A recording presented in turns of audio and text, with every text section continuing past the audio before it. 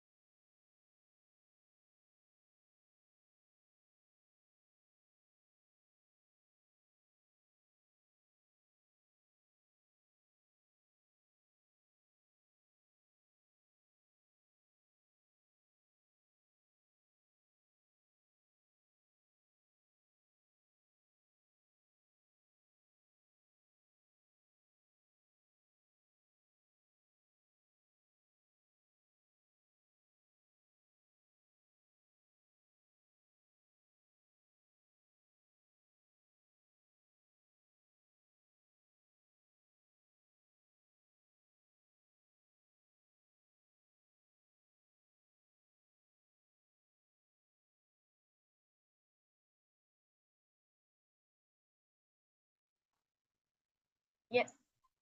Nithyananda, call joining us live right now for another day of the Nithyananda Yoga. So let us now start our day by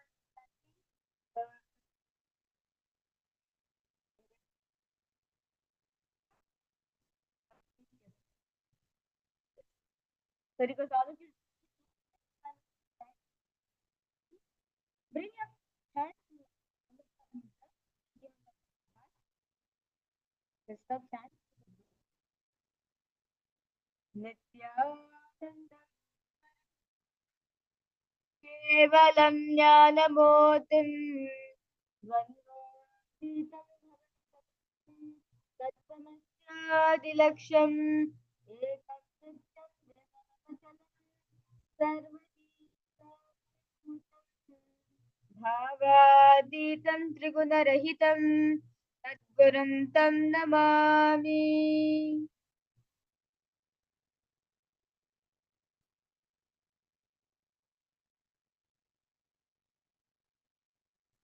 This is the Shiva Mantra. This is called Shiva Mantra. In what?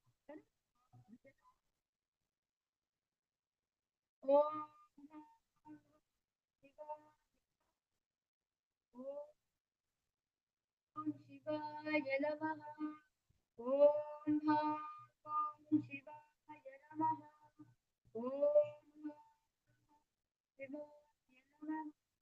Om Shivaya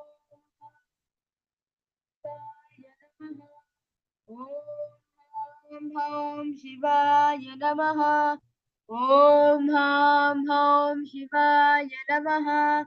Om Shivaya Namaha.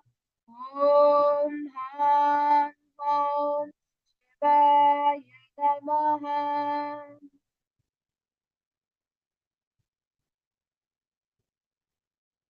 Yes. Next is the ritual where our whole body until a consciousness using the three principles, the Adi Tattva, Vidya Tattva, and the Shiva Tattva. Now, place your right hand in shape of a counter, the Gokara Mudra. Using the left hand, pour it into your water of the Panchapatram and pour it in your right palm. And at the end of the following mantras, drink the water that flows to the base of the palm. Om Abhidattam Shodayami Svadha. Om Vidyatattam Shodayami Svadha. Om Shivatattam Shodayami Svadha. Wash your hands with the water from the Panchapatram. Now, chanting the following mantra. Drink the water. Wipe their upper and lower lips twice using the base of right hand thumb. Bring the hand from right to left of the lips. Om Hridayaya Namaha. Wash your right hand with the water from the Panchapatram. Now, press your right hand index and bring join together. Touch above the upper lips and below the lower lips. Wash your hands with water with the Panchapatram. Press your right hand index finger touch your right nostril, left nostril. Bring your right hand ring finger together. Touch your right eye, left eye, right ear, left ear. Wash your right hand with water from the Panchapatram. The base of the right hand thumb and middle finger touch navel, right chest, left chest. With the right hand fingertips together, touch the top of the head, right shoulder, left shoulder, and the heart center. The next is the Sankalpa, the conscious resolution. So now for all the participants, like we have like successfully completed day 12 of Paramashivoham program. So I request all participants to look and see how is your conscious resolution goals. Is it manifesting for you? Are you experiencing any breakthrough that feel? Well, if you want to add more, you can also add it during the Sankalpa, the conscious resolution, where we're invoking the grace of blessing of Swamiji and saying, this is what we want to manifest. So, because all the participants now place the right hand on top of the left hand in Sankalpa Mudra and place both the hands on the right hand and hold the Sankalpa Mudra till the end of the mantra. ममोपात समस्त दुरिताक्षयद्वारा भगवत् श्री नित्यानंद परम शिव प्रीत्यर्थम श्री नित्यानंदेश्वरी परम शिव शक्ति समेत श्री नित्यानंदेश्वर परम शिव प्रीत्यर्थम शुभे शोभने मुहूर्ते अद्य ब्रह्मणः द्वितीय पराधे श्री श्वेतवराह कल्पे वैवस्वतवन्मन्थरे अष्टाविंशतितमे नित्ययुगे समे काले जम्बूद्वीपे भारतवर्षे भरतखण्डे मेरोः दक्षिणे पार्श्वे सखाते अस्मिन् वर्तमाने व्यवहारिके प्रभवादीनां योगनाम संवत्सरे उत्तरायणे श्रीलक्ष्मी कुम्भमासे कृष्णपक्षे शुभऋतौ बुधवासरयुक्तायां शिवनक्षत्रे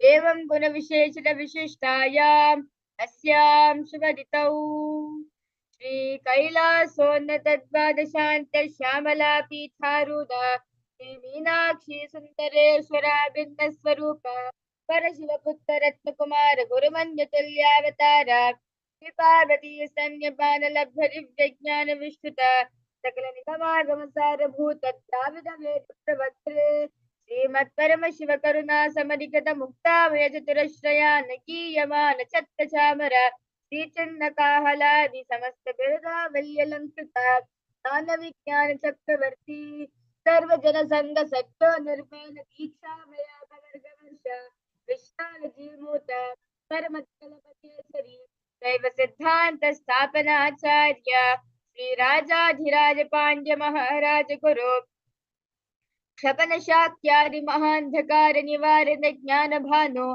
तीक्षण निर्हार ध्वजोच्छेदन पूर्वक श्रीमद वृषभध्वज स्थापक शैव समय कर्तृ सर्वज्ञ पीठारूढ़ श्री जगद्गुरु श्री ज्ञान संबंध देशिक स्वामी वागीश सुंदर माणिक्य वाचक स्वामी नाम अवतार भूत श्री ज्ञान संबंध स्वामी पुनरुद्धृत श्यामला पीठ सर्वज्ञ पीठ तृणवत्युत्तर द्विशतम गुरु महासन्निधान अर्णगिरि योगीश्वर परंपरागत अरुणाचल सर्वज्ञ पीठ गुरु महासन्निधान कैलास परंपरागत कांची कैलास सर्वज्ञ पीठ त्रयोत्तर द्विशतम गुरु महासन्निधान नित्योत्सव नित्य मंगल नित्य कल्याण नित्य रचित कैलास परंपरागत आदि कैलास नित्यानंद पीठ महासंस्थान महासिंहासन पीठ कर्तृ साक्षात् श्री परमेश्वर समुद्भूत कैलास परंपरागत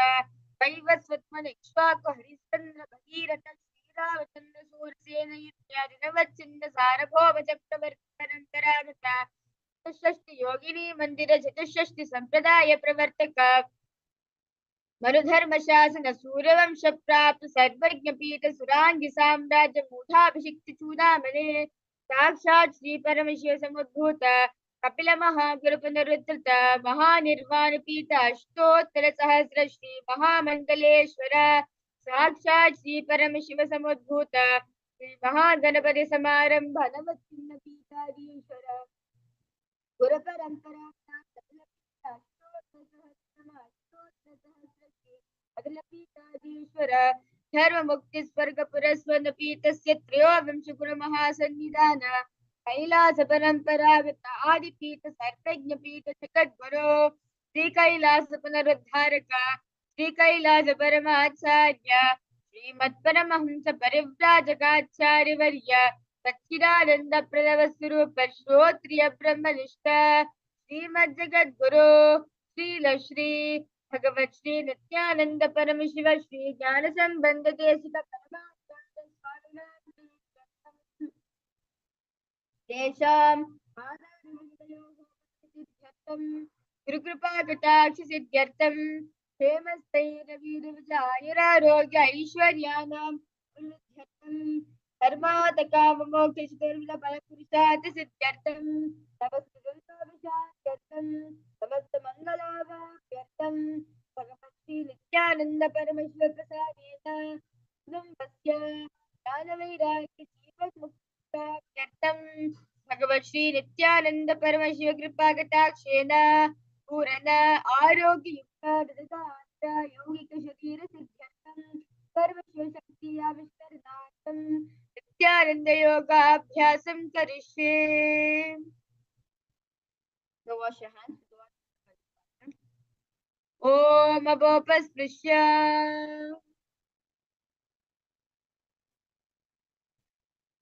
With that, let's go ahead and Sukhasana. Now, in the first section, we have to find the bring some join together and place them on respective knees in the mudra, which is not very familiar. After the mudra banda, where you pull your perineum, your stomach is inner, and your chest, and you visualize that Vishwa in your space. Repeat Soham in your throat center. Sukhasana. तत्सुखासनमित्युक्तम् अशक्तस्तत्समाचरेत् आसनं विजितं येन जितं तेन जगत्त्रयम्. The next asana is Parvatasana. Now bring the legs into Padmasana, bring a palm together and place them above the head in Anjali Mudra. Keep elbows straight and engage in all three bandhas. Visualize yourself as Mount Kailash. Parvatasana. अथ वक्षे महादेव पर्वतासर मंगलम यत्कृत्वा श्रीरूपी स्यात् षट्चक्रादिविलोपनम्. The next asana is Bhalikavasana. Now bring the toes and feet together in front of you. Hold the feet with your hands and place the forehead and the ground behind the heels in palm or thumb. Engage in all three bandhas and gaze at the top. Visualize Swamiji in your face.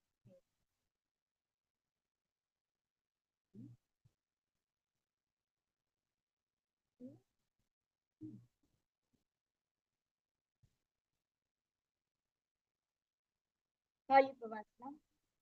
पूर्वं विरियं भूमेदानो भेदपति संप्रदानो कुकरियावो Dakshinkar स्वभावगहावो.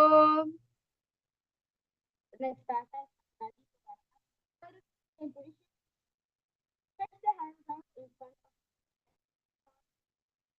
you. Visualize yourself as Nagi Pavasana. पूर्वगति प्रयागादि चौहोई कबूलपना से लगाई हाथ आगाने धरती लगावे पतार दो हाथ की अंजुल करे. Next asana is Kokilasana. Now hold the foot in the fingers and hand. Legs straight down and upward and cross the mat. Lean forward and cross onto the elbows. Engage in the back. Visualize yourself as a bird. Kokilasana. अतान्यदासनं वक्षयेन सिद्धोपवेदनः अकस्माद्वाय संचारं कोकिलाख्यादनेन. The next asana is Nithyananda. Now place one ankle on top of the opposite knee and hold the opposite elbow. Engage in all three bandhas. Rotate the arms in a circle and gaze in a circle motion in clockwise manner. Gaze at the nose. Visualize Swamiji in your inner space. Godabama Padikiya Samahi Soya, the Seven Bavara Lota, Prikalapa Soya, Bava Padiko Mahila, Bahura Pajana, Tapri Goda Tiki Anzibara Livana. The next asana is Vitasana. Now press the hands on the ground, lifting the hips up high and down. Lower the head and the head. Open the body forward and down against the floor. Visualize yourself as an elephant.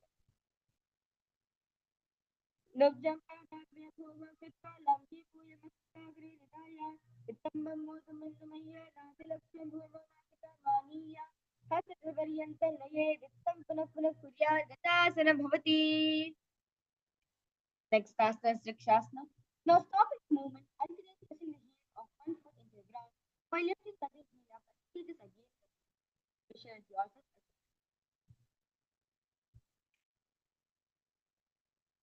एकैकं पादमाकुञ्च्य गजासनं कुर्या Rikshasana bhavati. Next asana is Vaishasana. Now stand tall on the tips of the big toes. Keep the head next to spine straight and bring the index finger and ring finger to the heart center with the mudra. Visualize Swamiji in your inner space and engage in Uddana Bandha. Vaishasana.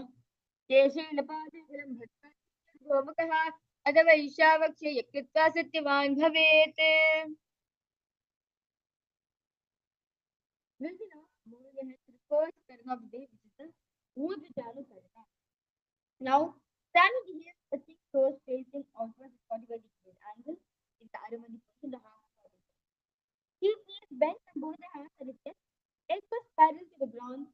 one knee towards the center and then raise it up and back across the body to original position.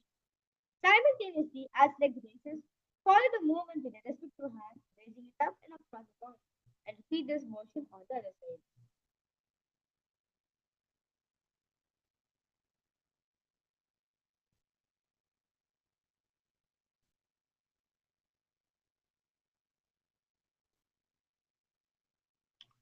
The next asana is Asana. Now interlace the fingers from outside in and Sarvavasham Paramudra. Hold onto your knee, putting it up towards the chest. Keep the spine straight and engage in all three bandhas. Visualize yourself starting a baby. Balingasana. Ekam janursia lingastathavyam balalinganam bhavati. Next asana is Panchanasana. So take one foot and pull it behind the buttocks and body with both the hands in Samya Mudra. Keep head and spine straight and engage in all three bandhas, which is normally in your inner space. तत्र कस्मिन् पादतले कराभ्यां वेष्टयेतनं विष्टे संस्थापयत्येन पादपीडनमासनम्. The next asana is Rajasana. So with everything hand, hold all the soles of the foot inside. Extend the opposite hand forward in intact and thumb joint together in Hindu Mudra. Simultaneously, pull the foot back and up while leaning forward. Visualize yourself as God Nataraja. उत्तानपादं क्रांसं च वरीचं वीरभद्रकं नटराजं त्रिकोलं च सप्ताङ्गसारिणे. With this, Balingasana. एकं जानुष्या लिङ्गस्तातव्यं बाललिङ्गनं भवति. Parapedasana. स्थित्ते कस्मिन् पादतले कराभ्यां वेष्टयेतनं विष्टे संस्थापयत्येन पादपीडनमासनम्. The next asana, Natarajasana. उत्तानपादं वरीचं वीरभद्रकं नटराजं त्रिकोलं च सुप्ताङ्गसारिणे. We will be moving ahead to the next karna, which is the Ardharajya karna. Now from Aramandi, the half squatting position. Bring right foot behind the other with toes down and heels up. Keep the left hand at the chest level and extend the opposite arm out wide and making like a pendulum movement. Bring it back towards the chest. While the arm swings, move the fingers one by one to inwards to the palm and then outwards. In Karihasta. Now, place the right hand over the nose in Anchita Karna.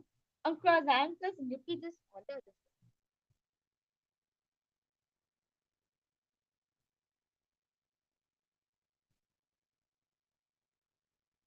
The next is the skeleton dance.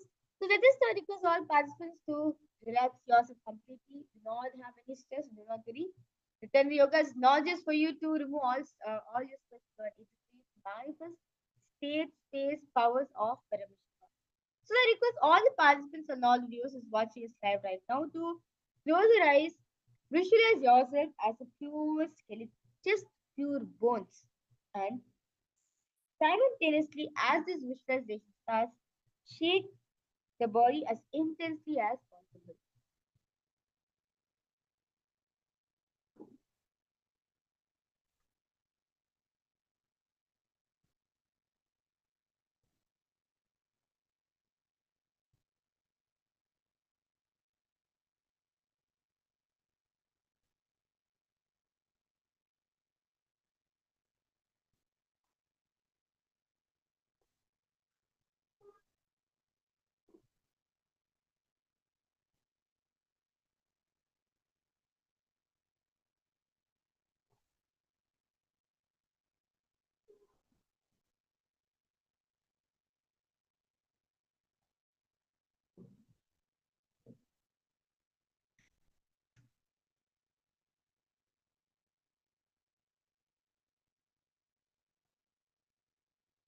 Now, relax yourself. Inhale deeply and walk back. Relax you.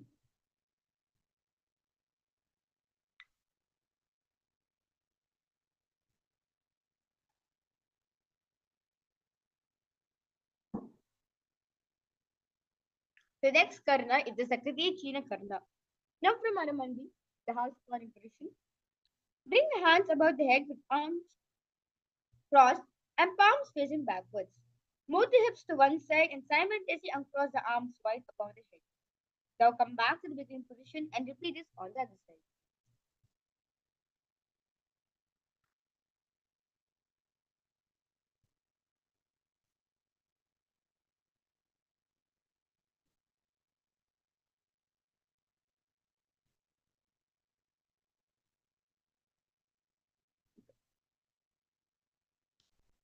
For next set of asanas, we entering to new pranayama, which is the Sahaja pranayama, and a new japa, which is Shivoham. So we all of it will repeat Shivoham in your throat center. The next asana is Tadasana. Now stand on tips of the toes and raise the hands up above the head beside the ears. Same mudra. Engage in all three bandhas. Visualize yourself as a palm tree. Tadasana. Mahamudra Bhatta Kona Tadasana Vedtan. Vinottanista Korea Raktatvatni Bhajatiya. The next asana is Uttanasana. Now from standing position, lean forward and down, bringing the hands flat on the ground. Engage in all three bandhas. The body towards the knee and the Swamiji in your inner space. Mahamudra Bhatta Kona Tadasana Vedkan. Vinottanista Korea Raktatvatni Bhajatiya. The next asana is Tarakshasana. Now keep the hands flat on the ground, shoulders apart, and step the feet back, keeping the toes on the top. Now take your chest in the Indra Bandha and play the head from side to side as you transform it in your inner space.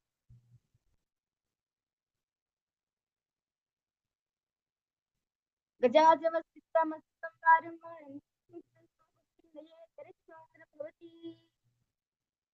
Next asana is Bhujangasana. Now lower the entire body down onto the stomach and keep the toes pointed backwards. Now keep the hands next to the chest and raise the head up to the extent of the lower back. Inhale, open the mouth wide, inhale through the hollow of the throat, and exhale through the mouth. Visualize yourself as a cobra. Bhujangasana. Ankushnaviparyantam adho bhuma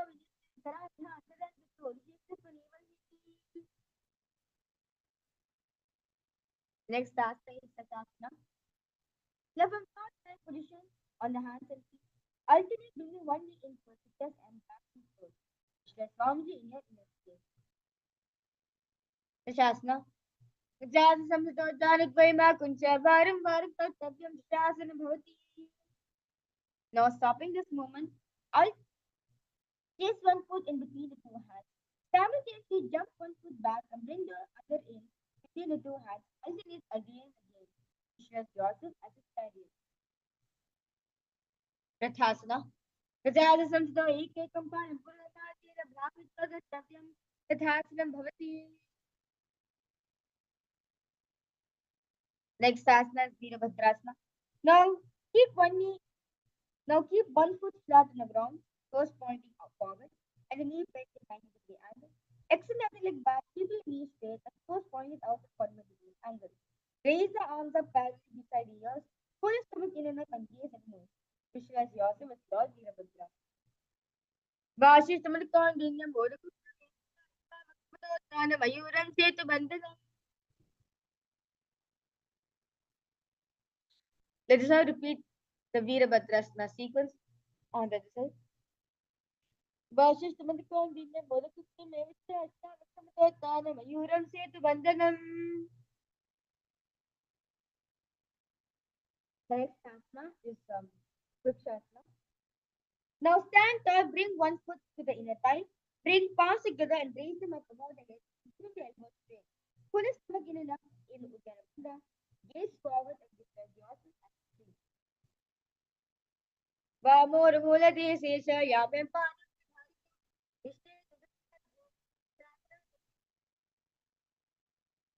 Next asana is Varkasana. Stand tall, place one foot to the opposite hip, take palms together and the heart outside. See the standing leg as a rod, visualize yourself as Lord Garuda. Garudasana. Garudasana Vakya Sansi Rumhi Savidoshapi Mukti Bhavati Mahabali. Next asana. Yes, sir, repeat this asana. Equal solidity. Vamurmula Jaya Yapim Padam Bhayo Ishtu Savat Bhuma Vichasa Garudasana. Garudasana Vakya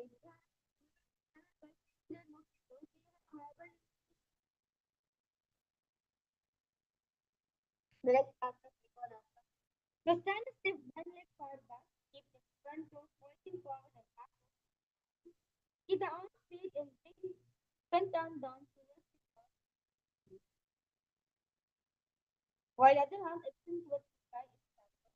Visual yourself at this angle. Uttar Bharat back from reach a really button of the ambition to carry. Hasa repeat Vikonasana. Uttar Bharat from reach a really button of the we were entering the last liquid. Now stand by looking outward. Bring the elbows with hip seven, while palms are facing each other. Now, as one heel raises, simultaneously switch the hand position between your right and the left, and while you're switching your hand position, next position.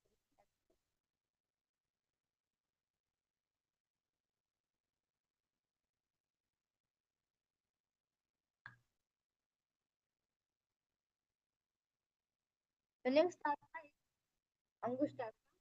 Print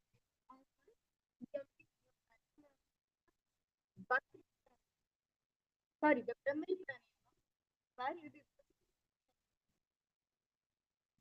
Sada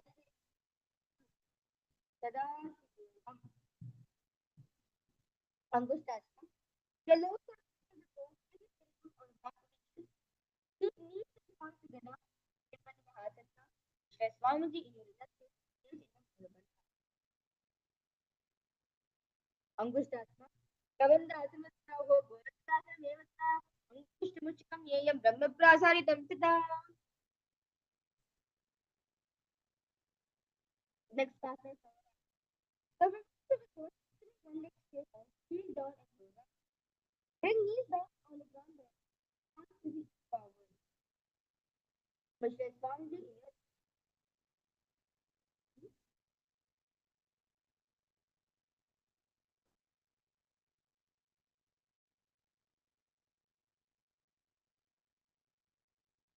bring the palms down. Bring the palms down. Kaurasana. Prasare Kampadasana. Vijayanasana. Now, from sitting on the floor, swing one leg out, straight to the hips down and toes up. The rest of the hand, reach forward and roll out the toes with dignity. Paramudra, when the opposite hand is on the back knee, as we said formally in your well, consider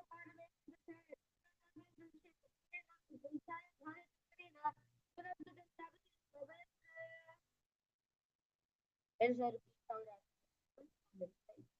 Saurasana.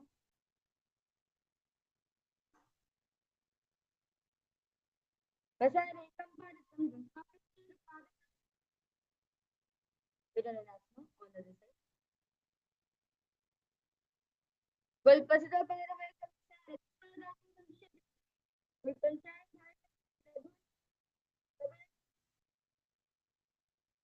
Next asana. Now keep both legs down and place the cream on top of the heels. Keep the gap between the legs and back of the hands resting on the sides.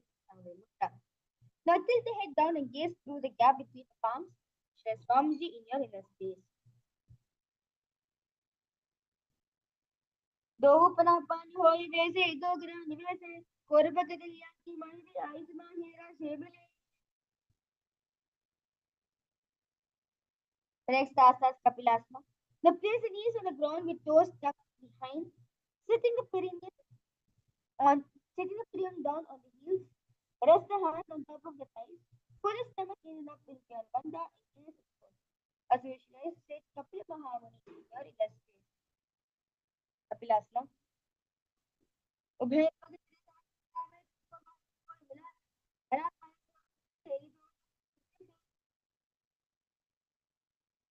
next task is before a cast. Now repeat the same position. Switch gaze to the third eye. Rest the hands on the second side. Visualize prominently in your left ear. Dohu pagla samsare koruvali go padare koruvali rakhe tapre munne next task is Nithyananda. Now sit the toes tucked in perineum place on top of the raised heel. Bring the tongue and little finger together, opening up the palm. Something I noticed. Now raise the arms straight above the head and gaze through the hole between the palms. As a visual yourself and not Surya. Suryasana. यही तो गता त्रियाने पना पानी फेरी कुर्ता ने गोला जग असर कर रही आदि में है. Next task is Bandha. Now sit toes flat and bending on the heels. Keep the hands on top of the knees and lift the tongue up to the roof of the mouth. Visualize the tongue more tightly. Swing from the back looking like frog leg. Frog leg. Bandhakasana. Bharat लोक चार एकदम प्रस्तुत का सारी बंधुकासना.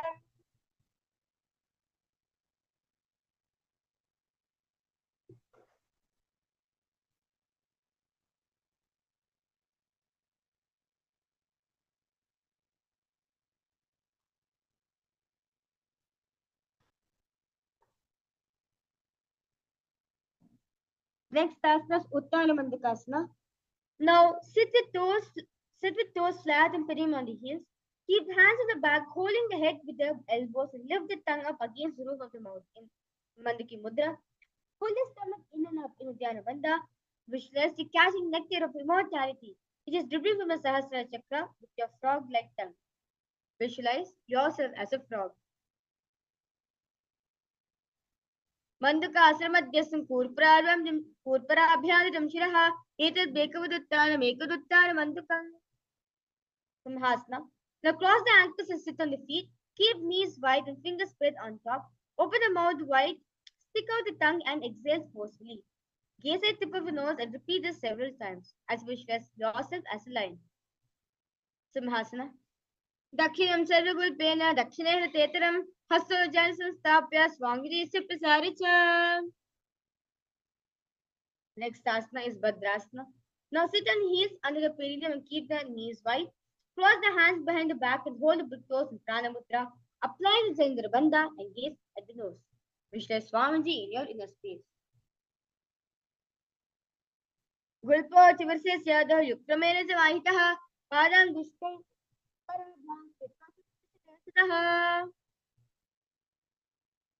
The next asana is Kakabhushangi Asana. Now squat and keep the feet flat on the ground and the knees opened wide. Bring arms in and around the back and increase the fingers behind them in Parisha Mudra. Gaze at the nose as you visualize yourself as a crow. Kakabhushangi Asana. प्रथमे वैसी कोगरताएं दो हाथ दुकान से आने तिनको मोदनलियम परियावे विष्णु से कागसी करावे. The next asana is Kani Pavasana. Now place the palms on the floor and shoulders width apart.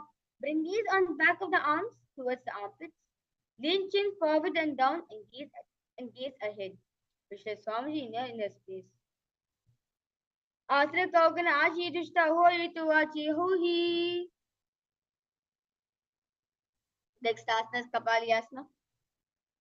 Now place the hands on the ground, shoulders apart. Bring the top of the head on the ground, forming a triangle. Bring the knees onto the elbows, hips over the shoulders, and straighten the legs up and gaze. Visualize Swamiji in your inner space. शीश शीशा धरती तेगी बगमुलिवा ऊंचा करे पकड़ली आकर दिशा से राशि दो हाथ की हथेली दो पास धरती देखो दूसरी रासा अग्र. Yes, that was an amazing balancing asanas all of us did. Next asana is Paramashivoham. For the next set of asanas, you'll be doing a new pranayama, which is the Vedic pranayama. Where you inhale, you exhale. The exhalation is held longer, and then you slowly inhale. Paramashivoham. Now, squat and toes with legs together. Lift the body and face both the hands to one side. Align the elbows with the knees and the hips. Lean forward and lean onto the arms and balance. Extend the legs to your side and gaze at the third eye. Visualize yourself as a peacock. Mayuram Korea, Mayuram Namakan, Korea Mayuram Pashabha, Mayuram Pashabha. Let's now repeat Paramashivoham on the other side. Mayuram Korea, Mayuram Pashabha, Korea Mayuram Pashabha, Mayuram Pashabha. Next asana is Vairaganathasana. Now place both the hands on the ground, shoulders width apart. Stretch the legs back straight to Paramashivoham, the plank position. Step one foot outside the respective shoulder. Bring the foot between the hands and gaze at the third eye. Visualize yourself as Lord Kalabhairava. Asana Kogana Piti Jai. Let's repeat Vairaganathasana sequence on the other side.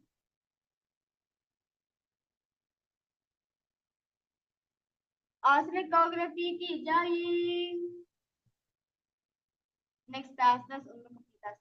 Now from Paramashivoham, place the forearms on the ground and walk the feet forward, bringing your hips raised up to the air. Lift the chest and head up and gaze at the third eye. Visualize Swamiji in your inner space. Bhonyasto janani hasto chatuspara vamakam uttapatangakalam tatastalam abhirukam. Next asana. Now from Paramashivoham plank position, rotate the body to one hand and raise the opposite hand up in Shami Mudra. Keep the balanced hand directly beneath the shoulder. We raise the hips and gaze towards the sky. Visualize yourself as says Vashishta. Bhuta Kukulava Sishta Marichi Hala Matsikam Parivitim Chodasya Vidam Dadurasanam. Let's repeat Vashishtasana on the side. Bhuta Kukulava Sishta Marichi Hala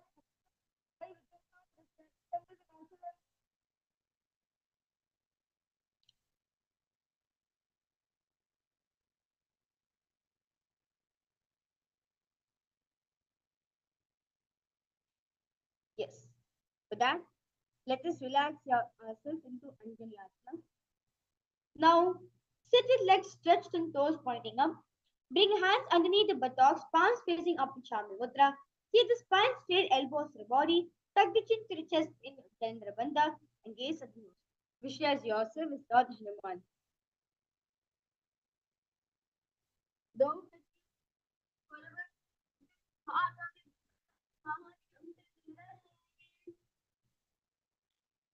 Next asana is Paschimottanasana.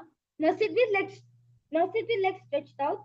Bend from the waist and hold the big toes with index and middle fingers prana mudra. Now bring the chest to the thigh, head to the knees, engage in all three bandhas. Visualize Swamiji in your inner space. Paschimottanasana. Jama Pariladanto Paschimottanam Muchite Yena Kena Prakarena Sukham Taram Jayate. Next asana is Ugrasana. Now sit the legs straight. Now sit the legs straight and apart. Clasp the hands behind the hand in Parishabhudra and clasp the hands behind the head and lean the chest forward and down, bringing the head to the knees, engage in all three bandhas. Visualize Goddess Kali in your inner space and repeat Om Mahasadashivoham Japa in your inner space.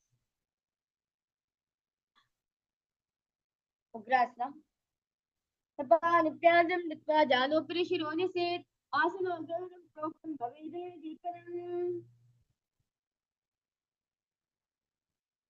Let's start with Nithyananda. Now with legs extended, bring one heel to the ground and knee stay. Release the arms in and around the raised knees. Clasp the hands behind the back in Sambar. Bring just return and head to the knee. Because you also will take Nithyananda. Uttara Pari Kan Sanchal Ritam Lira Uttara Adam Kan Sanchal Uttara Left answer Mahamudra. Now this is the left shoulder. Reach and move the foot using the left straight and bring the foot forward and resting out the front against the nose. We shall probably in your Mahamudrasana. Dava Bhagamodi Yaki Vasan Bhutta this is given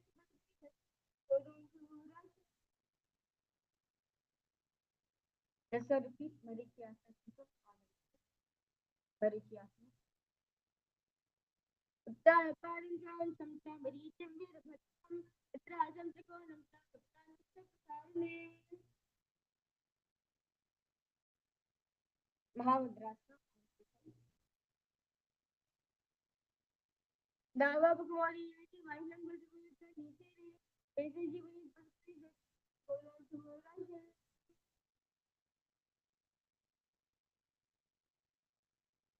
next is button. Now sit them big the feet together with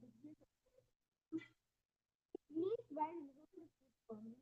Changing the state spine and this more. This is from the inner Gulpo to be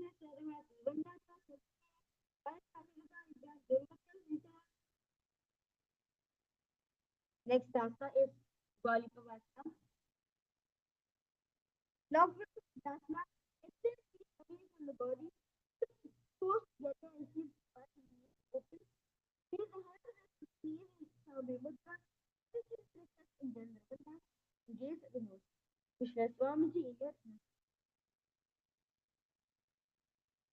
पूर्व सोई वाही विधि और कीजिए सोई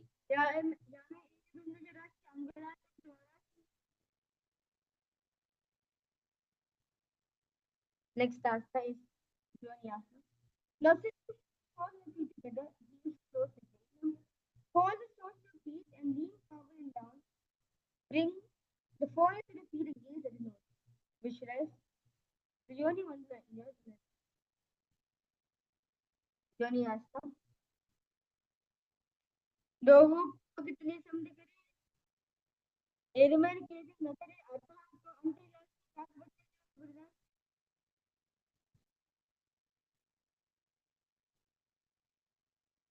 next asana is Medikapasana.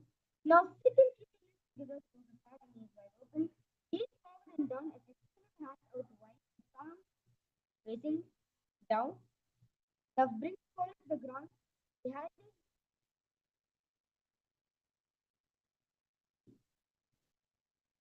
Bring the forehead to the ground behind the heels and gaze transform into Indian Purabadi Paripati Sampurna Seti Milira areas of Mani Kan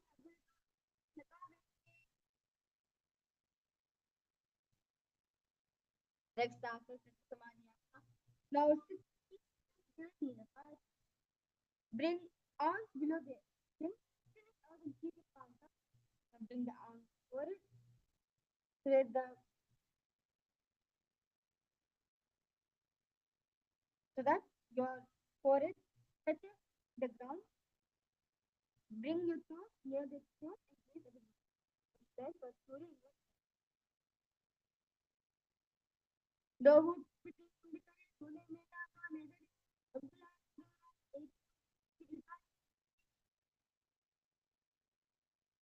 next asana. Now stick your heels together and hold the feet open towards the sky. Put the back of the hands on the front the feet behind the sole of the foot. Visualize Swamiji in your face.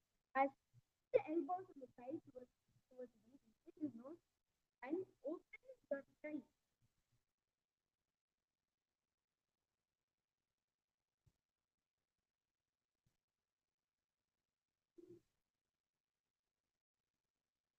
Press elbows on the thighs towards the knees and gaze forward.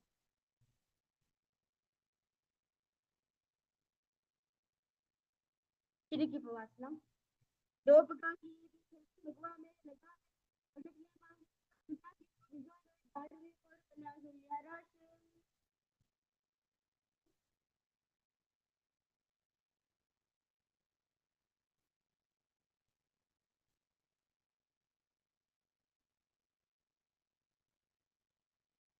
Next task is corporate Yogasana. Together in these determined account. Sit the half knee in Samudra. Then we press them on the ground. Put the stomach in and up with the hand. And gaze and form the inner lip. Dobu put it in the Goda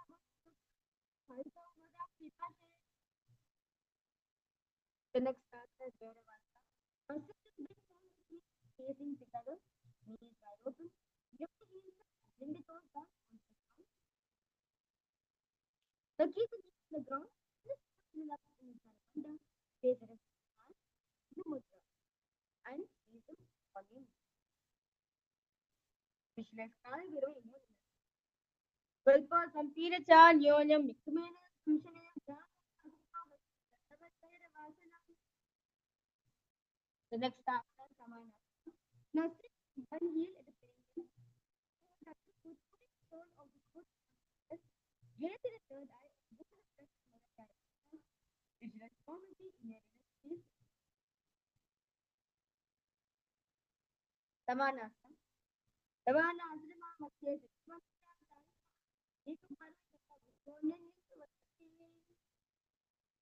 The next task is Apanasana. The sit face on top of the shoulder.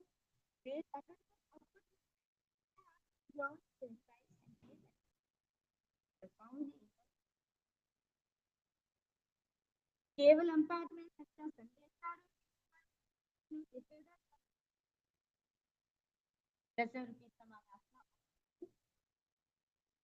Samanasana. Samanasana Matya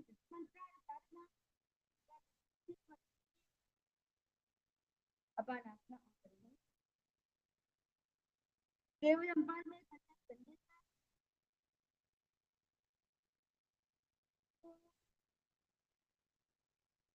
We will enter new pranayama, the crystal pranayama, where we inhale, taking the sound and exhale and we having a new chakra, which is all the time Japan. Now, let us cross one the other, aligning the knees. Both hands over the back.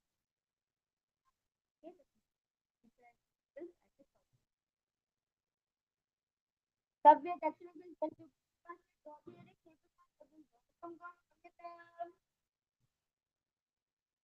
Next task is Anushtana. Finally, love from Golokasana. The big pause and intact. Relax the shoulders, stomach in and up. It slows the also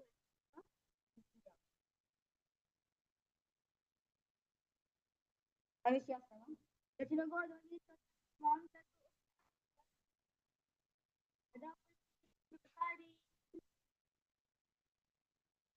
the next task is Anushtana. Now let me feel push to the left.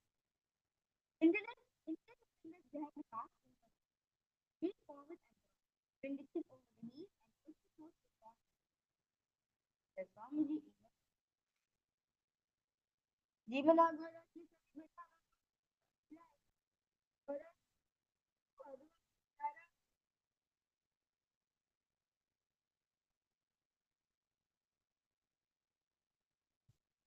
Next asana is Varidasana. Now sit on the ground with one heel pressed against the perimeter. Keep the opposite foot on the ground in front of Keep the mind tall, sound and match the rest of the days and days. Which was lost freedom. Davo Bigmori, mind build it.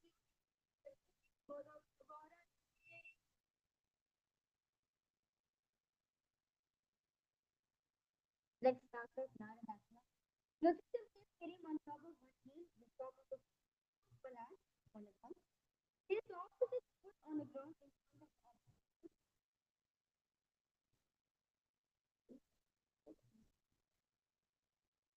Inflate the fingers behind the neck. Twist the body and gaze the knee and gaze the nose. In case it is Naradasana. Twist the jubaam, proplate it, open side,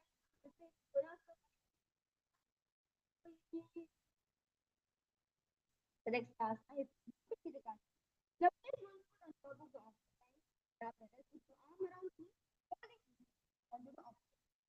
Now exit the opposite hand straight and roll onto the rest of the ball with the middle finger near to the knee. Press the muscle and Vamen Vamangustantu Grihitam Matitam Yoni Vave Sampitya Metaripari Dakshinam. With this moment, let us now repeat the Gomakasana sequence on the other side. Gomakasana. Savya Savya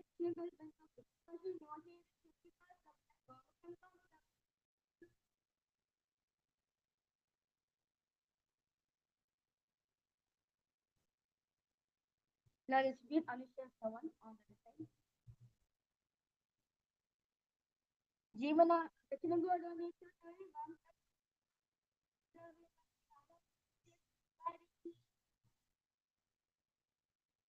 Let's repeat Anushya 2 on the other side.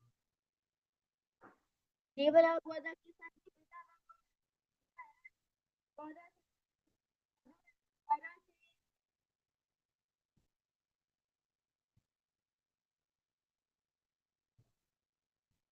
Let's repeat Garudasana on the other side. Dava Bhagavati Kalyam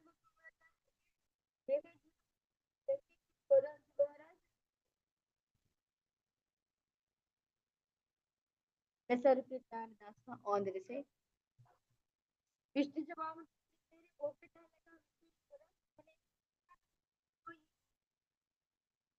Let's repeat Garudasana on the side. Vamena Vamangustantu Grihitam Pidikam Yoni Vame Sampitya The next asana is Matsyendrasana. Now place one foot on top of the side. Now place the opposite foot on the ground and on far side of the opposite side. This time bring elbow outside of the wrist. Keep the arm the wrist down by the neck. Turn the head back to this at the side.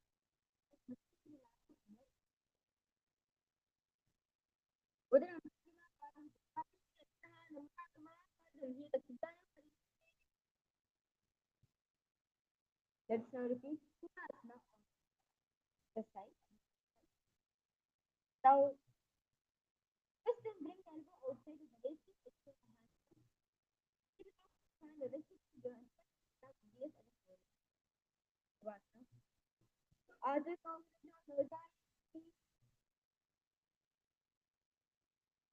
Matsyendrasana. Now, twist and bring elbow outside the wrist. Cross behind, turn the head back. Matsyendrasana.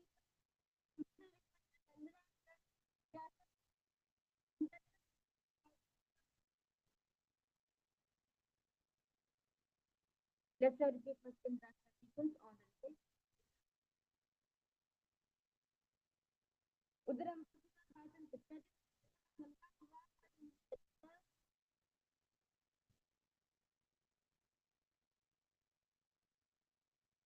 Ubasana on the side. Adha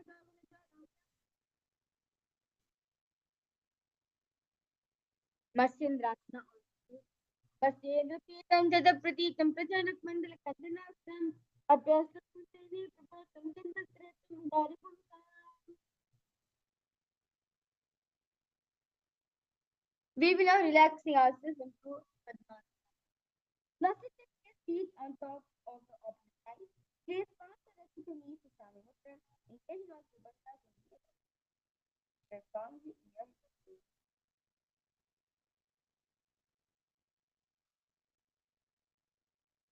आसनम दीर्घं स्वकं प्रत्यंगज्ञं सुता भूतो अल्पनित्य जते अभ्यपद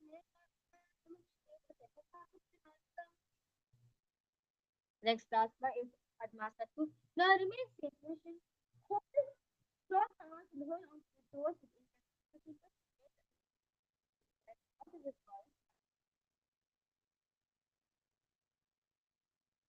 Uttanasana Siddha Horizontal.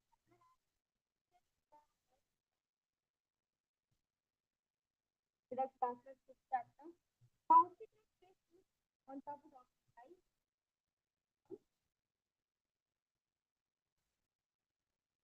Place the palms on the ground between the two thighs and lift the body up. Stretch yourself as a Padmasana Prapya Namavar Ekaro.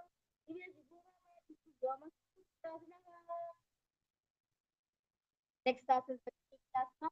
Now remain same Padmasana posture to the left. Rise up on the knees and place the palms on the ground. To this point towards the perineum. Keep the elbows together and stretch the gaze in the and lean forward slightly back from the ground. Press Swamiji in your space. Reverse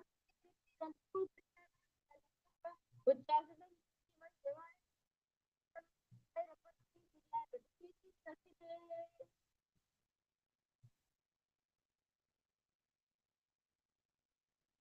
Next asana is Mayurasana. Now, wide in the knees, place the palms on the ground, fingers on the medium, feel elbows together against the navel, visualize, draw the right arm. Mayurasana. Ati Vakshi Mahadeva, Mayurasana, Mutsu, With that, let us relax ourselves into Makarasana. Now lay down in the stomach with the pointed outwards and forward on the hand. And keep the fingers behind the neck and hold it. Visualize yourself as a crocodile. Adhyashiti Sarimana.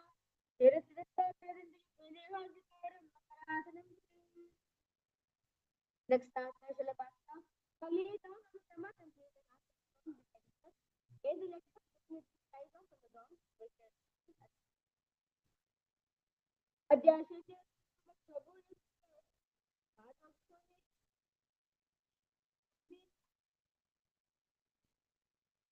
The next asana is Ushtrasana.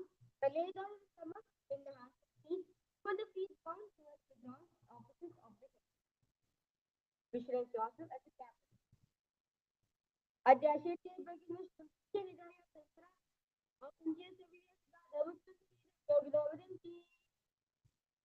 The next asana is the Dhanurasana. Now lay down on the stomach and bring the hands to the feet. Kick the legs back and up and simultaneously pull the feet towards the side. Lift the chest off on the ground, raise the head up and visualize yourself as a bow.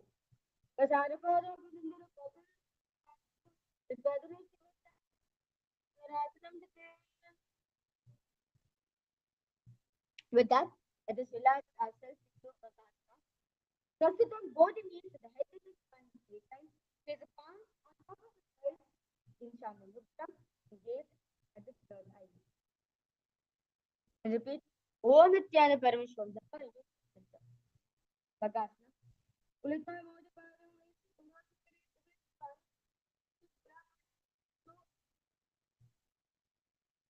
Next asana is Gohyasana.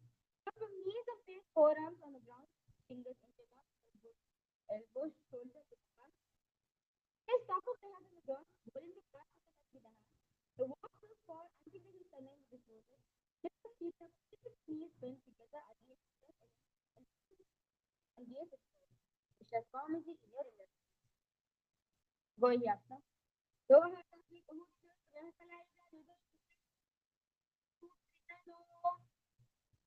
Next answer is Sasana. Remain very position. Extend the legs up in the air. Transformity in your nesting gaze at the people in some mandal answer.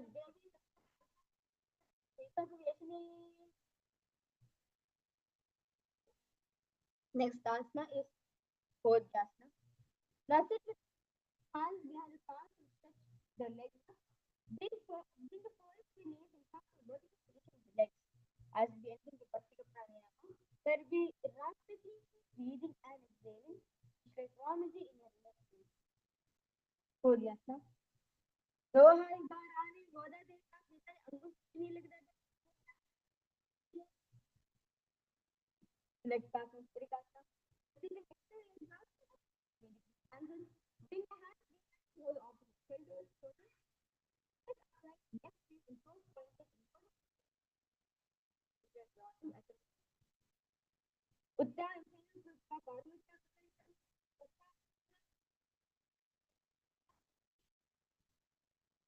Next pass is Naukasana. So repeat everything. Keep the elbows and palms down on the ground with the shoulders at the body. Naukasana. Uddha inhale to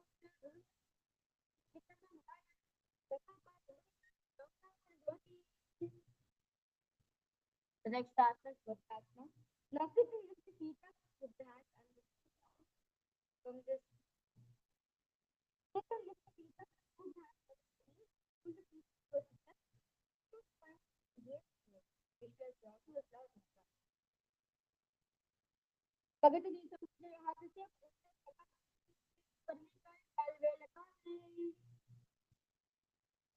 Next task is Undaka Pidasana. Lay down, hit back, with feet flat on the ground. Face palms down and fingers just pushing the back of the heel. And lift the hips up high, putting the feet into the ground. Just in case उधर जाने पिछला देखो उसका the next task is Shavasana. Now lay down or back with palms pointing upwards, completely untouched with any micro movement of the body and mind. The body remains bent. Repeat Om Nithyananda in the space.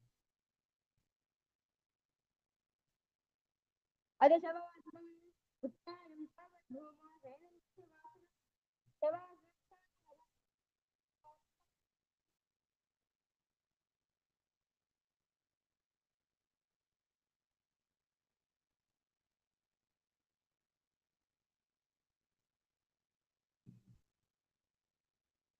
Relax your Shavasana.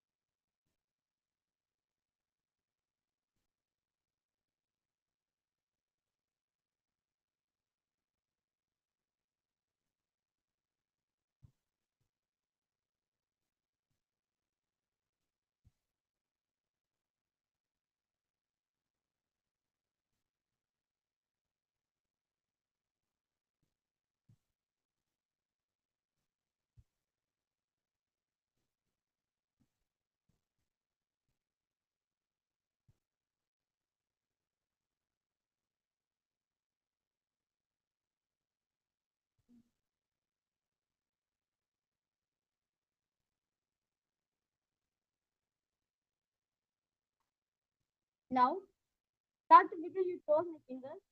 Lock yourself in the position. Breathing out. Having a short break where you prepare yourself. You can freshen up, drink some water, fresh up yourself as you enter into the Nithyananda.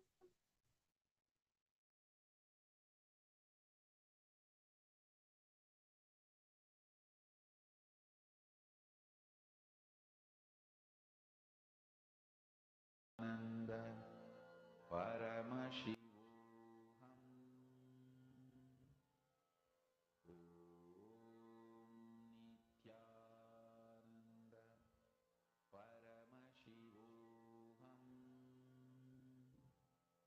Nithyananda Paramashivoham Nithyananda Paramashivoham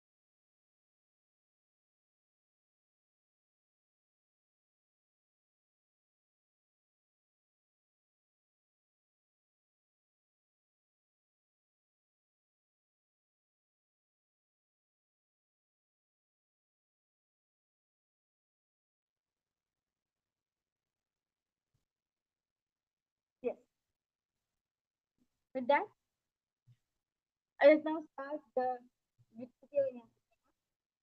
The first asana of the Nithyananda is Paramashivoham. Well, you sit in the posture of brain heals your physical and mental space and keeping your hands in the water, very intense and calming in your inner space, all this kind of Paramashivoham with your center. Yudasana starts. Paryankam tatavasyadim yadasana.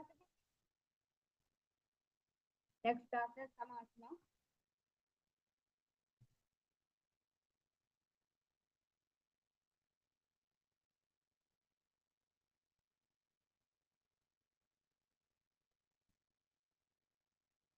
Yes.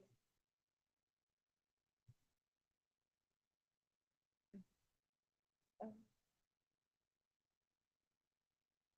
Next asana, Savasana. Now, this asana has me the stomach and the cooking in the in relation to both or maybe not because only Idani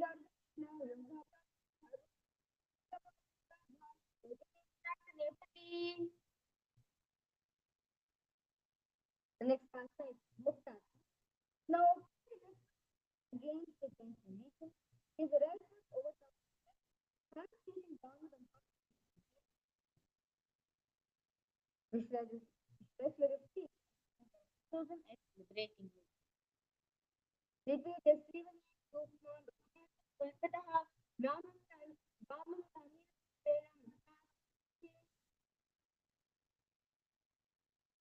next asana is Buddha. The meditation is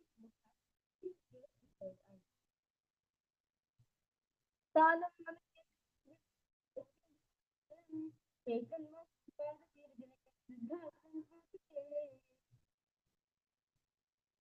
the next asana is Dhyasana. So making the present with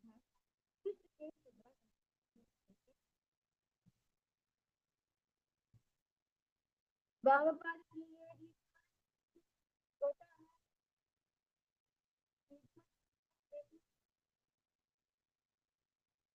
the next asana is Vipassana. Now, see the next position and rotate the hands into the mudra. Beautiful direction.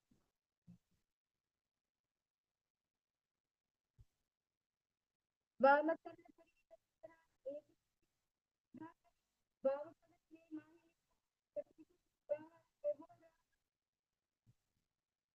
next asana is Sankhyanasana.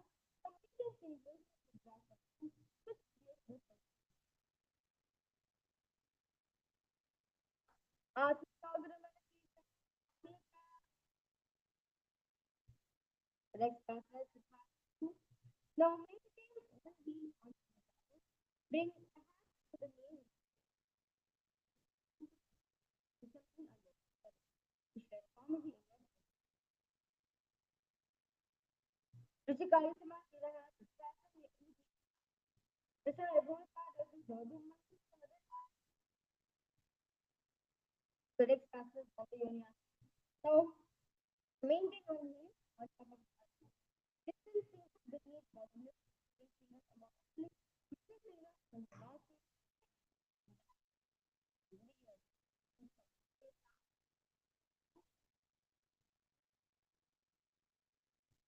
यत्र मध्यमः देवः गन्धः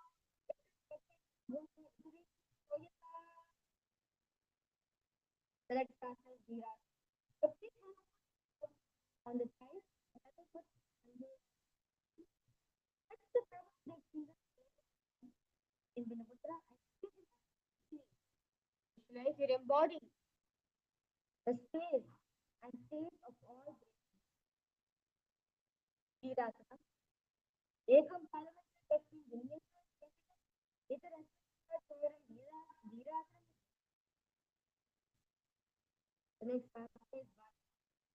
Now, left knee on the right side, the right foot on the right on the left foot on the knee, and the knee in front of the and here at the third time.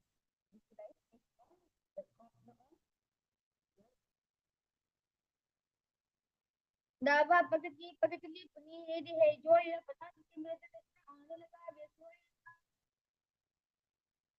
Rex Starkers, Johnny Monstro, the key to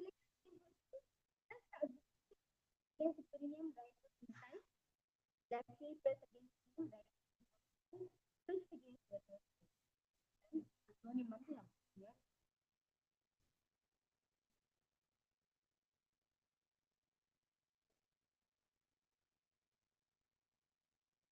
बामापाड़ की पकड़ली चाइनी मान निको जोरे कहाँ उल्टा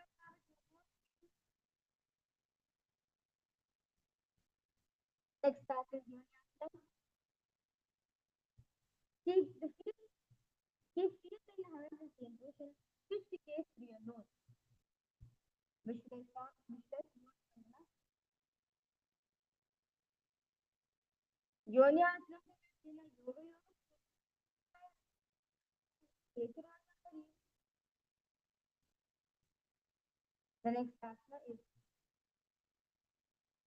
Badra. Now, just bring close to the moving with both hands. Take a deep breath, bring a deep down to the ground, gaze at the door.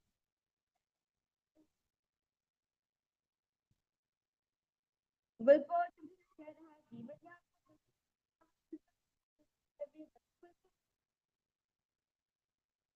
the next asana is Aghorasana. Now, bring the full of feet together and begin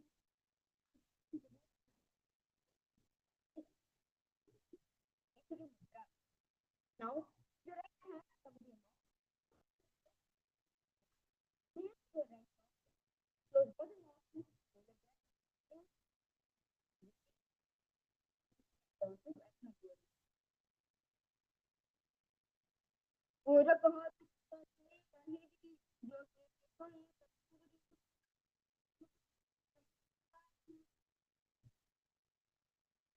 next process better better you to together in the sales process is sitting on the path be it no mission belongs to the गावा ये तुम्हारा बोझा फिर तुम्हारा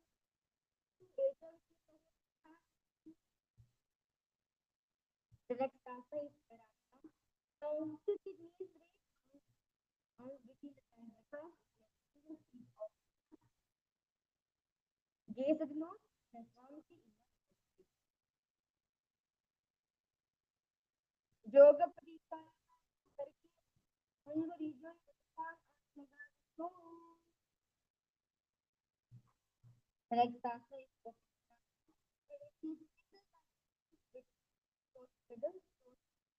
toes and groove in toes. Here, the house just the nose. Because you embody पूरा मतलब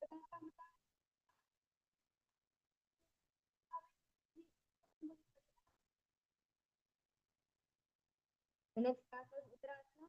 The sit with toes, knees at the heart, and then only the feet with external in Samamata. Bring the feet up, bring the body different. Uttarasana. The hook again open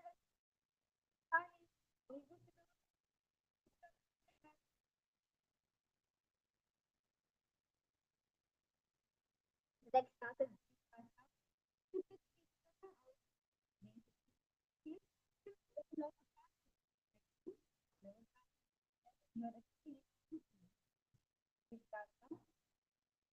the hook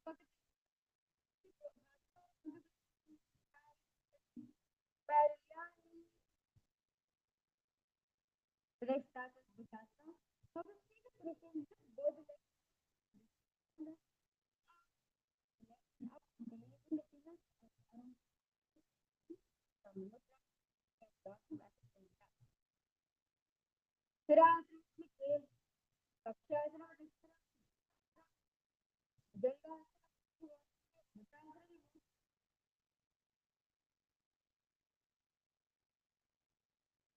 asana is Kalyanasana. The maintenance is posture and flexible. The elbows are used to back behind the back in Chaturanga or just move. Yoga is beautiful.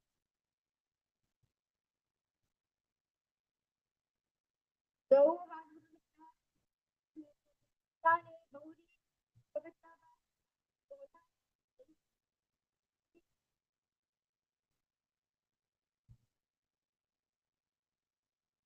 the next asana is Sankatasana. Now, with the left knee on the mat, place the left foot flat and place the opposite knee on the raised knee. On the raised heel, raise the right foot over to the left and bring the right heel to the left. Raise the hand as opposite knee like that. Place the Bharat Bharat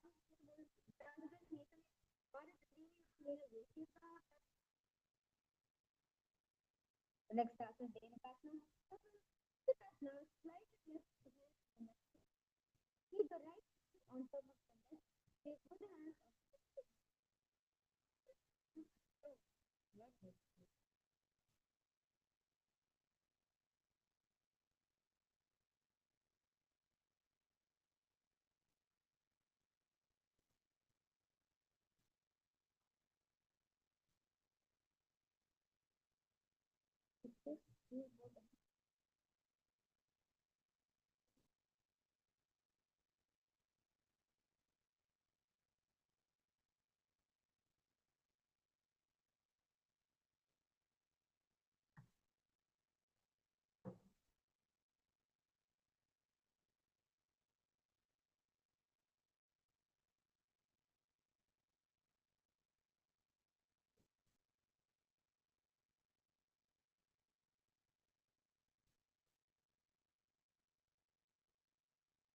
Now place the next asana Dhenukasana. Keep the right knee on top of the left. Visualize a circle with Dhenukasana.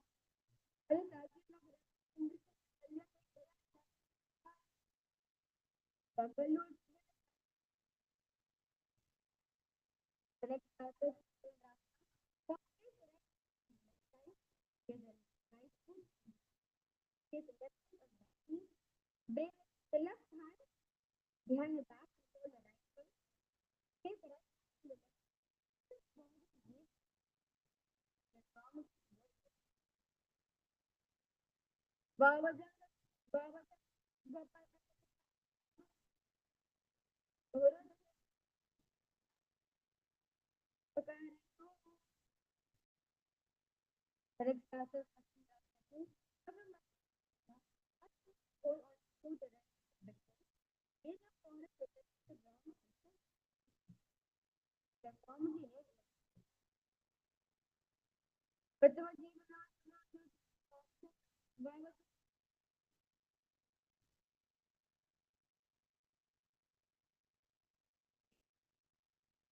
Next asana is Bhavasana. So make your feet straight. Breathe.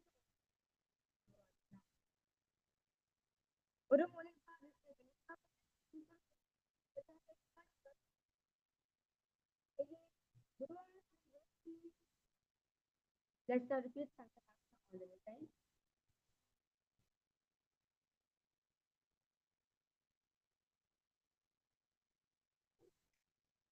As you visualize yourself as you want.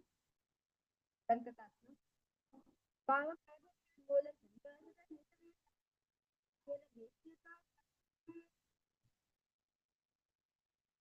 Next asana Dhenukasana. Visualize yourself. A count.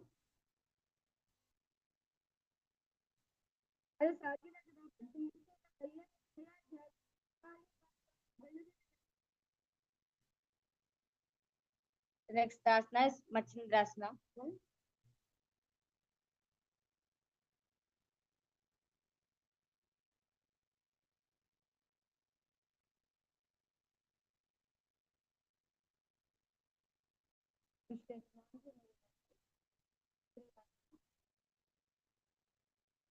Vamajam, Vamajam,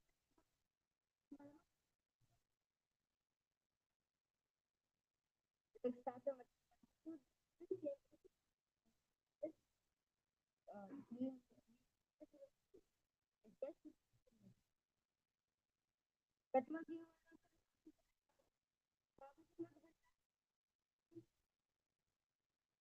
like amazing Guru Asana, Guru Moya,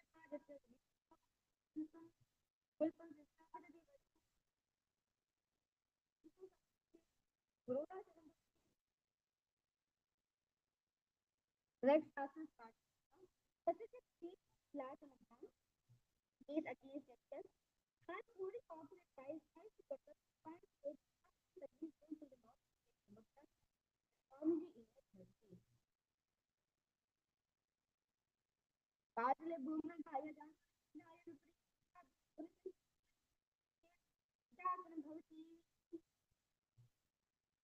The next asana is Bodhisattva.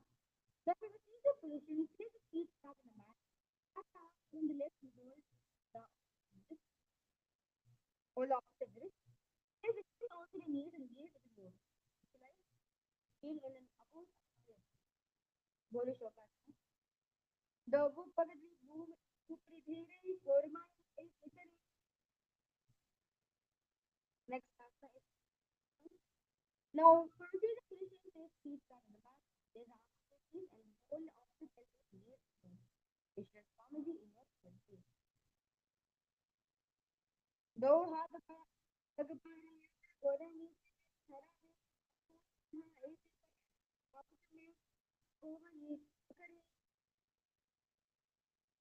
Next process is Yasna. Maintain the same goal. Bring the right foot over top of the left knee. Two points of gaze at the middle. Visualize the great Sumati Maharishi Sumati in your inner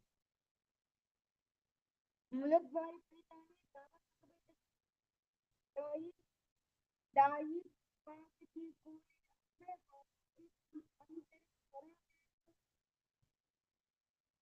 The next asana is Dandasana. Now actually feel out straight arms. Place the fingers Dandasana. Ida Yenkarpinina Yoga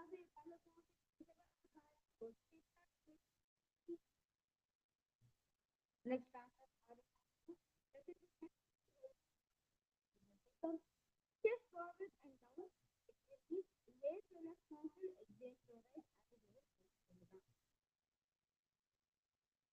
दो पग मिला विपदाई तथा पगा समता पगति मिला के कोडा लगा भी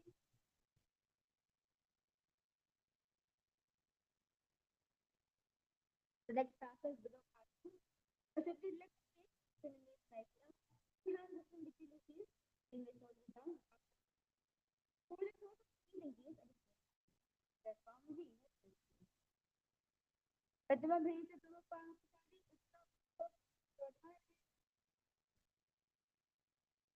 Next passes call. So this is similar to the flexing both the legs down chin mark down into the hands below the legs.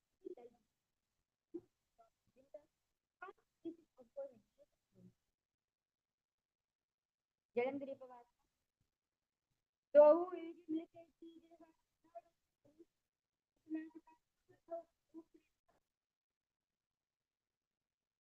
will not entering the next asana. Now this is both forward and down. Pasti power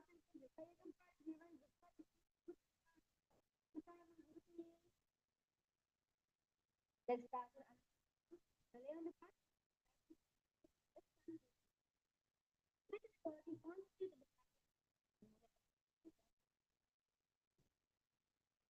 Anantasana. Uttanasana is taken 5 million. Next asana is Uttanasana. So look at this asana. elbows and hands well. Put concentrate in the palms before you start the breath. Sorry.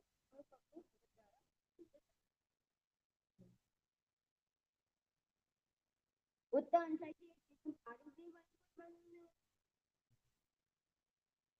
The next pass is distraction. Lie on the back. Lie on your back. Break a stick like this. Exercise the hands without lower to the left and the right. Rishasana. Uttan satiated nirvya vastamba jankal. Rito release. Terasya tatha tatha satyam do dite. Let's repeat in the bring one leg behind to Paschim Basti passes and the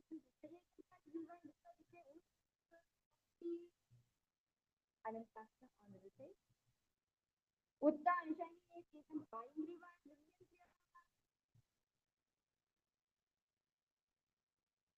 Ankushasana on the side. Utta and Shani is taken by everyone. The next Pasta is Yoga Nithyananda. The lay on the back with the legs up behind. Hands will be back to waist now. The family is Hasta down. Pada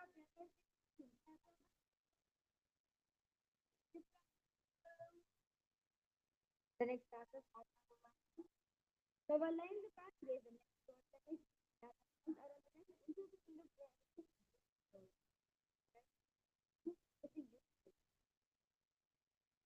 With the muscles forward, support your eyes down. Paramashivoham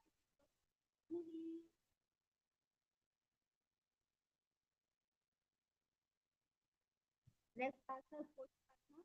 Lay on the back, knees with the exit arm side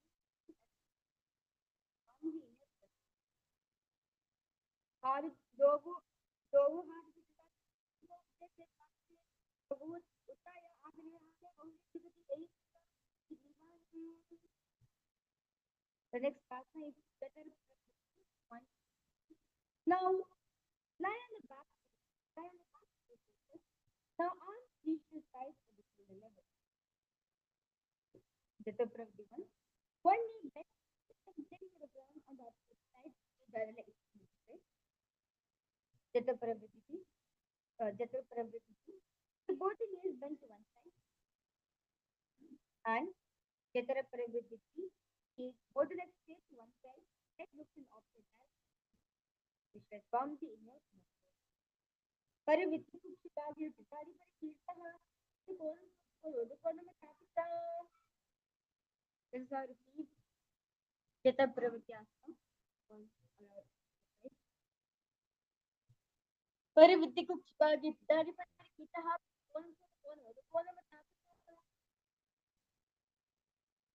Next asana is Dvipadipitam. Now lie on the back, bend the knees and place the feet flat on the ground. Hold the ankles, lift the feet up and rest slowly. Visualize yourself as slowly as it will. Pratyek Kriyayam Yoga Very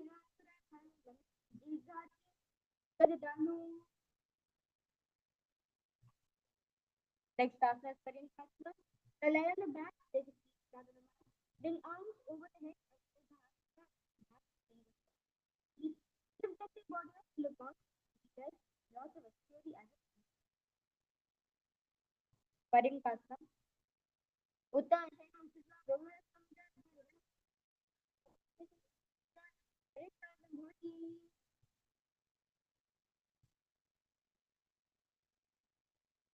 the next asana is Squattanasana.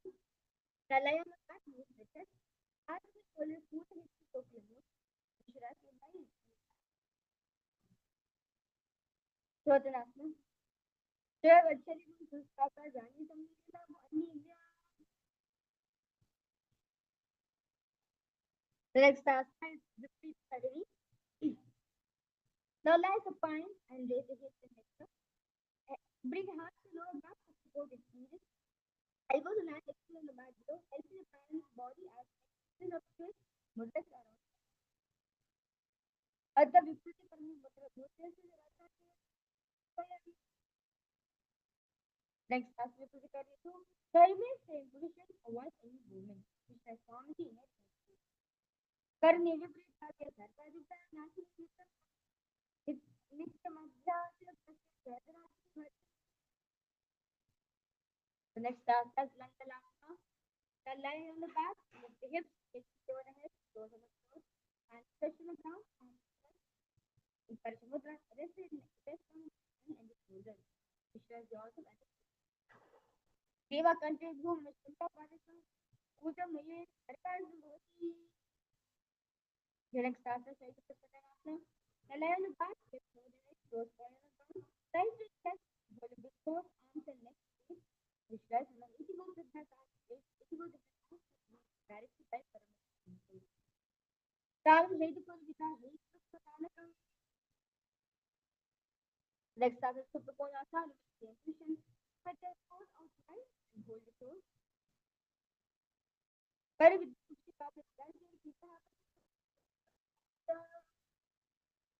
the next task is the main bring the leg over the top of the head, toes on the front, or hands and keeping knees straight, roll backwards with your back, keeping the straight, visualize yourself as three. Seven enough to go forward, so there must be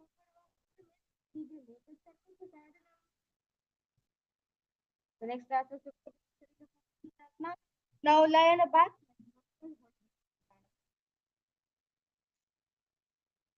Otta empowering sound and reaching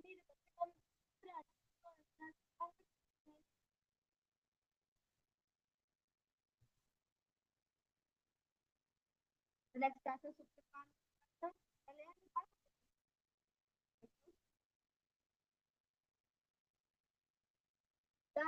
sound reaching me but come with the Rajan score and just Tanga step to siren.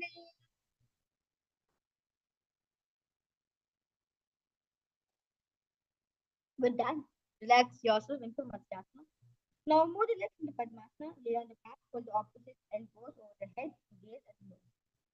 Visualize the Matsuyasana. Fish out the Maharshi. मुक्त पद्मासन कृत्वा उत्तांशेन अंसरेत् पूर्वराभ्याशुरोग्यश्च मत्स्यासनं रोगः. Next task is Parashramanasana. Now lay on the back, Masana, place the back side of the right hand on the left palm, gaze to the nose, visualize Rajrama in your nose. Prathama kare Padmasana,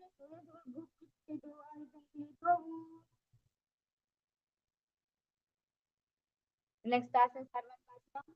Now while lying in the back, let the legs up, hands support the hips, elbows on the floor, sitting to the chest and gaze to the nose. Transform the inner position. अतः वक्ष्यते संक्षेपः सर्वाङ्गात् उत्तमविचित्ते सहयोगी निधो विद्याधिपतिः. Next task is Vrishtikasana. Belly on the back, one foot on the opposite side. Lift the knee towards the head. Extend both arms, hook the fingers towards, hook the fingers forward, and gaze at the third eye. Visualize yourself as a scorpion.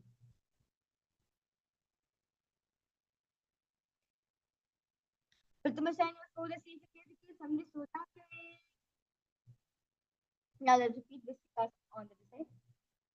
Prathama sign your shoulder, see the case, somebody Sota.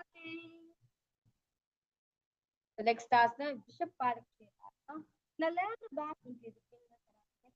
Lift both the feet off on the ground, extending one leg straight and other knee to the chest. Alternately extending and raising the knee again and again. Visualize. From here, you can the floor. This is similar to the practice of control. Uttar Vishaya Anulumbi Katram Batum full regulate and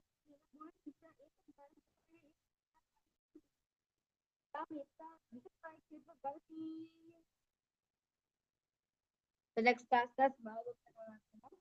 The lie on the back, lift the left hand to the ears to the knee. Chota Navasana Krishna Jalo Paryam Yuna Karma Sas Vishay Bhavatanam Bhavati. Next task is Bhavasana. Now, while lying on the back, they scroll to the feet as across, stand up and sit back down. At the Uttana, right now from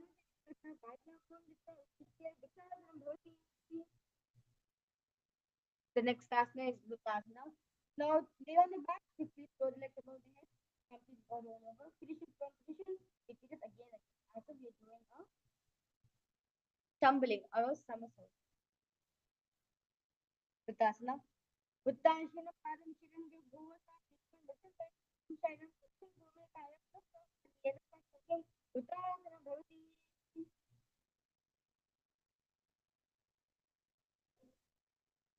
We're now having a short break because all participants to take few minutes to freshen up. You can adjust your clothing, adjust your hair. You can take a few minutes, freshen up yourself, and we'll be resuming back to Vidya Vinyasa.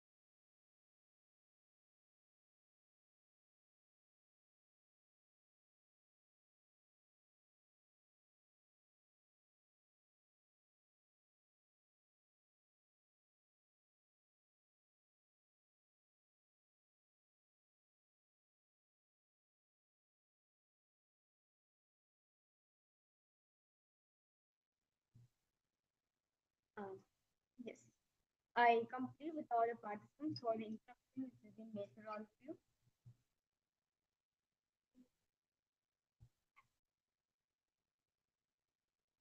We will now resume back with the yoga.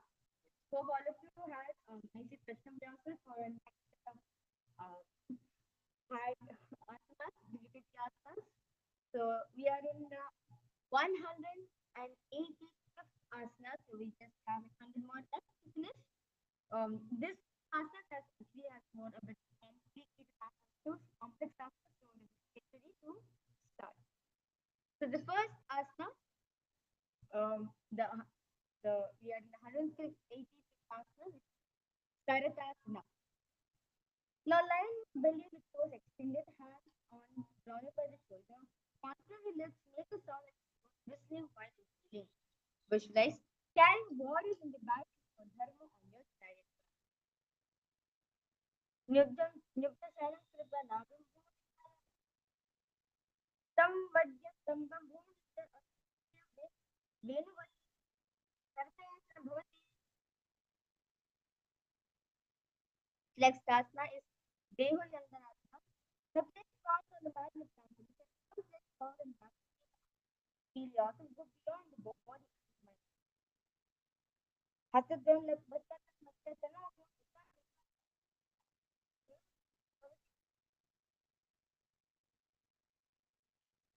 Next asana is satiated.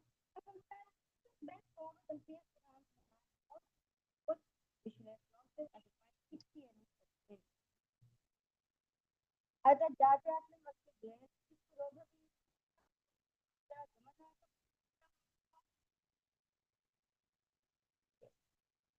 We'll be now entering to the first karna of the Yajnakrama, which is the Lolita Karanam. Now stand with knees bend and feet pointing outward. Bend the elbows and keep hands at chest level. Quickly move the arms across the body, then back, then bring back to the center. Tilt the head back and open the chest with sky. Move the head in all directions.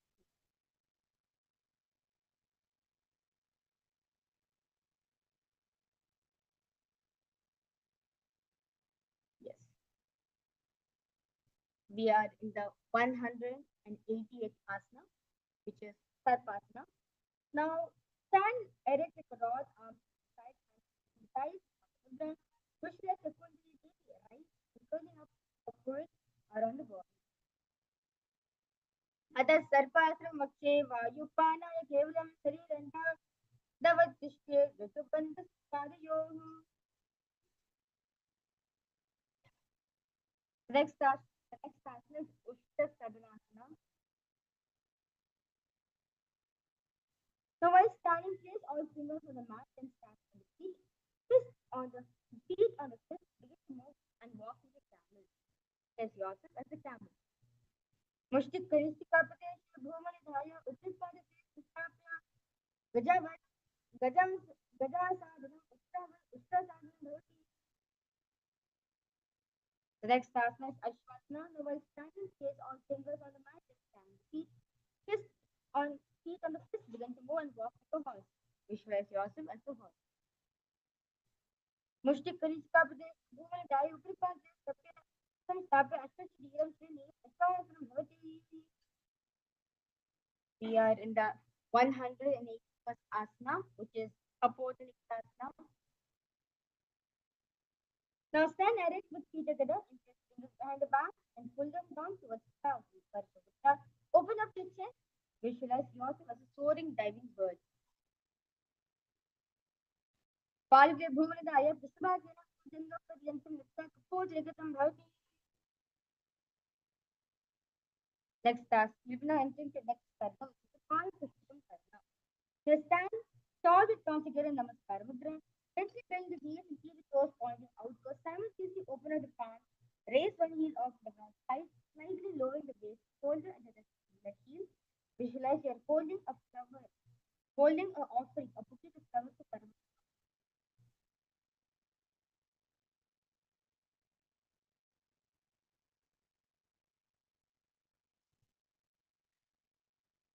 The next task is Kadhasana.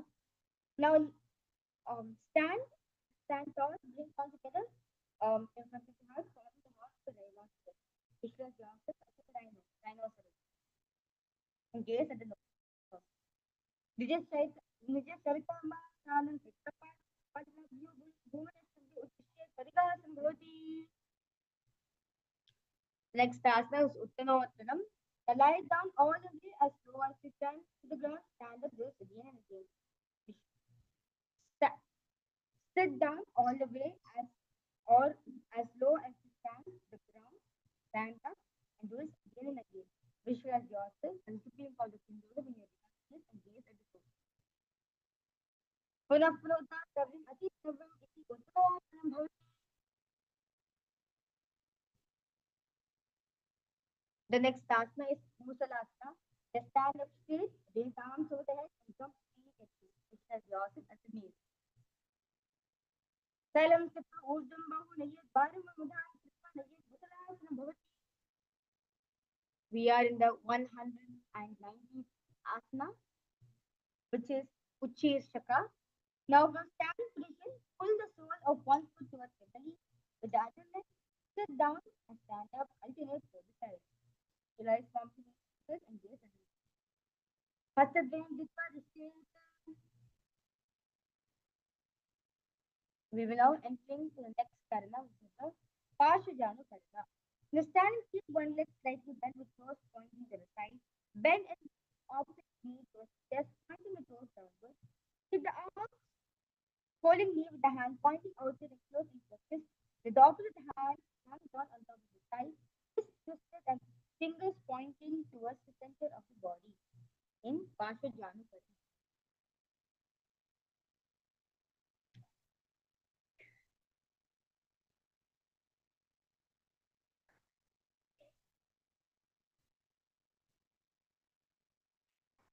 Next asana is Tandavasana.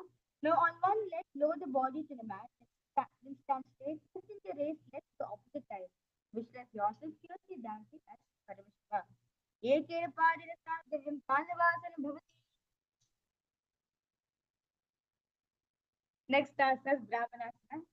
Now place left foot on the inner thigh.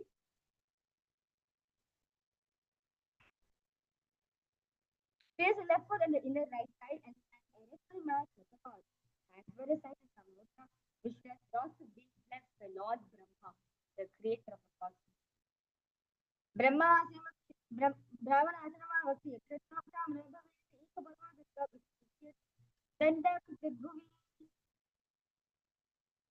The next asana is Garudasana 3. Now stand tall, wrap the left leg over and around the right knee. Tuck the left toe on the other side of the right palm. Simultaneously cross left arm below and right, and bringing the palms together in Namaskar. Visualize yourself as Lord Durga. Uttanaka पूर्व कृतस्य संहेतमेव च वातायुगोकं च भारतवासं विक्रमः. Next asana is Ekapadasana. Now stand straight on the right side, left foot on the opposite side, hands relaxed beneath the extremity in your face. Daksha Vyambhasya Bhangopri Dalcha Yappa Nimjani Pasaju Vishek Purmitaram Vina.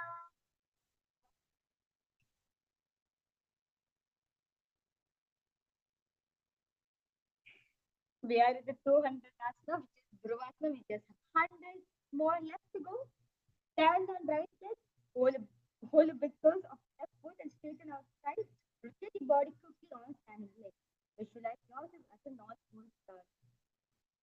Ekiripare,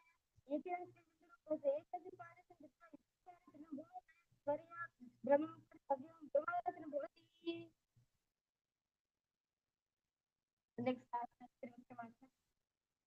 Now stand in right leg, lift the left foot behind the neck and stand tall. Alternate sitting and standing. Visualize the six success Vishnu. Visualize Lord Vishnu in your inner space. Grivayam Karim Sustapya Satagriva. Let's now do the Pashajana Karma on the other side.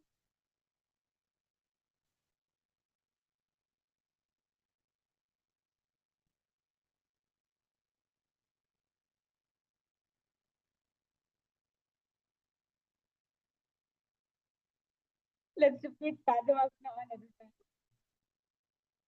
Take your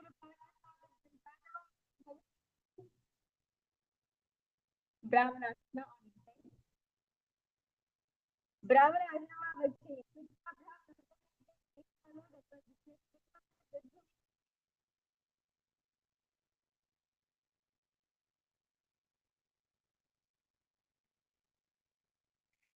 next asana is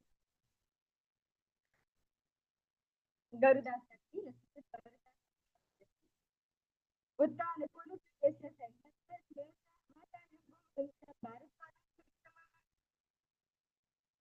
Let's repeat Ekapadasana on other side. Raksha Brahma Vishnu Jango Yappa Ninjanu Pasatyo Vishnu Ranjana. Let's repeat Drivasana on the other side. Take your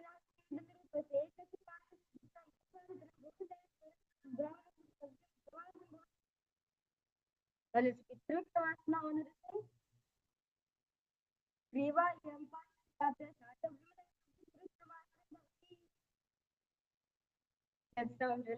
yourself. As we keep close together, first point is slightly out. Keep both the hands beside the body. Relax yourself.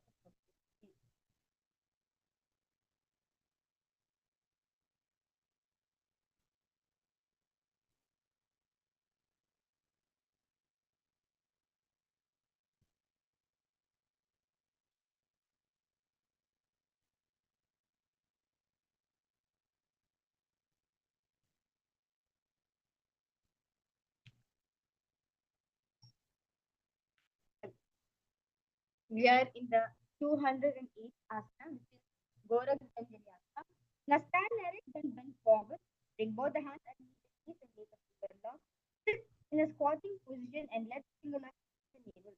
Visualize the great stage Gorak Mata point of Nasti Yoga in your eyes. प्रथम ही उदय होय बहुरे नीच प्रियोवे दौकरा दो चंद्रगा मारी नीची वाद पहुंचे. Next asana is Panchyasana. Now insert the hand between the thighs and the calves, the palms behind around behind the butt. Squat down, hold the hand behind, encourage mudra, keep the chest upright. पूर्व मध्याह्न निवेशन इतमंदक पादकाम्बुहस्तं विषये Panchyasana भवति. Next asana is Bhairavasana. Stopping each other, sit in sparring posture. Hold the hand at the back and sit up. Visualize Namaskara Bhairava without gaze at the navel. दो प्रकार की ताली की मांगनी को बना दो एरी दो निश्चय. Next asana is Varahasana. The squat all the way down. Keep your feet together, roll apart. Bring your elbows up close to the head and palms joined over the back, facing downwards and under the back. Visualize Varahasana, the core avatar of Mahasana. भगत लीची मांगनी को मिला बना कोई बच्चे एक वर्ष नीचे रास्ते. Next asana is Siddhasana. Again, bring your level at the knees, with the hands down, fingertips touching the mat in front of you. Transform the inner real estate. अथ उत्तासना नानी पाठिका सम्मिलित फलितं उदान शरीर से अन्य स्थिति आसन भवति. Next asana is Bakasana. Place the hands on the mat with fingers tight. Place the knees on the back of the arms, eyes forward and down as a throw. हस्ता ब्राह्मणे संज्ञा जागृतं नवस्मे जंतु परिता Bakasana भवति. Next asana is Kalyasana. Knee down, head on the ground, palms spread for support, raise the body to the head, legs in Padmasana. Visualize palms related to the gaze and the root. Asana Kaukara Kapasana. We are in 216th asana, which is Guptasana. This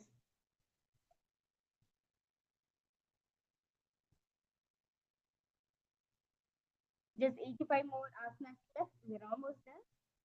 Now, keep the toes tight, touching the opposite feet with the palm between the feet. Let the heels come close. The heels come outside the hip. As you reach the space, gaze forward. You are sitting in the secret seat, the Paramahansa and your Guru. Guptasana. Jalo bonte palo nitapane gope palo parishra sapya gunam Guptasanam vituhu. Yes. Let us now get ready to do the complex asana, which is the Vrikshasana, which is the handstand posture. The stand hand to the ground, finger points lift body up straight, visualize your receiving deep breath into the hand. Sabda Takmitchalaya Vikshanaya Indriya Raja Kodavada. Yes, remaining anything you must just switch gears and slow down and go on. Though because you want to see you don't have to do it. Yes, that was a beautiful asana. The next asana is Patyasana from Bakasana. Come to like back on the hand. Feet, palms by the chest, body press off the mat. Push the body up down again with it. As it's going up, which can yourself at the feet. Let them silent one.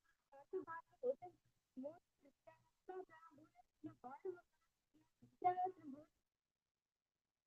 Next asana is Sarvasana. The light roll belly, hands with it. Extend your donkey and point the toes. Lift the chest to the left and right and move like a snake. Stretch your whole body and move like a snake.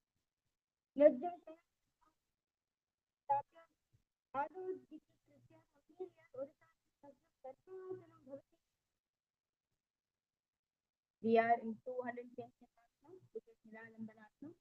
Now lie on the belly, hands in front of the let's take what point together, visualize and feel self-support, complete independence by yourself. Karabhyam Pankajam Krishna Vishwekote Yasti Kamanyavam Krishna Niralambana Niralambana Yogi Niralambana Makutam Niralambana Dhyanam Niralambana Makutam.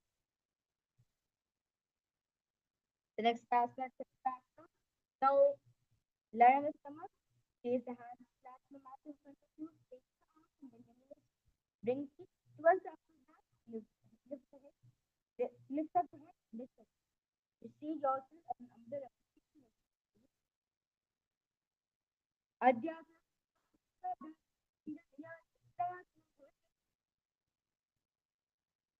Legs start Satyasana. Now sit on your knees with toes on the mat, bring butt on the heels.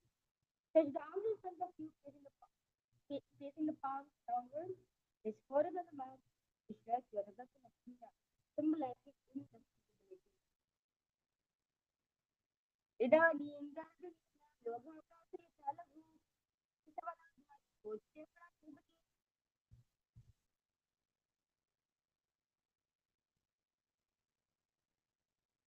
The next asana is Meshasana. Now from the back, I will stretch drop with your hands. Vishka yourself as possible. Gajasana Ekekapa Bhumachadi Meshasana Bhavati. The next asana is Atasana. From Gajasana, reflect into heart from the first to the ground. Visualize your unborn existence. Gajasana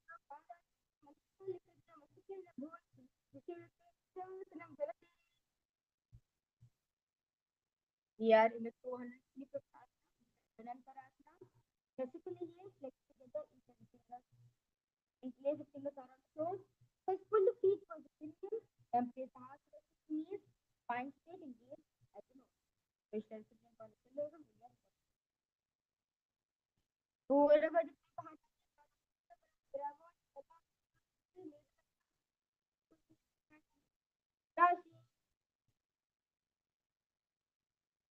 the next asana is Angamottanam.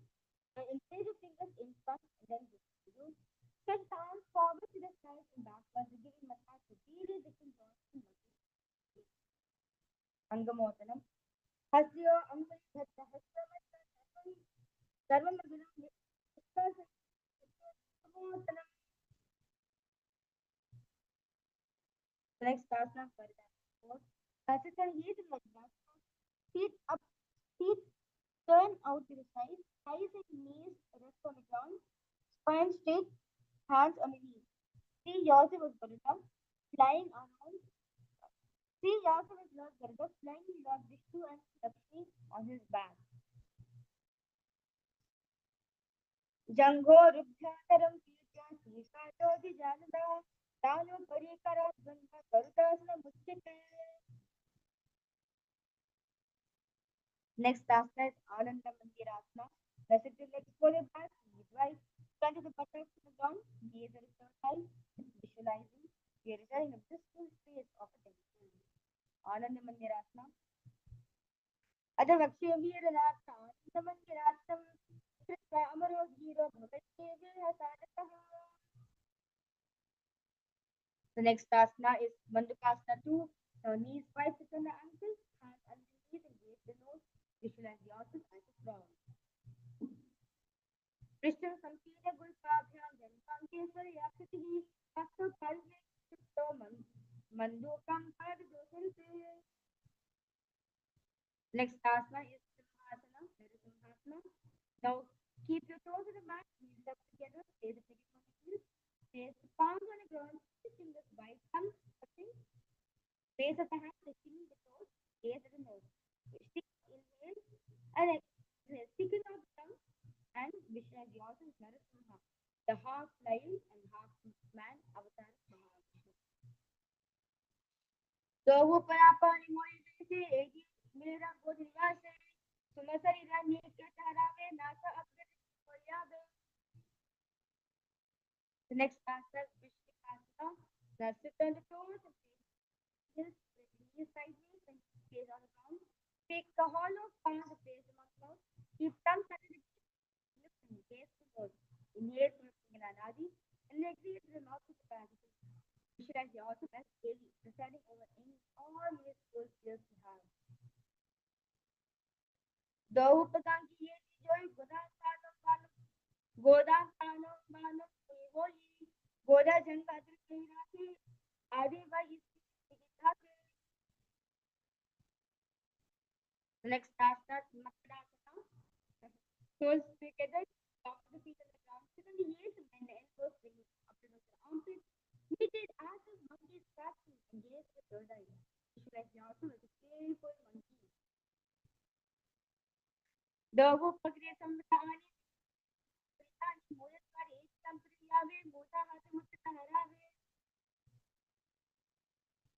The next asana is Matsyasankarasana. Now stand on the toes, toes of the feet together, sit on the knees, knees right off the floor. Hold elbows behind the back of the floor. Visualize embodying alignment and strength for your sangha, your spiritual community.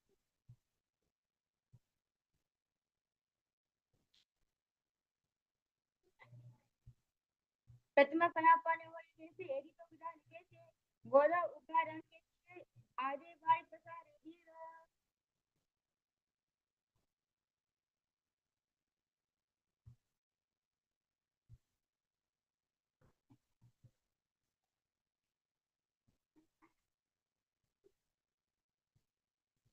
Next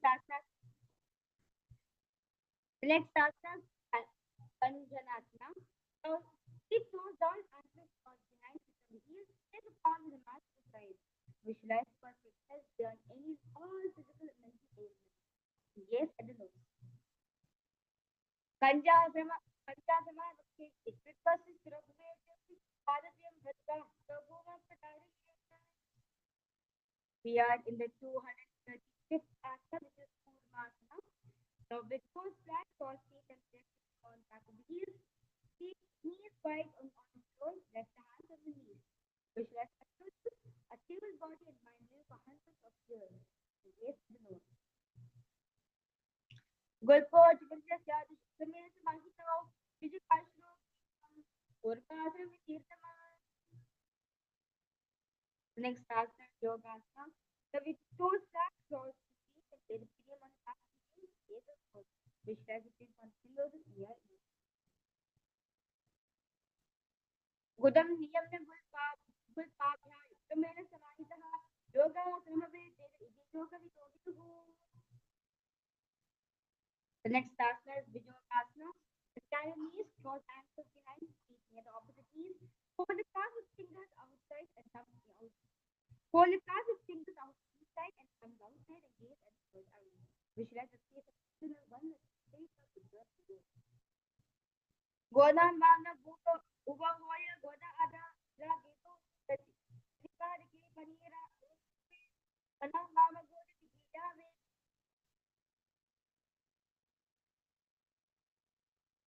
The next asana is Ushtasadanatu. The next asana is Ushtasadanatu. Now, in kneeling position, bend backward and hold out his hand. His arms straight, holding his forward and tilted his back. Visualize yourself as a camel. Male Dantaka Chipada Samipada Vishwamaya. Next asana is Jatyasana. So we use to get the hands to the floor. Slowly lean back, bring elbows down to the mat. Place the back of the head on the mat and give it a twist. Experience yourself as a fortress blooming and gaze at the nature. Though it is something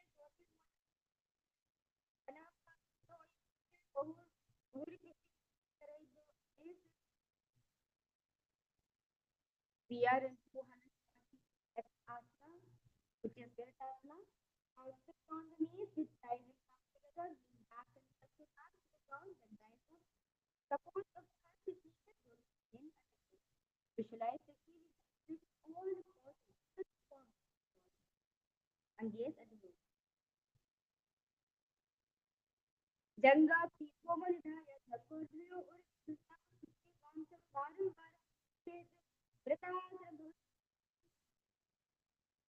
The next asana is Kotasana. Come from Virasana, raise the music. Hold the back of the stick, bring the head in.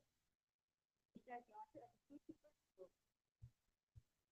Mere Virasana is Sabipadi Vishwa, Virasana, Raja, Uyalita, Mitasana. Next asana is Varasana. Stand upright on knees with toes. Hold arms with opposite hands. Visualize the pussy posture, receiving a bold from Paramashivoham. Jani goes and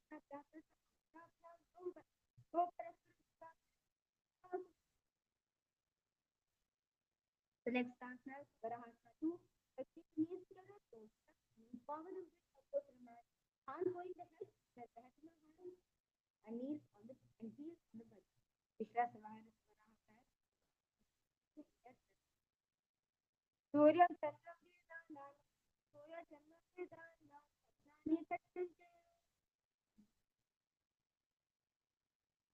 we are in the 244 asana, which is Mundasana. Now, kneel down, place the crown of the head on the mat, between the interlaced fingers, elbows in the mat, shoulders width apart, lift the knees up in the hips high up in the air, raise the body upside down. Visualize yourself as a lopped tree. अथवा मुंदासनं वक्ष्य सर्वेषां प्राणिनां शुभं सुखं ऊर्ध्वमार्गेण परे दत्त्वा धारयेन्मारुतं सिद्धिः. Next asana is Andasana, 245th asana. Kneel down, head between the knees, elbows adjacent to the knees, hands holding the head, exhale through the mouth. प्रथम पगथिये समत हरावे कोरमाहिली उबे मिलावे पना परगित करे वैसे दो हिरी गुदा निवेसे. The next asana is Viparita Shalabhasana. Now lie on the belly, arms extended straight out. Lift the thighs, arms and chest off from the ground. Shalabhasana Vedasya Nadabendra Namake Gandha Berunda Sahite Sirsa Dandasnam Tata. The next asana is Kapalasana. Now lie on the belly, arms to the side, palms down. Keep forehead on the ground, keep the chest on the mat, and lift the legs up together. Visualize yourself as a skull. Kapalam Bhuvanidaya Urdhapadam Nayet Kapalasan Bhavati. The next asana is Akasha Kapotasana. Now lay on the stomach, hands by the side. Lift the legs above the head and slowly place the feet on the mat in front of the head. Keep the palms flat on the mat behind. Visualize yourself as a free and open bird. उष्टासे स्थितशरणो भूमरूपाद्यवसुको अपरिनित्य पृष्ठपासेन भूमसापि आकाशकपोतं भवति. The next asana, Chatakasana. Now sit on your knees, bring the chest down so navel touches knees. Keep hands flat on the mat and forearms on the ground and be sturdy. Visualize yourself as a parallel.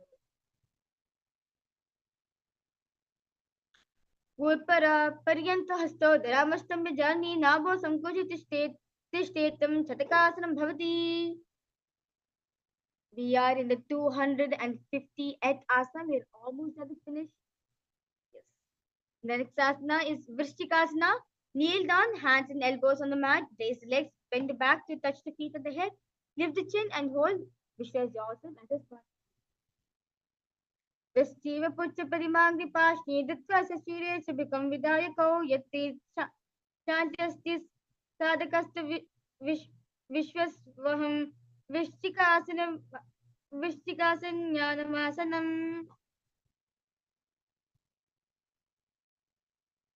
The next asana is Vrishasana. Place the pillion down on the right heel. Keep left foot outside of the hip, ankle to the side. Place the hands on the mat in resembling a bull, which says you are a bull. Yamya gulpe padamole vamabhagya padetram vipritam sprishe bhumam vrishasravidam bhavate.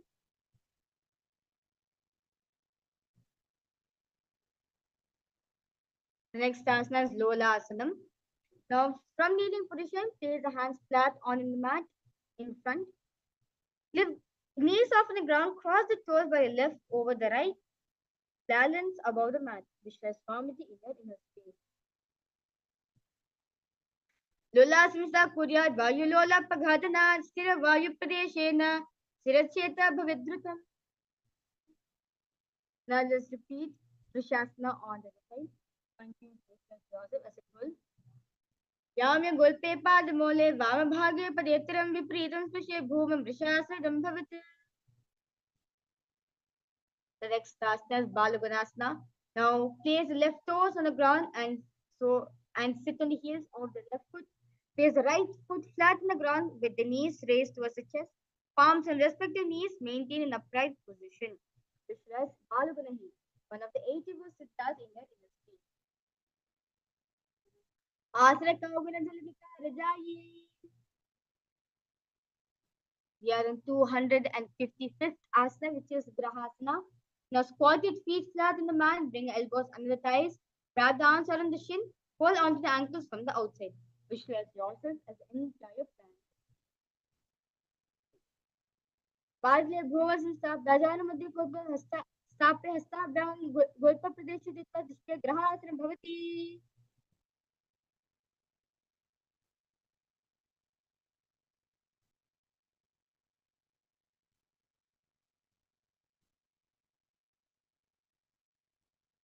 We are in the 256th asana, which is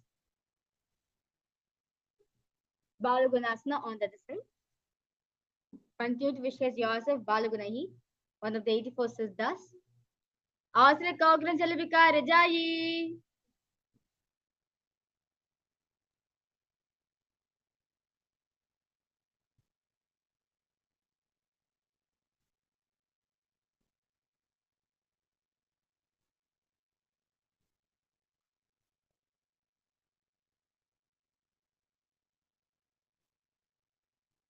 Yes. We are in the 257th asana, which is Utkatasana, which is similar to Angushtasana. Now squat and toes with the heels up and knees off on the mat. Place the perineum on the heels and hands on respective knees and keep the spine upright. Visualize Swamiji in your inner space. Utkatasana. Yujaspijosti yata urvajano yatrasane padatala dvopari. The next asana is Vatta Sanghayasana 2. Now sit on toes with perineum on the heels and soles together. Keep the knees wide and off from the ground. Hold the opposite elbows behind the back. Swamiji in your inner space. प्रथम पनापान हो जैसे दो इजुगरा जैसे कोदा उभारा चेते आर्य वाय पसारी धीरा. The next asana is Anilasana. Now squat with feet hip wide apart. Hands under the soles of the feet from inside, palms down in Shambhala Mudra. Arms straight, elbows together at navel and gaze at the nose. Visualize you are able to consume and live off air. दो हाथ भूमि पर ठाने कहोनी जादी ना बिलाग आने. The next asana is Padukasana. Now place back of the hands on the mat with fingers facing towards the body. Step feet on the mat. Step feet on top of the hands wrapped around the feet like a shoe and walk around. Visualize you wearing the Padukas, wearing the Padukas walking across the length and breadth of Bharat. हस्तद्वय पादते कृतस्तिष्ठे तिष्ठे गच्छेत् पादुकासनं भवति. The next asana is Kukudodana. Now place palms on the mat, raise both the feet upwards into the air and let them fall back down. Do like this again and again. Visualize yourself. हस्तद्वय भूमं कृत्वा बले च ऊर्ध्वम् उद्दानं कृत्वा भुवं पतेत् इत्थं पुनः पुनः कुर्यात् कुकुदोदानं भवति. The next asana is Viparita Nrityasana. Now place hands on the mat, raise legs upwards into the handstand position.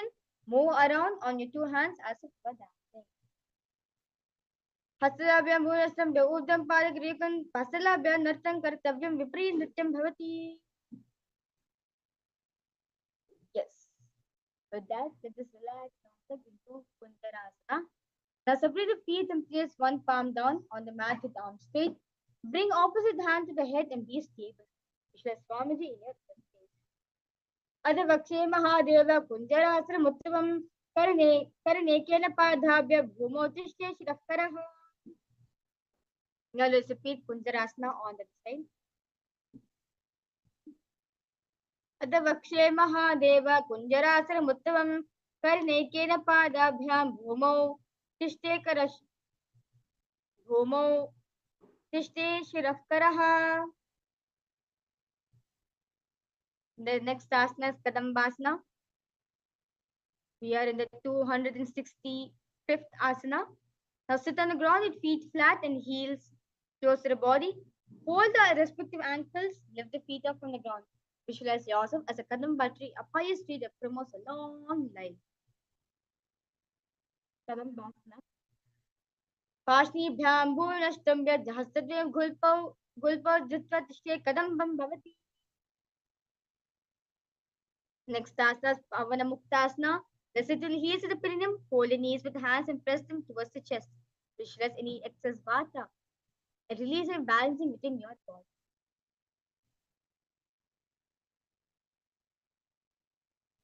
Pavana Muktasana. Vayo Supade Fani Latva Sase Dambake Jaya Nivaksi Sadhu Bapradi Kar Bandhanai. The next asana is Thakorasana. Now sit and lift one leg behind the head. Place both the hands flat on the mat and extend the opposite legs up with knees straight. Lift the entire body up from the ground and keep the chin up. Visualize yourself as a powerful source of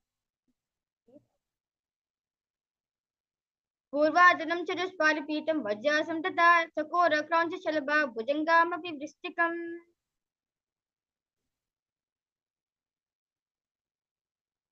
Next asana is Dhanurasana 2.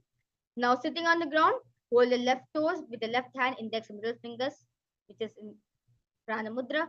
Pull the foot to the left ear. Extend the right leg out. Keep it straight. Hold the big toe with the right hand. Visualize yourself as a bow.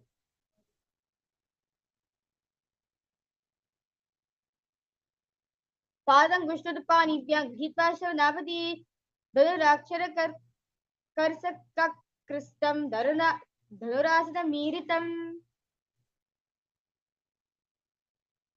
Next asana is Ashtavakrasana. Now lift the left leg over top of the left shoulder. Bring left foot across and a hook on top of the left foot.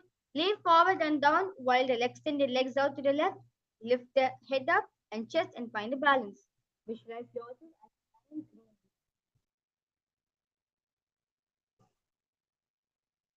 Vashishtavanikondinya Modaguptameva Ashtavakramatothana Mayuram Bandhanam.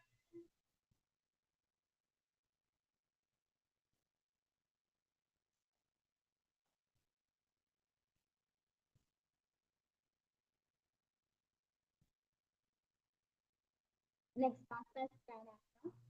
Place the right foot on the left side and bring the left foot side on the left shoulder underneath the waist. Left leg and place the hands back. Distance is not over. Slowly from below.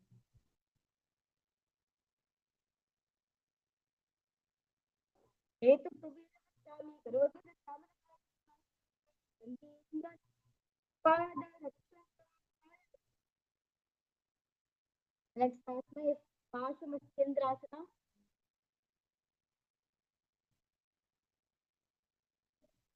Paramashivoham. You take the right foot towards the left side, then the left leg by the side of the right knee. Hold the left leg by the right hand, put the body on the left side. Visualize the great face. Yogi Nithyananda, Master Hatha Yoga in your face.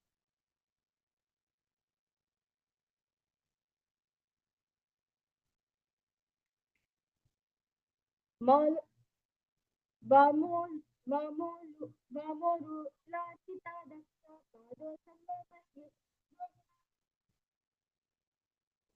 Now let's keep Gorasana on the side.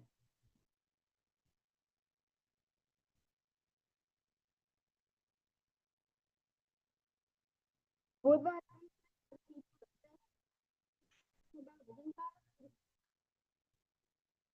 let's not keep Gorasana on the side. Visualize yourself as Bho. Pada, Vishnu, Nita, Nita, Nita,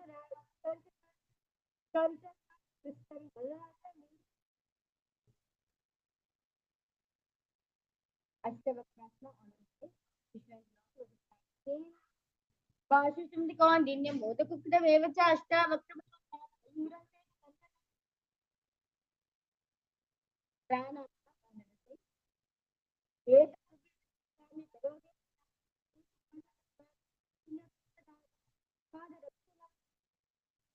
next Vama, Vama,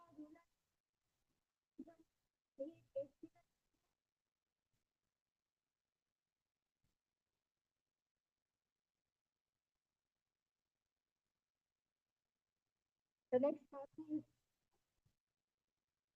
Adha, Adha, now three parties on the feet, just forward and back, hold the toes and feet against the knee.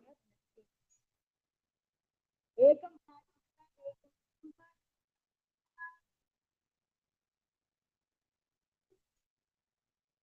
next partner hold the to lift the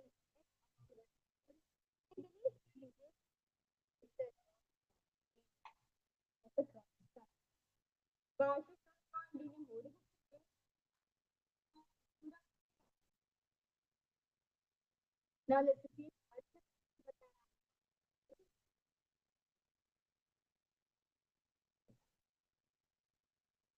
Ekam sound partner repeat it on the side. Visualize yourself as a crane. Vashismanikon dinyam modakukla mevacha ashtavakramatottana mayuram setu bandhanam. The next task is visualize a model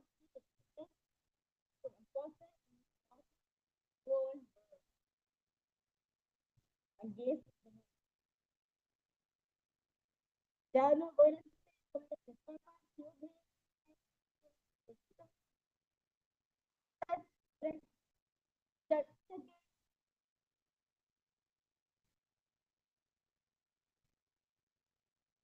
next task is go like three feet in the same position. Heel it face with your hand, to the chest and the bandha. Face it to the nose. Visualize a great Gora Sanatha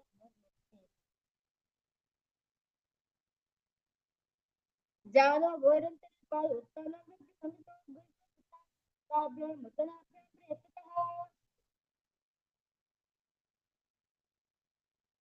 we are in the 283 asana, which is Bhagasana 2. Bring left heel to the perineum, right foot on the left side. Cross eyes and index finger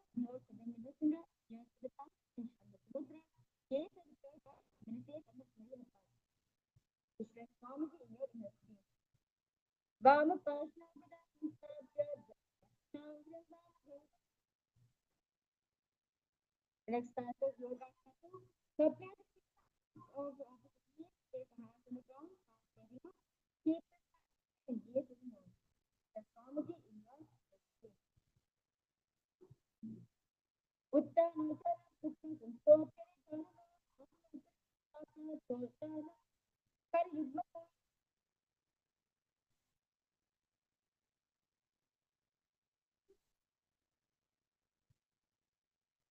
so we are in 285th asana, which is Ujjayi asana. Now from Padmasana, place hands flat on the mat beside the body. Lift knees up on the ground, balance above the body, hands above the palm. This your jaw to also extend. Bashi Sumani Pandini Modi.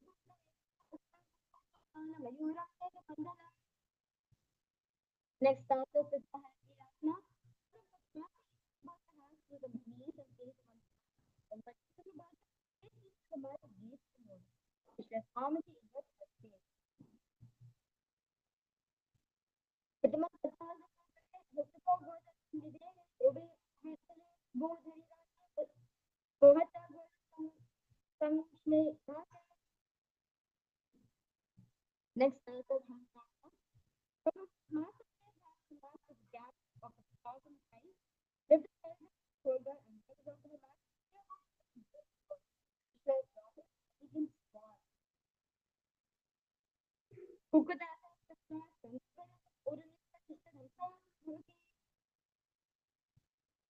then Sasana is plus Padmasana.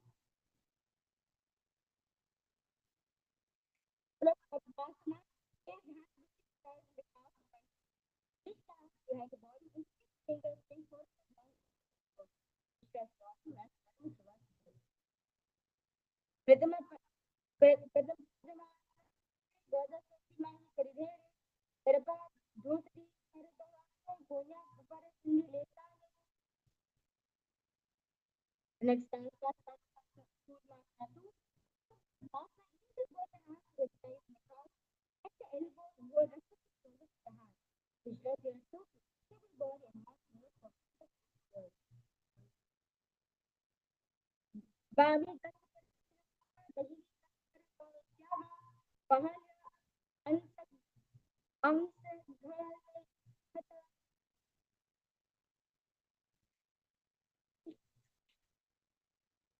The next asana becomes Kedasana.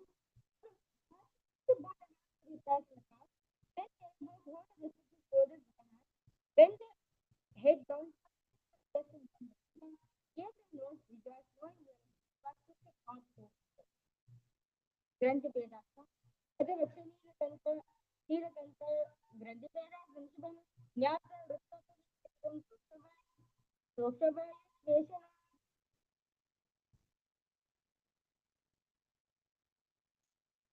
Next asana is Uttana Purmasana. Now from Padmasana, both the hands and thighs in the palm. Lay on the back, bend the elbow, and Joseph as a person. Kutasana Bhattastun Parajana Kantaram Kina Purmasana Major Uttana. Next asana is Pankapurasana. From both the hands to the back of the palm. Take both the hands to the Shift the body control instead of Kukudasana.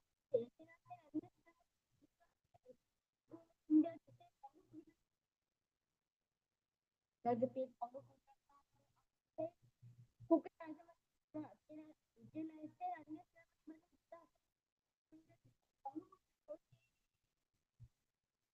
Next asana, great dhyana. Now the dhyana take elbows on toes and fingers. Let the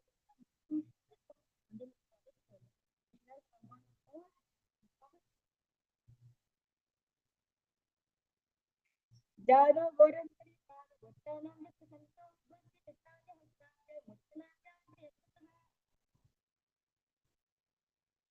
Next asana, now left foot on the right hand on the left. Hold one hand over the other. Palm faces upward. Keep the spine straight and rest slowly. The palm is up. Uttana Uttana Vidhaya Vidivata Shakti Uttana Shakti Yuga, Shakti Yuga, that is how it is the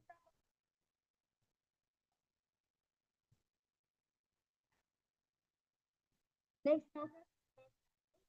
Let's go to the right. Remaining same person, create a path on top of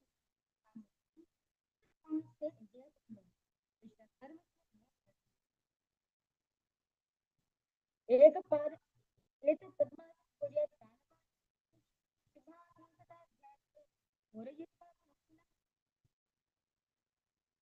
the next pasana is from Masana, put the right hand in that middle finger around. If the elbow after pulling or move back and moving the hip to up, place the left hand on the hip and repeat it on.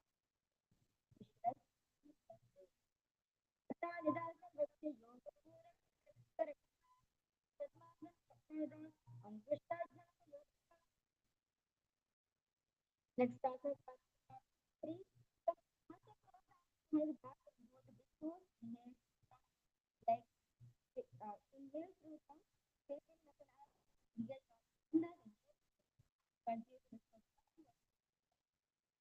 go. कर्म कायाचा स्थिती वगैरे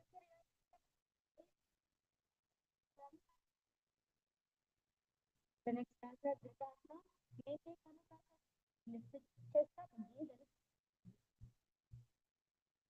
Uru Dhyana, stop here, body movement, Sagyam Desha. The next pasana is Makarasana, then a 300 From Makarasana, arms behind back, holding opposite toes, gaze up the nose, gaze at the nose. Stretch yourself, lay on your toes,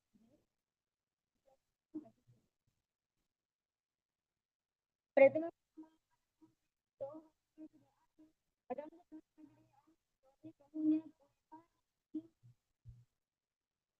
the next pasana is Padmasana.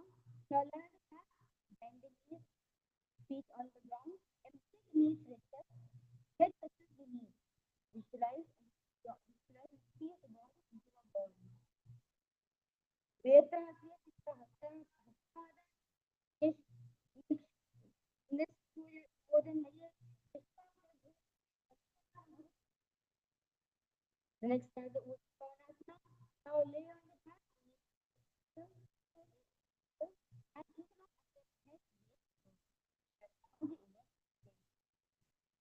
Pratama Sura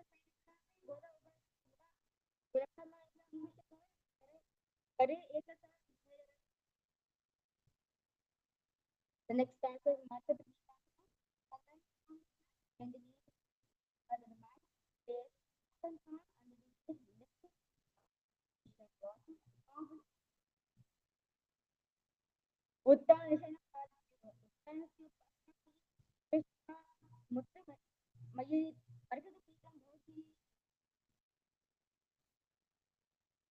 the next asana is Uttanasana. Now lie supine and raise the hips up. Support your hips with hands placed at the base. Elbows back the weight of the body. Hips toes in Jangranda. Jango Rudra Shakti Uttanasana.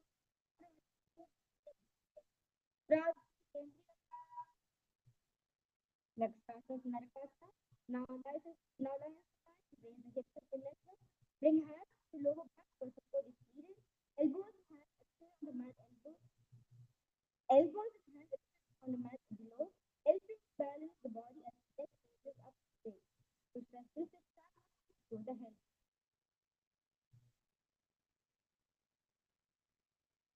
Viva Kantebula. Next starter 3 and now pasta. Colors is fine and raise the hips. Bring your hands to the back. And elbows to the back. Raise the legs at the and slowly lower ankles to support itself. Your both are causing the movement. Now put the palm of the next starter the dasana. These chakras with a level of muscularity. Elbows, shoulders, hands remain on the mat. Elbows and shoulders hands remain on the mat below.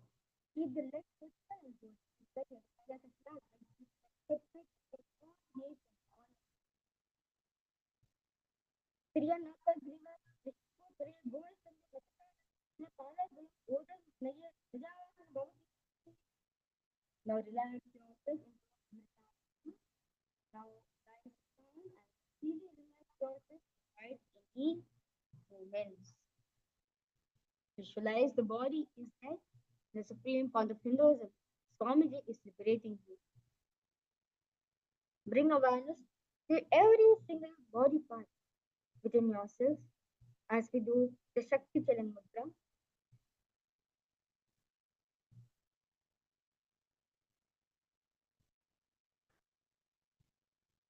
Britasanam. उत्तानं शववद्भूमौ शयनं तु शवासनं शवासनं श्रमहरं चित्तविश्रान्तिकारकम्.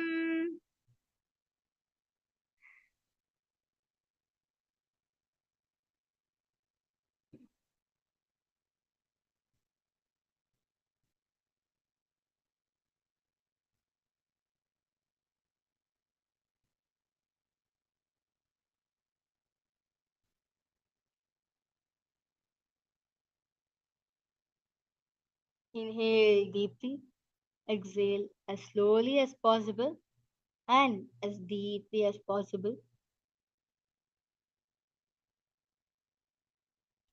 Continue to repeat the japa Om Nithyananda Paramashivoham in your throat center. Om Nithyananda Paramashivoham. Om Nithyananda Paramashivoham. Om Nithyananda Paramashivoham.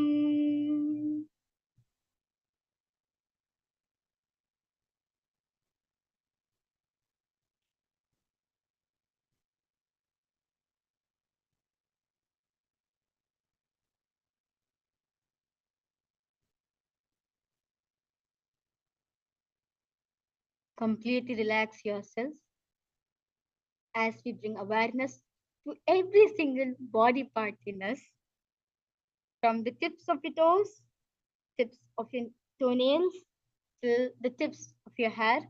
Bring awareness. Feel you're connected with all of them.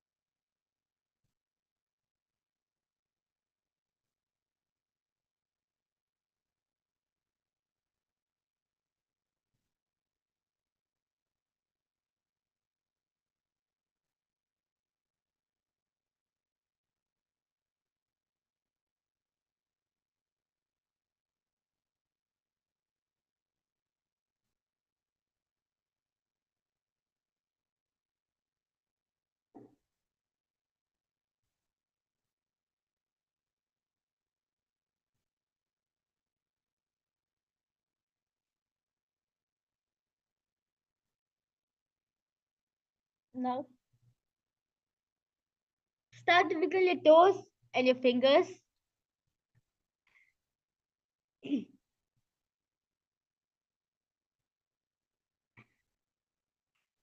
and rock yourself up to a comfortable seated position. Yes. We have successfully completed the determination of congratulations for all the participants. And with this, we have prepared our whole body, aligned our whole body for Paramashiva. And with this, I would like to conclude this Nityan Yoga session with the Puna Mantra. Om Purnamadah Purnamidam Purnat Purnamudachyate Purnasya Purnamadaya Purnamevavasishyate Om Shanti Shanti Shanti Hari Om Tat Sat Sarvam Bhagavat Shri Nityananda Paramashiva Padakarpanamastu Om Nithyanandam. Thank you, Nithyanandam.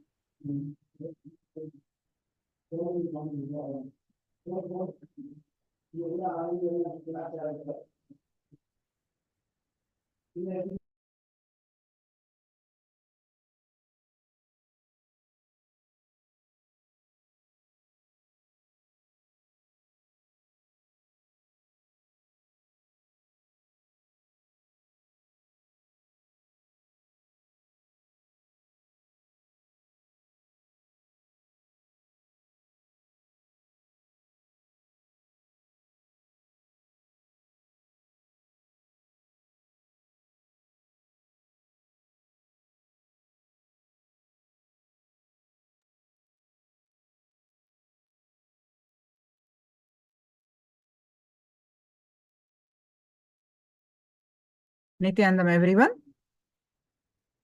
Welcome to the Paramashivoham Level-1 program. With the blessings of the Supreme Pontiff of Hinduism, Jagadguru Mahasannidhanam, His Divine Holiness, Bhagwan Nithyananda Paramashivan's blessings, let's start our sessions with the Sadguru Vandanam. All of you, please sit straight with your Manjali Mudra, and let's start with the Sadguru Vandanam. And I request all of you to be on camera and participate in the sessions.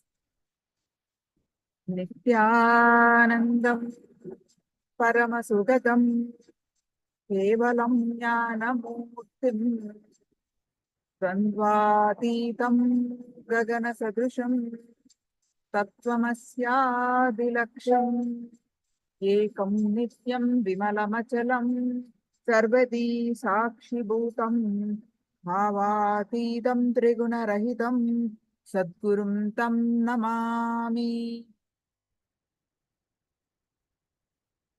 Nithyanandam, everyone. Welcome all of you for this program. And today we are going to learn about karma. And we are going to learn what is karma, why we need to know about karma,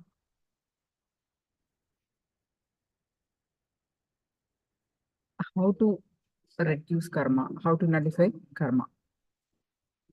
So many details about karma as explained by Swamiji, so we can align life to our highest state of Paramashivoham. So before we start our Jnana sessions, let's start with the power manifestation of third eye. So quickly go ahead and post your powerful cognitions. We're going to do the third eye power manifestation.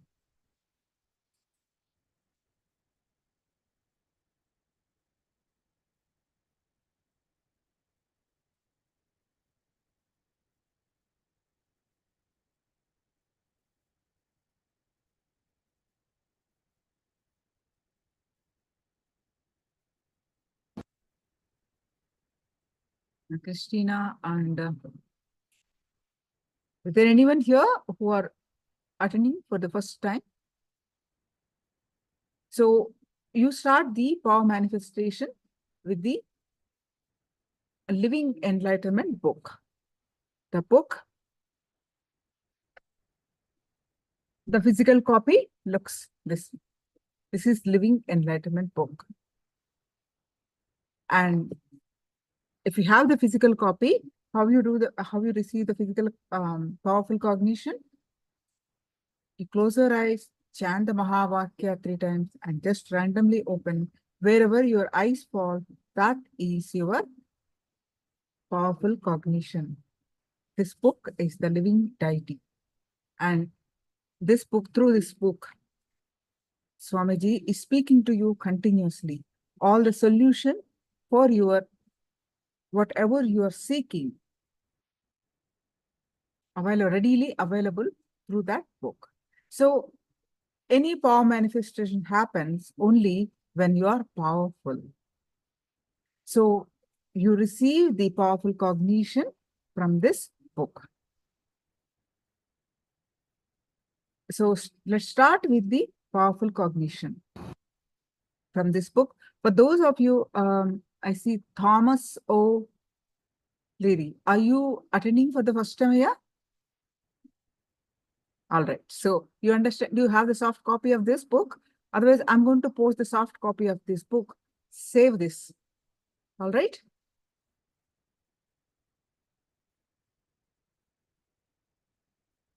I'm posting the soft copy of this book in the chat.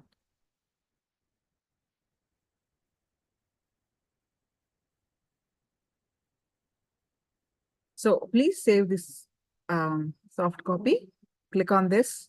And even if it is a soft copy, you just scan through, chant the Mahavakya and scan through the cursor. Wherever your cursor stops, wherever your eyes fall, read that. That is your powerful cognition. So let's receive the powerful cognition first.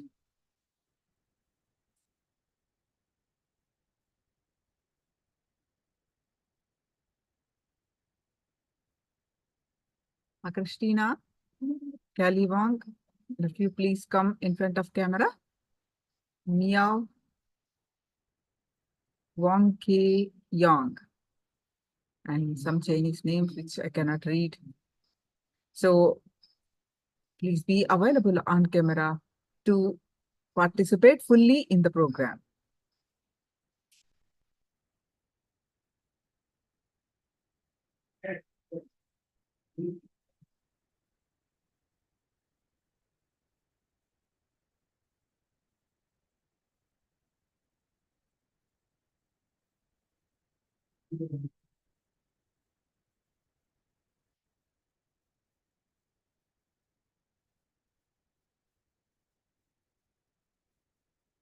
Now, please sit straight with your head, neck, back, straight line.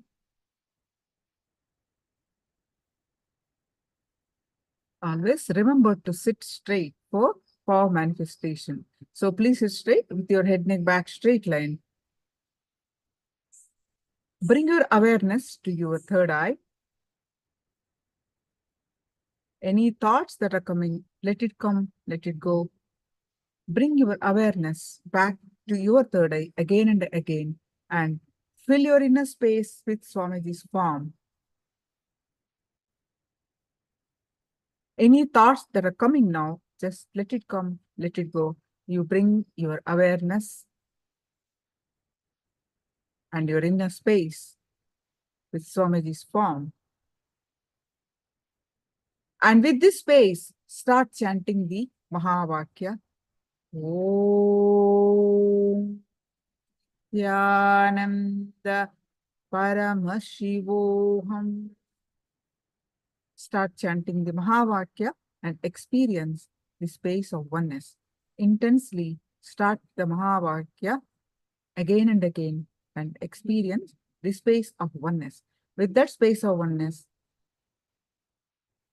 scan through your third eye and manifest the power of third eye. I'm going to project the picture and scan through your third eye and manifest. Find out what is that picture and to manifest the power of third eye. Now chant the Mahavakya.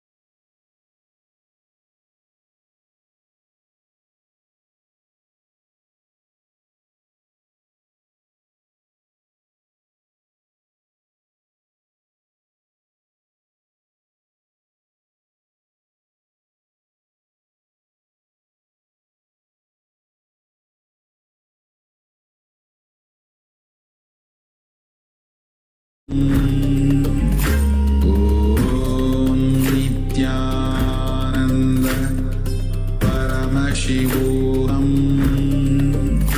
Om Nithyananda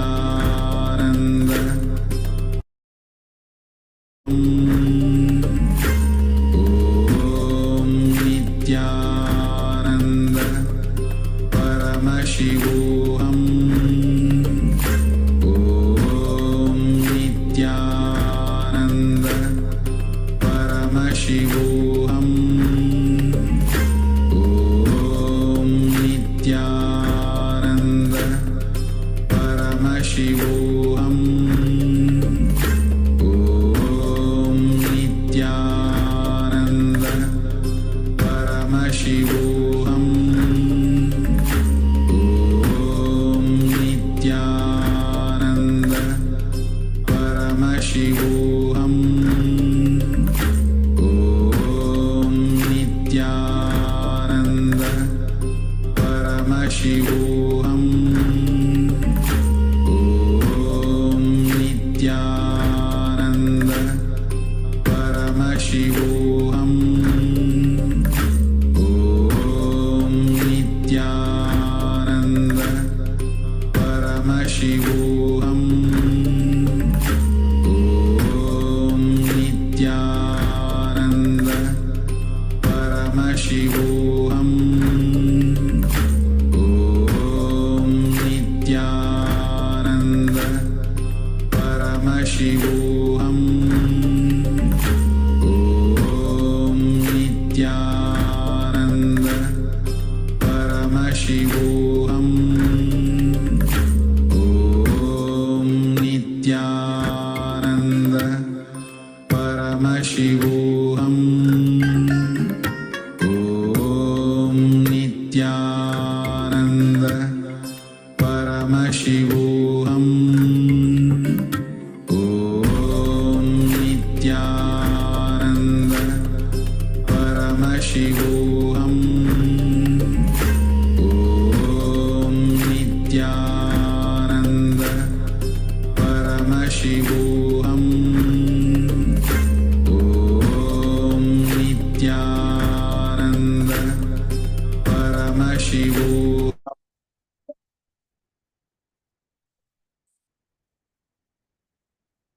Now, all of you, please go ahead and share whatever your third eye revealed in the chat.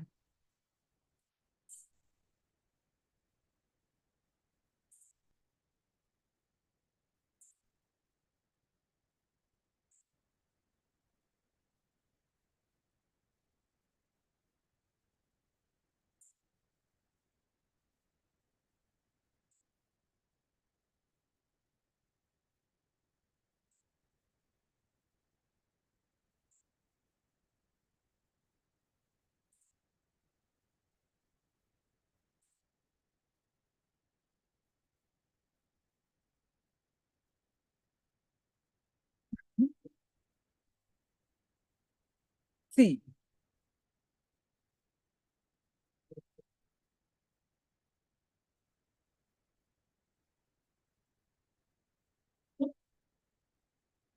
others also, please post. If you think you did not see anything, post that yet to manifest. Any others? I see some responses. And how about others? Okay, so let's move on. I'm going to project what I projected.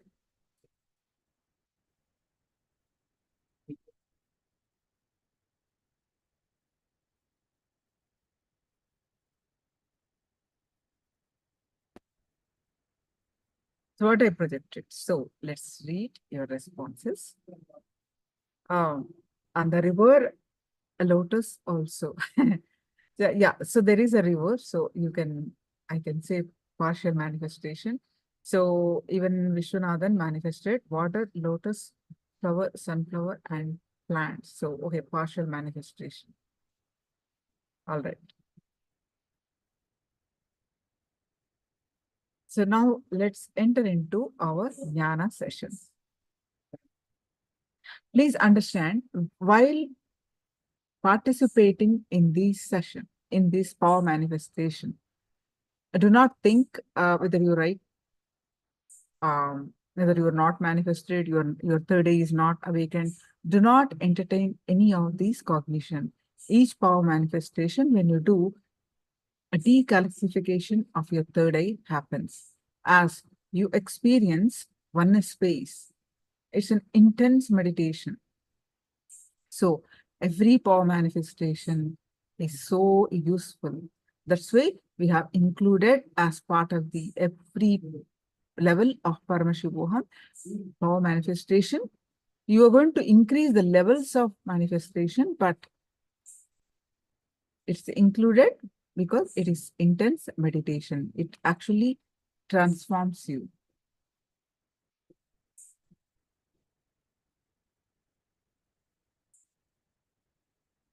Yeah. So Thomas, you have posted now.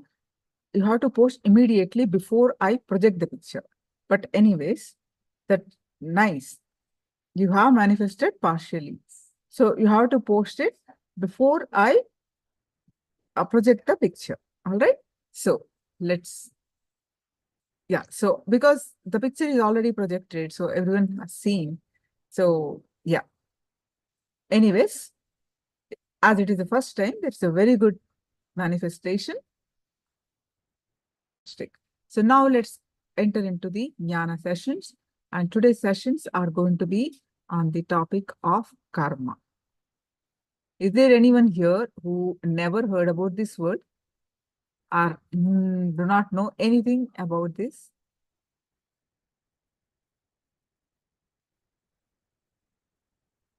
Is there anyone, my question is there anyone here who never heard about karma?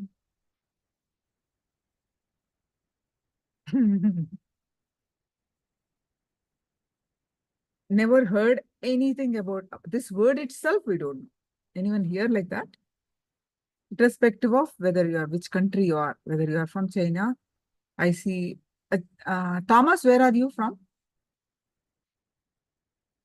You can type it. Irrespective of from wherever country you are, surely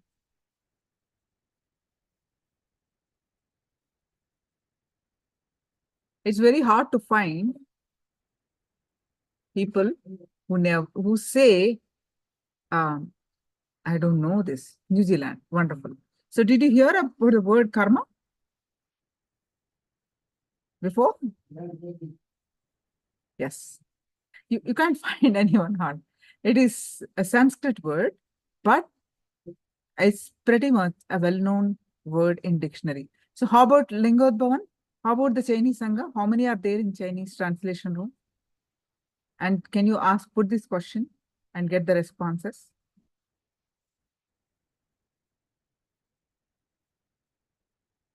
10. Okay. So did they ever hear about this word?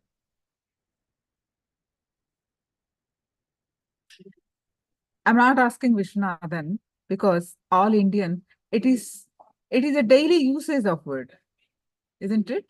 Pretty much we use every day. Oh, it's my karma. That's why this is going on like this. This is why this happened. So it is pretty much a regular use word. So every Indian household, this is just a regular word. Yes. So Chinese also have these sayings. Wonderful. So it is a pretty common word, but how much we know about this? All of us heard and all of us have our own understanding about this word.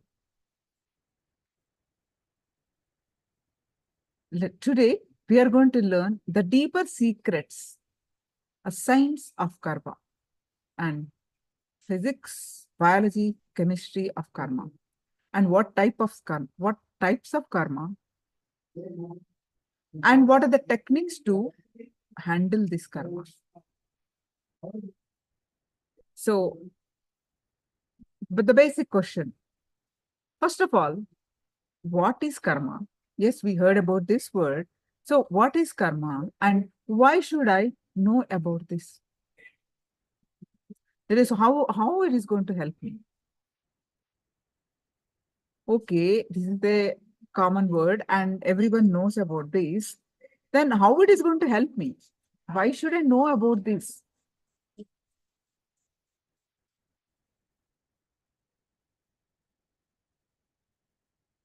So, this is what we are going to, how it's going to help us, how it's going to align our life to our highest reality. Is there any way that we know that how much karma we have? All these questions. Let's try to get answers for these questions. So, what is karma? Karma, many would definitely, you have answered that you heard this word and you have your own understanding of what is karma based on your upbringing, based on your household, your society you grew up, and what you heard before in the books and from others, societal conditioning, all that matters. But karma needs to be understood clearly because it is the basis of the cycle of life and death. We need to understand properly, clearly. So, as it is the basis for a cycle of birth and death, it is the basis of blissful living. Understand? Why are we learning this? Because it is the basis for blissful living.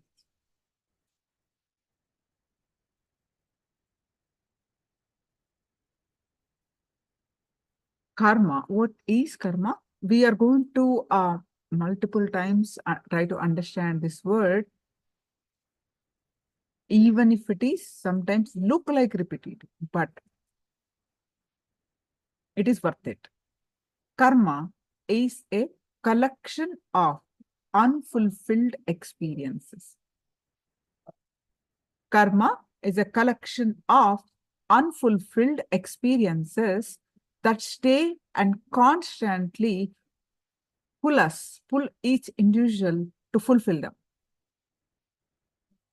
These unfulfilled experiences reside because one did not do certain actions with intensity and depth. Half of anything that one does and experiences intensely and deeply will always leave the individual. There is no hangover. But if you've done something halfway, half-hearted, that is going to be karma. Your system will pulse you to until you finish that. Anything that one does and experiences intensely and deeply will always leave the individual system and it will be liberating. However, any experience that one did not go through completely, through which one, for whatever is the reason, if you did not do it completely and complete fulfillment, you did not put your attention, you did not put your energy, you did not put your awareness. And that means when you're doing something, you are not there. You are automatically doing something. That is karma. That will always a hangover that of that whatever you're doing, that is karma. Anything completely lived, anything completely lived liberates you and liberates the individual. And that's why that's all that. So again and again and again, we are getting to one point, living with awareness. Otherwise, it will leave us unfulfilled, half-hearted, which pulls us to complete that leads to karma. That's why even Zen people, even sipping tea, they get liberated. A simple things Zen master teach them to get liberation because they're complete. Whatever action they are doing, they are complete. When one is involved, not involved in anything that he do, any action that he is engaged in, the being remains unfulfilled. In that experience, this unfulfilled experience remains inside and keeps pulling the individual to do action again with intensity to fulfill it. That means wherever your attention is, you are there. If you're not there and you're still doing it, that is karma. Are we conscious of every action that we engage in? Question yourself. Are we conscious of every action that we are engaged in? Are we aware every moment of our lives?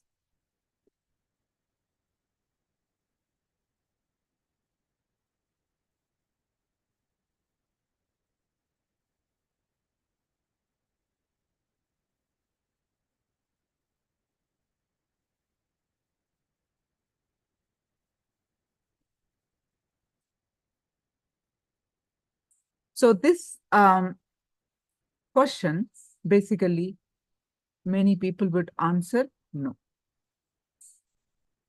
A small story. A man was traveling by a cab to the airport, and the cab driver was driving very fast, even around the corners, even at the short turns also, he's not even slowing down.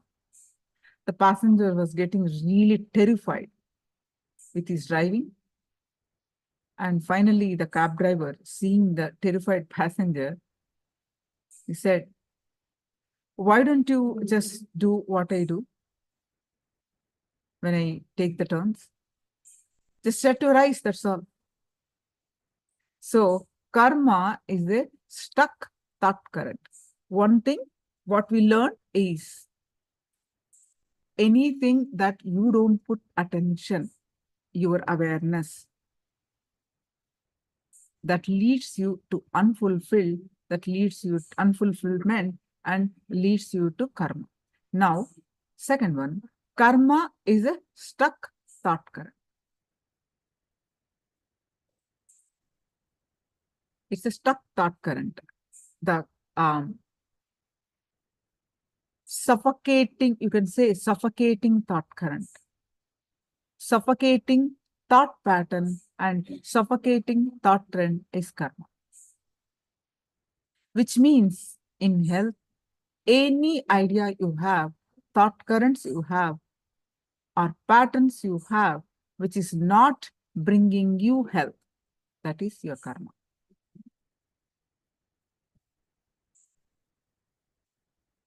Even wealth also.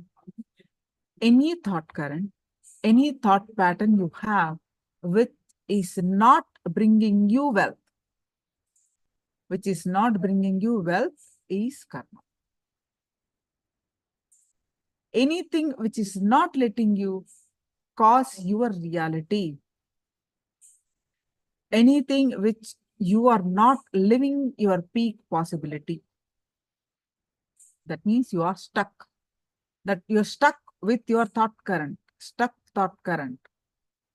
which is not causing you the reality that you want, which you are not manifesting anything that you want. That is karma.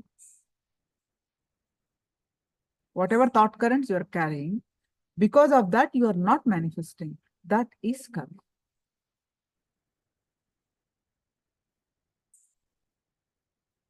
It can be in any aspect of your life.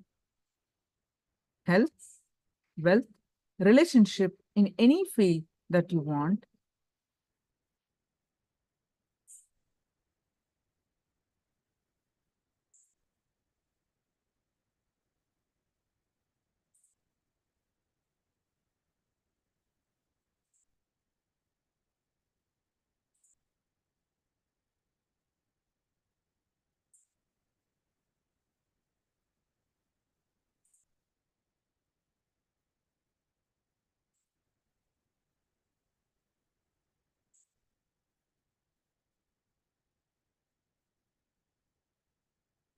So Ma Diana is asking, whatever I keep thinking about and remain stuck is karma. Yes, Ma. If that, whatever I keep thinking about and remain stuck is karma. Yeah. If you are not able to, your thought current is not able to move you to do something, move you to be productive, move you to give you some fulfillment, that is karma.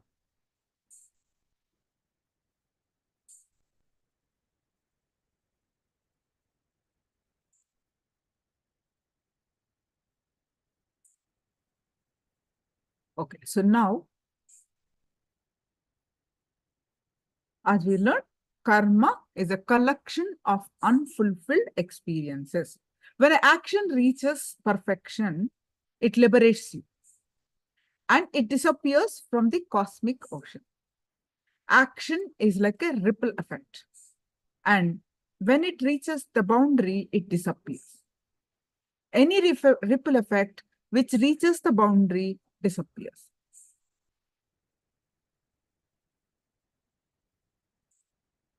So Lingodvan is saying, one participant is asking, when is the death meditation? See, in Paramashivoham Level 1, we don't do death meditation.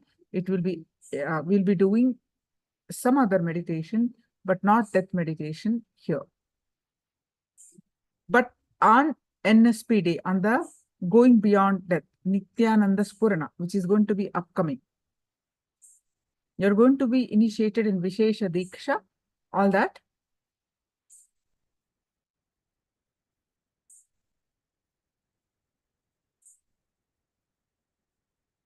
So when action reaches perfection, it liberates you and disappears from the cosmic ocean.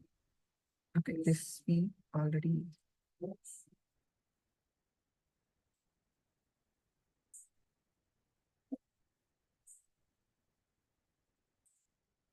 For example, if you throw a stone in a pond, a ripple effect is created. The moment it reaches the end, the moment it reaches the bank, the moment the moment it reaches the perfection, the ripple effect disappears. Now, the pond swallows the stone and the ripple effect created by the stone. In the same way, when an engram is thrown on you, what is created is karma. When that reaches its perfection and its extreme end, karma is liberated from you and you are liberated from karma.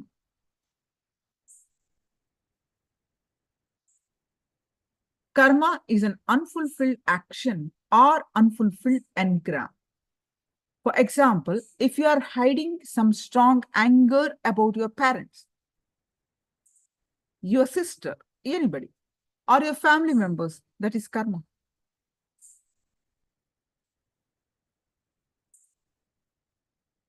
Karma is a stuck thought current. There is a very beautiful verse in the Ishavasya Upanishad. Om Purnamada Purnamidam Purnat Purnamudashyate Purnasya Purnamadaya Purnameva Vashishyate. From the whole came the whole. From if you remove the whole from the whole, only whole remains. By very nature, we seek the wholeness. By very nature, we seek fulfillment in anything that we do. Purna is completion. Complete. Purna is what?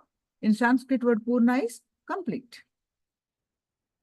So whether it is eating, understand? Whether it's eating, drinking, jumping, reading, talking, sleeping, or meditating, anything that you do, these are all you do, right? In any activity that we engage in, our being yearns to completely experience the activity and be fully involved in it.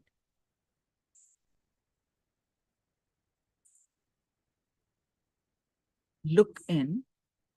Are we fully conscious of every action we engage in? Are we aware every moment of our life? Are we?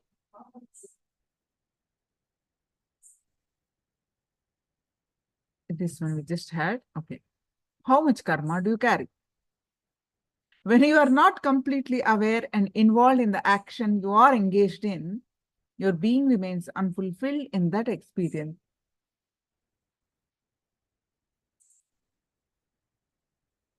The unfulfilled experience remains inside you and keeps pulling you to do the action again with intensity to fulfill it.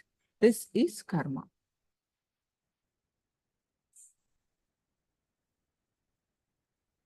How much karma do you carry? Karma is the collection of unfulfilled experiences that stay in us and constantly pull us to fulfill them.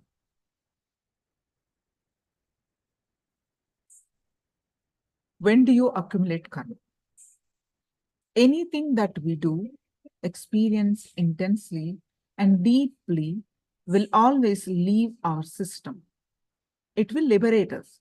Any experience that we did not go through completely, through which we did not have complete fulfillment, that did not get our full energy, attention, and awareness, remains inside us as karma. Even though one carries some karma, basically that individual is complete fulfillment, wholeness. So any karma that has not been fulfilled cannot rest inside for too long. It will try its best to fulfill itself. It will drive again and again to go through the same activity so that it can be fulfilled.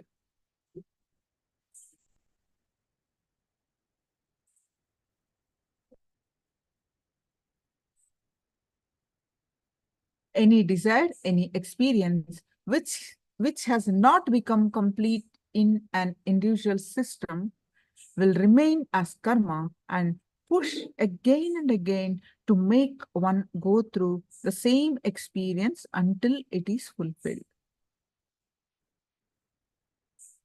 In life, one continuously takes decisions. These decisions are not only for the major events in an individual life, even the words that one talks continuously, the thoughts that are harbors continuously, the thoughts that one harbors continuously is the individual's own decision. All individual thoughts, words, and actions collectively contribute towards the individual's karmic baggage because none of them gives rise to fulfillment. So when do you accumulate karma? Our own thoughts, words, and deeds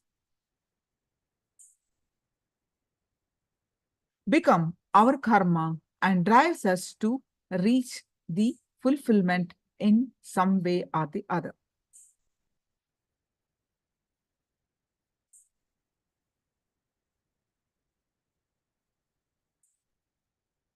The present is the totality of all past decisions. The totality of all past decisions is your present moment. Now, applying the same logic, the totality of your present decisions will be your future. This is the essence of karma theory. The totality of the past decisions is your present moment, right? So now applying the same logic, what you're doing now, the totality of your present decisions will be your future. This is the essence of karma theory. So the totality of your past is the present, and the totality of your present is your future.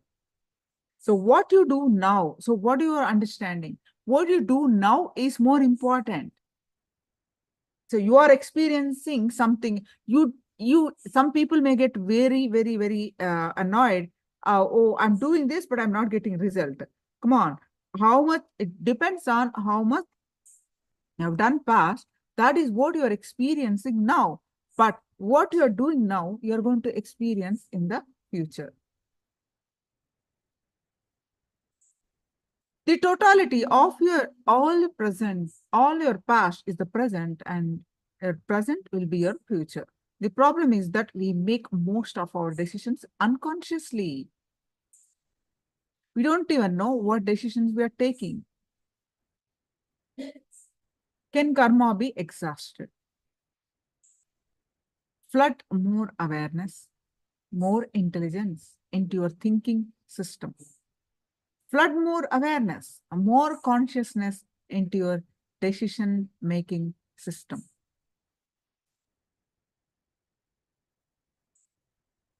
If we are all cleansed of all the karma, does this mean that when we do something that causes karma, the consequences came much sooner, or if not instantly? In any given moment, the future is predestined, but conditionally. It will be a certain future according to all the totality of events till that date. This is the predestined future, but it is conditional. There is an important factor that can and will change. It is your consciousness, your will. How do we retain good karma? Understand, destiny is not something written in stone. It is very much depends on how you choose to respond to every situation life presents to you. Your awareness will give you the intelligence and the courage to change the flow of events in your life. Are you able to follow this?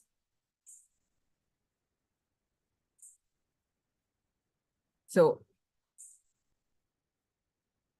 any questions? Please do let me know.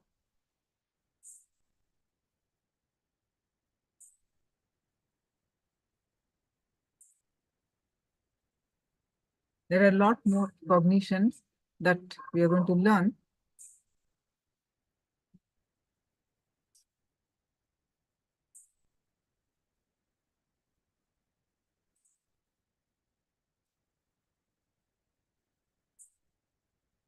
So what is TPS? We learned this yesterday.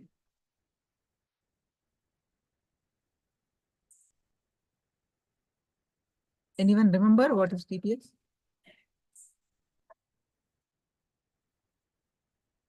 Thoughts per second. Wow.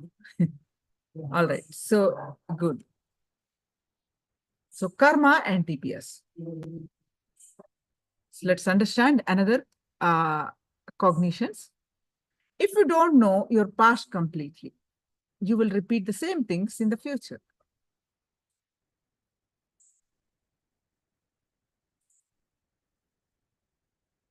If a thoughts per second can come down and you know your past as it happened, you won't repeat the same past in the future.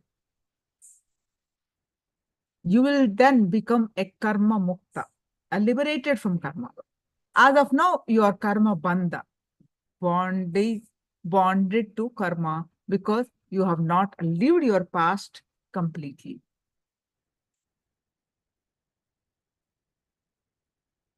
For example, your childhood always seems golden. It is a golden past.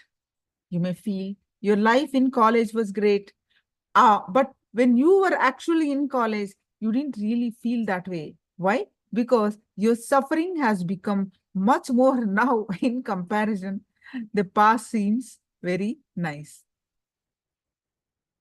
Now you attribute joy to your past, and if given a chance, you want to repeat it.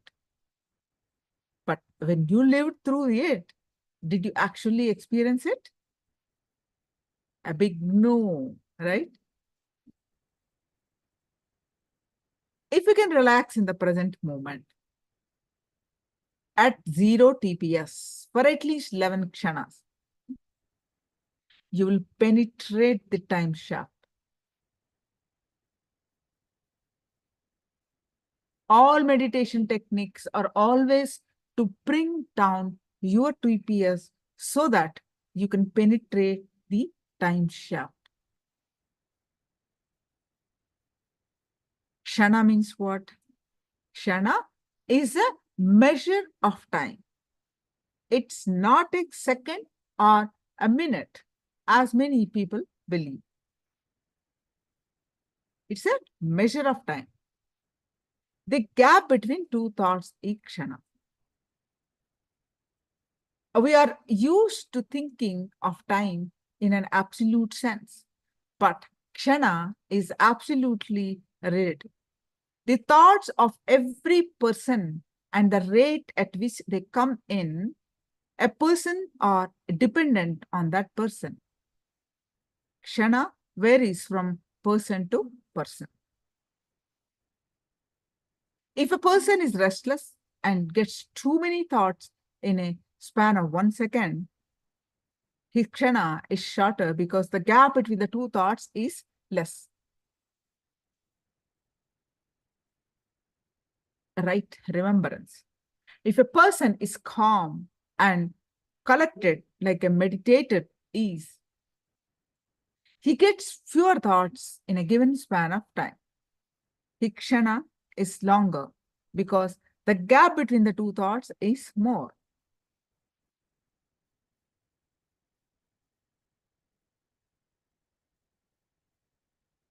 Your life is nothing but the totality of the conscious choices that you continuously make. Whether you want to or not, directly or indirectly, you are choosing everything. Someone else does not choose. A small story. An employee approached his boss. Sir, my wife said I should ask you for a raise.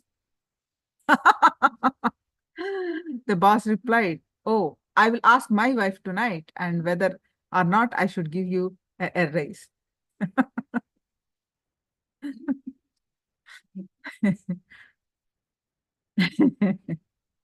So you may think somebody else decides, but it is only you who is deciding. All small example can make you understand the basic truth, isn't it? So if somebody criticizes you, you choose to get offended. If somebody praises you, you choose to get flattered. Because of your habit. If you choose it unconsciously, it is not someone else who chooses. It is you who chooses. Because of it, it has become your habit to think that someone else influences your decisions. You have forgotten that you are choosing. Every time someone criticizes you, you choose to get upset. Every time someone praises you, you choose to get flattered. It is nobody else's choice but your own. You can decide either way. When someone criticizes you, you can choose not to get offended and you can choose to remain calm and relaxed. It is just your choice to feel offended or not. All your continuous choices every minute put together decide your life. If you don't know, if you don't decide, and if you allow incident to decide your life, you go into the mode of paralysis, a mode of paralysis. Our lives as of now are nothing but paralysis. It is only when you decide to live your life without any outside events, situations, or decisions being forced on you. You actually decide to live.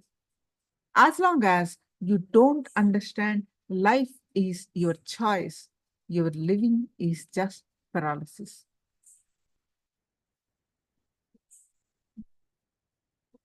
We make thousands of decisions in a day, whether it is thinking or talking or cooking, anything we do for the sake of doing it. When you eat, are you completely involved in the eating?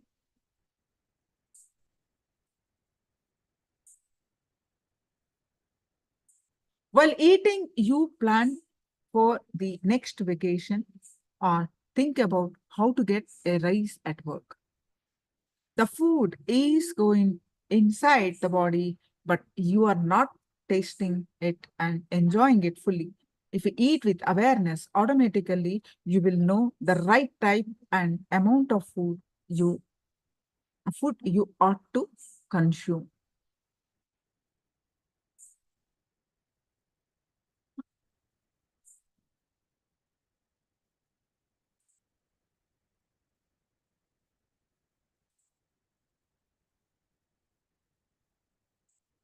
Whether you believe it or not, directly or indirectly, you are chasing everything in your life.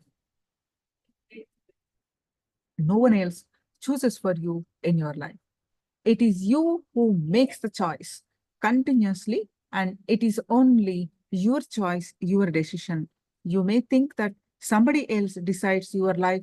No, it is only you who is deciding all the time. Somebody criticizes or insults you, and you choose to get offended. If somebody praises you, you choose to get flattered. Because of your habit, you choose this response unconsciously. Does someone else's choose for this for you? No, it is purely your choice. Because it has become a habit, you have forgotten that you are choosing. It is you who choose to how to respond, what decisions to make. But you try to fool yourself and others in believing it is someone else who is responsible, who is making you to do things correctly or this way. Understand? You can decide to respond differently.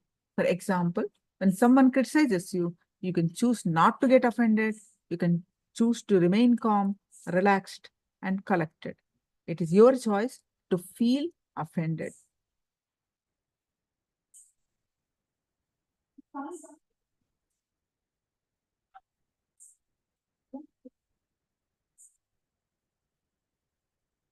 We are basically unaware that we are the ones who caused the effects.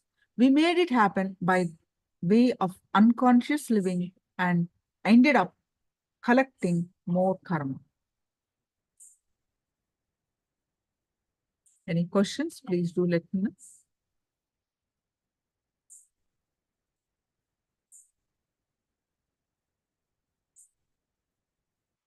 Yanandamma Guru Prasadini.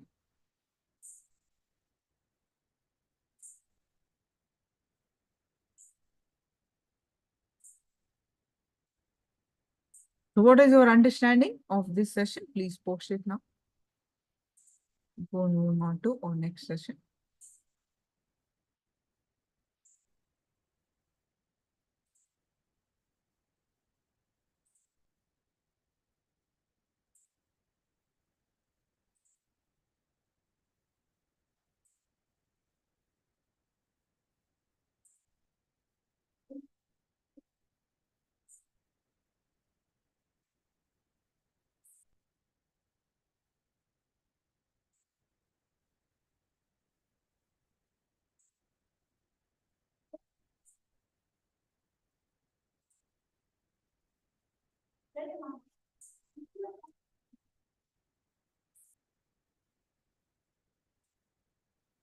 So Diana is asking, why do parents grow you up that they are in charge?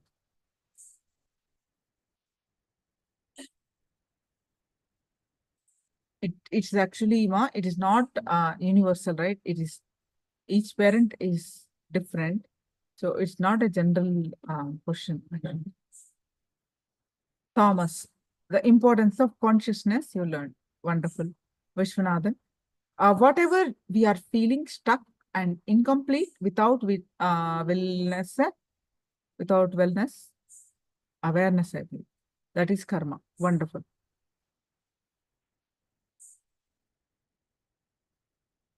Elizabeth, karma is a collection of unfulfilled experiences, a stuck thought current, and it keeps pulling one towards it.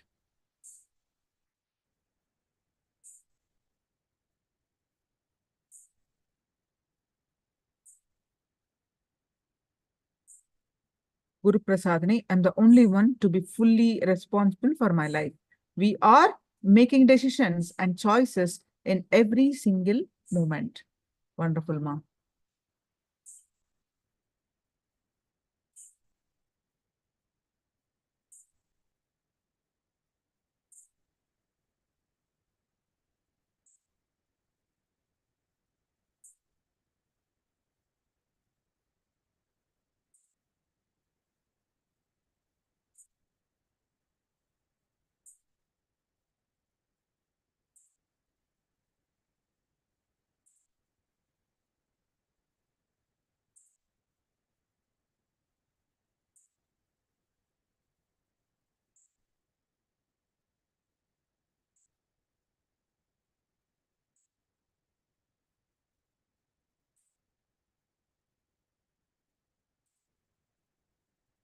So any other questions? Please do let me know.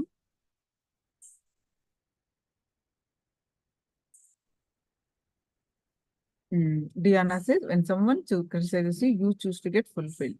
You choose to get offended.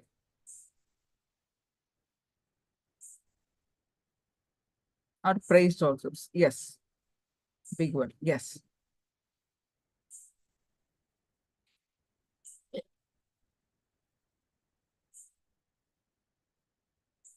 Yes. Now we're going to move on to our next session, Nithyananda session.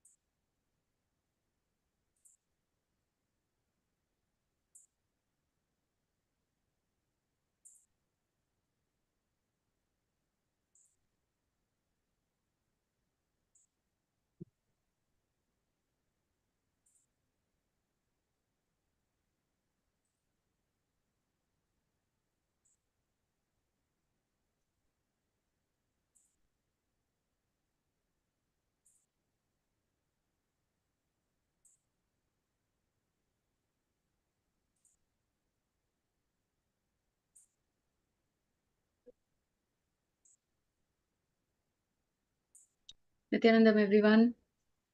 Nithyanandam.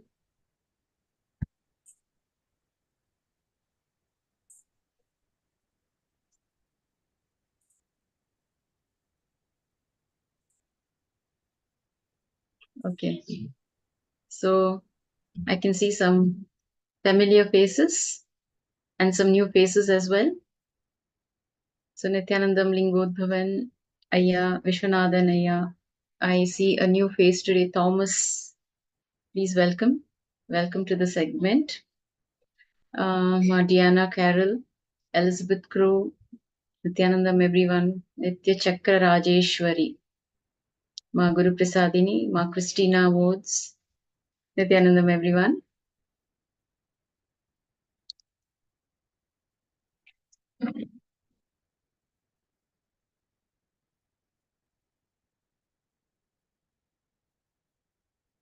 Yes, just a minute. Yes, please give me a minute. I'm just fixing a technical glitch.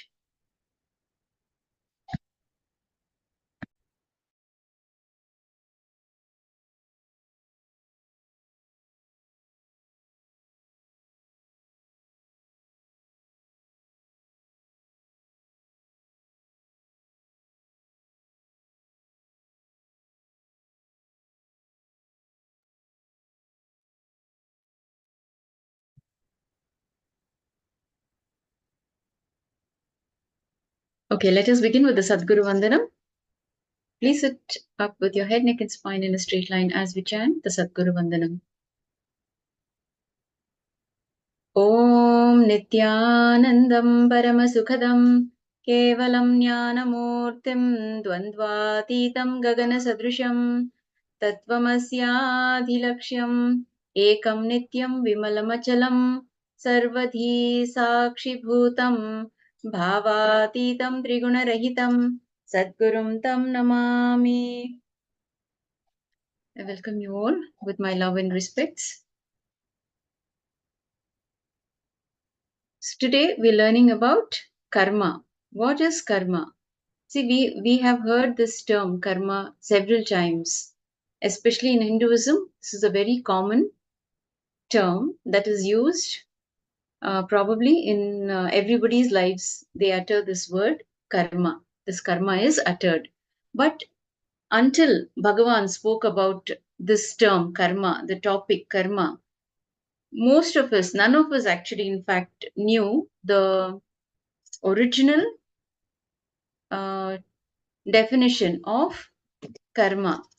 So, what we have, our understanding about karma was completely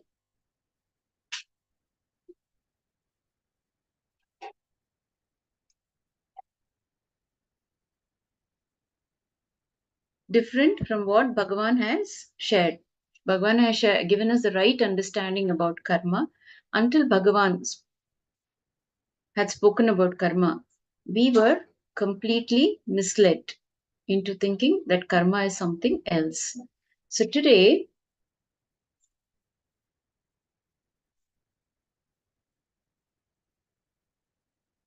we will learn not only the right definition about karma, we will also see what can happen, what when we learn what is karma, we will start living more consciously. It is going to help us live even more consciously when we understand what is karma. So in the previous segment, you were all introduced to what is karma. So let me once again go through this so that we become more comfortable with the words, and if we have missed one or two sentences or our understanding, if we have got diverted, we can catch up with it. So karma is a collection of unfulfilled experiences that stay in us and which constantly pull us to fulfill them. Karma is a collection of unfulfilled experiences that stay in us and which constantly pull us to fulfill them.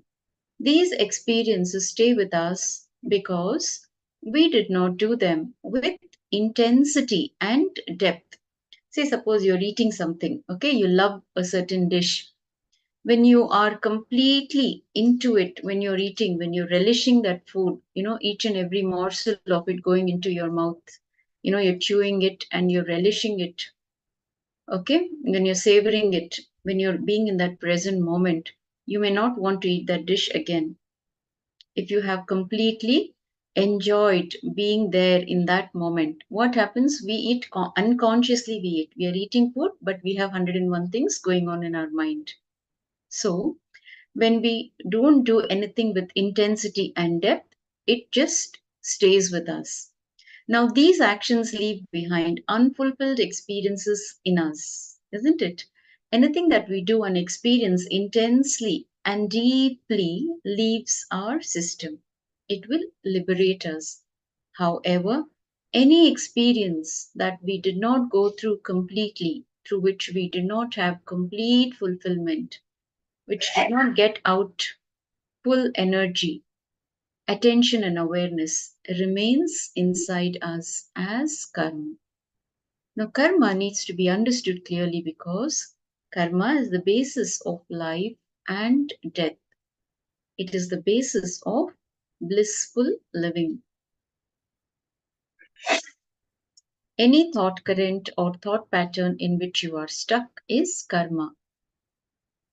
Understand, any thought current or thought pattern in which you are stuck is karma. So, stuck thought currents, suffocating thought currents, thought patterns, thought trends is karma. Now, wherever you're stuck, you're not able to manifest your reality because you feel that you are stuck at a certain point. That is karma. Anything which raises you to the next level, which gives you the push and breakthrough, is freedom and completion. Understand? Anything that raises you to the next level, which gives you freedom and completion, is the breakthrough that you are having from that karma.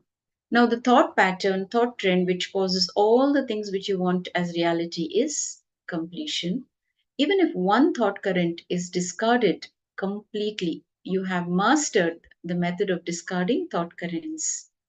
Now, discarding thought currents is nothing but completion. So, I hope you're all now clear about what karma is. If you still continue to have any doubts, you can type here in the chat and we can clarify what is karma. Madiana Carol is saying, I think men are my karma.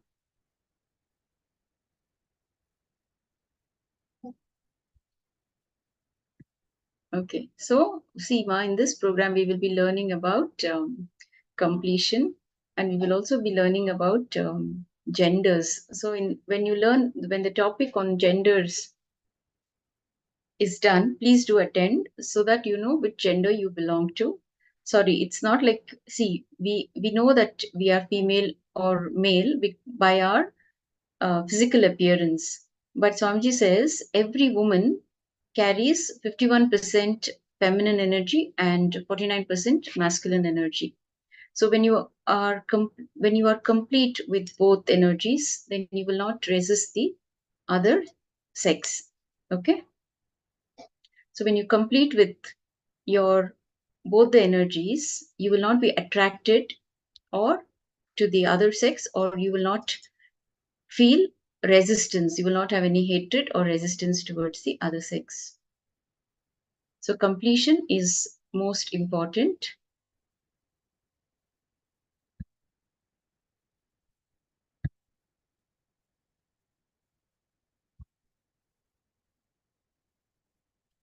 Okay, so let's enter into the session.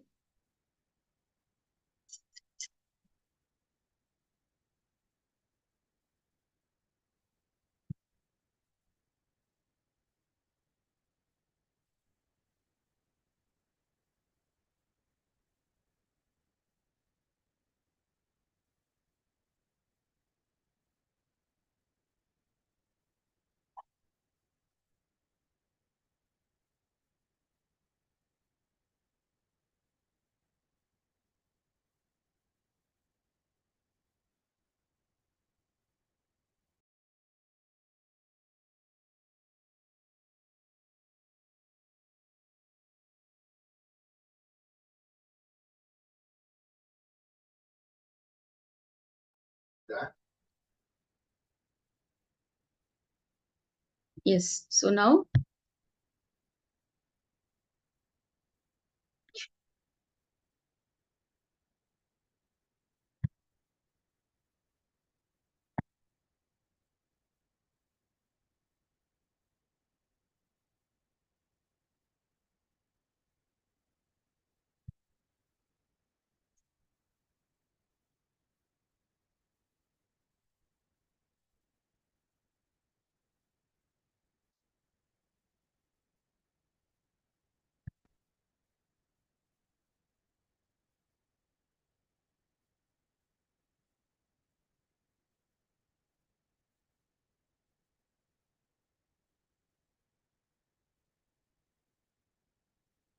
So now in this segment, you will be learning more about what is karma. Now, karma is again to expanding your ability to cognize. When you're stuck with the same thought current, it is karma. So when you're taught how to expand your ability and to cognize is a breakthrough that you will be having.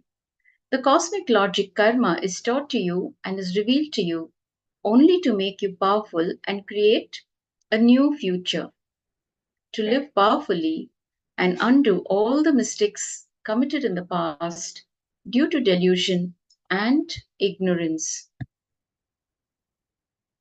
So, anything you wanted even once, you have to enjoy it. That is the law of life. Please understand. Anything that you wanted even once, you have to enjoy it. That is the law of life. You know every happening now. You aspired for at one time. You craved for it at one time. This is the best news, the greatest news. So, any situation you are in, when you are frustrated, look in and find out what must be the best thing in this situation for which I have aspired this situation in my past. Let me look at it from that context in this situation. You will see you are enjoying exactly what you wanted. Let me repeat. Any situation you are in, when you are frustrated, look in and find out what must be the best thing in this situation for which I have aspired this situation in my past. So let me look at it from that context in this situation. Now you will see you are enjoying exactly what you wanted. So understanding the original context for which you aspired for, the present situation, and looking at the present situation from that very context and enjoying, celebrating it is completion. So you feel karma is binding because your context has become matured. Your aspirations have become matured. Even your karma is not a curse on you. Your frustration cannot frustrate you anymore. If you understand, the frustration is caused by your aspirations getting matured. See, whatever you have aspired unknowingly or knowingly in the past, when it has become a reality and when you're going through it, when you understand that it is what you aspired in the past that you have to face now, when you have that understanding, that then even your frustration cannot frustrate you anymore, and understand karma is not a curse. Okay, you will understand only when this realization happens.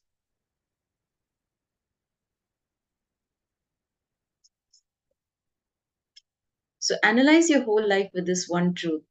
No frustration can frustrate you anymore. Frustration frustrates you only if you are from the wrong context. Yes, see, at the time of your aspiration, when you aspired it, say, suppose you want to see, okay, I can give you an example here right now. This will answer your question, Martiana Karol. It will answer your question.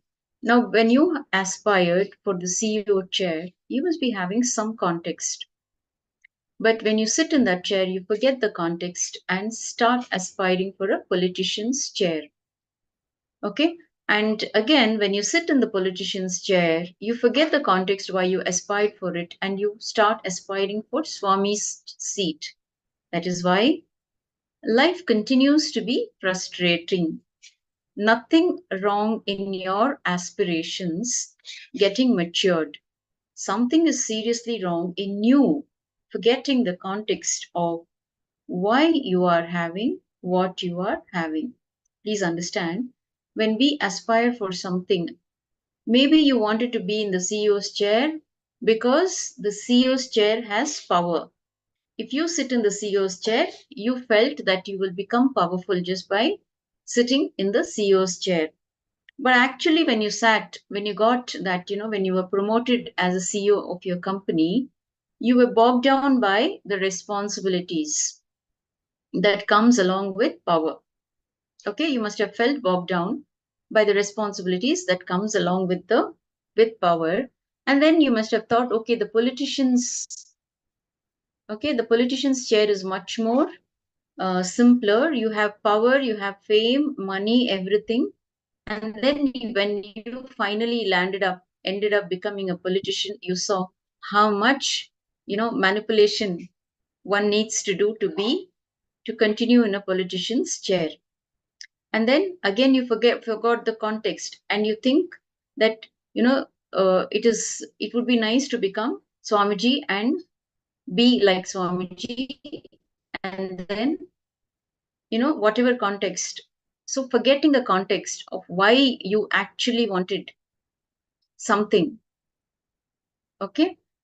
Now, there's nothing wrong in your aspirations getting matured. Like if you wanted something and you have it, but you're not happy with it when you finally have it, because the context with which you wanted it and why you're having it now is completely different. Okay. It is contradictory. And then that is where something is seriously wrong in you forgetting the context of why you are having what you are having. Does that answer your question, Ma? Diana Carol? Yes. When you get something, you have aspired for it, you should remember the context as to why you even aspired for it. Okay. When we forget the context, the suffering happens. I hope this is clear with all of you. If you still have any doubts, you can mention here and we will come back to you. Yes. So you got it. Now, karma guides you to live a blissful life. When you understand the right definition of karma, you will also understand that the karma guides you to live a blissful life. Now, cognize, are you celebrating your life happening as it is now? So, the answer would be completion. Okay? When you are completely complete, when you are living in that perpetual completion, when you make perpetual completion as your lifestyle, completion is celebrating your life happening as it is now from the context of why you aspired for it and your aspirations getting further matured. Okay? So when you are completely complete, you will be celebrating every moment of your life. Okay? Even if you forgot the context, but you are enjoying this very moment, that is living in perpetual completion and enjoying and celebrating every moment of our life. Now, for example, again, one more example we will look at to understand better. A worker always aspires to be a businessman so that he feels his life will be in his freedom. He can work whenever he wants and he can relax whenever he wants. So, with that context, he aspires to be a businessman. But the moment he sits as a businessman, he forgets the context, why he wanted it, why he wanted to be a businessman.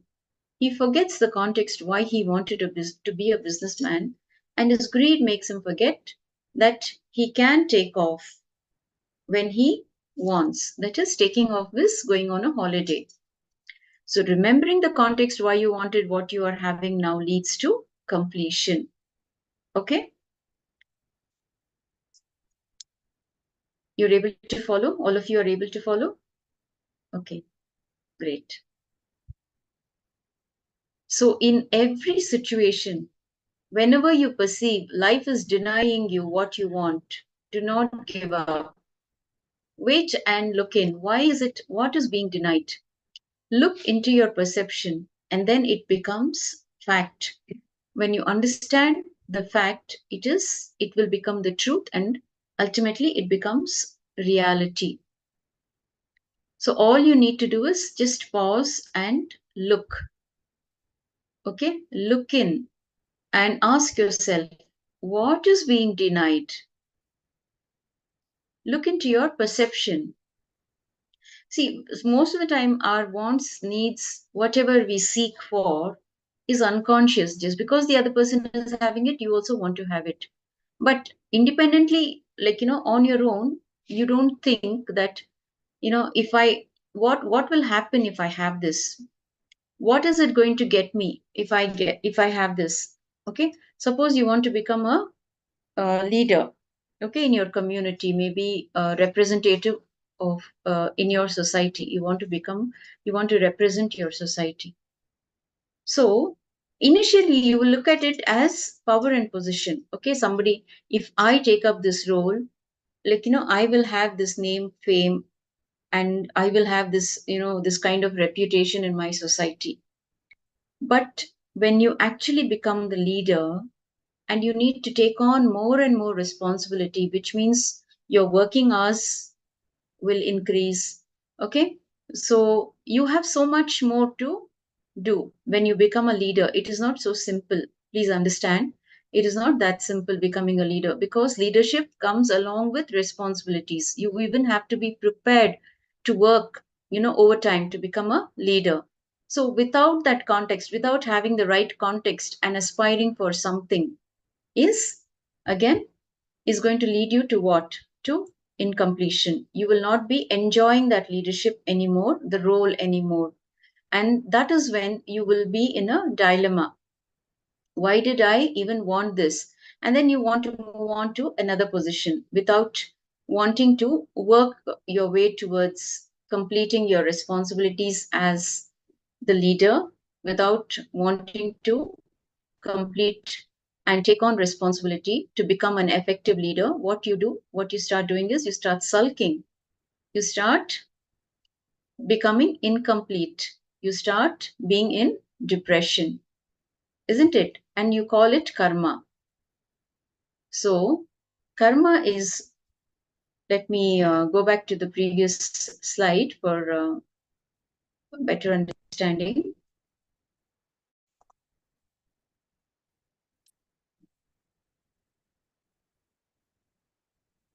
Remembering the context why you want it, what you're having now is completion. Please understand.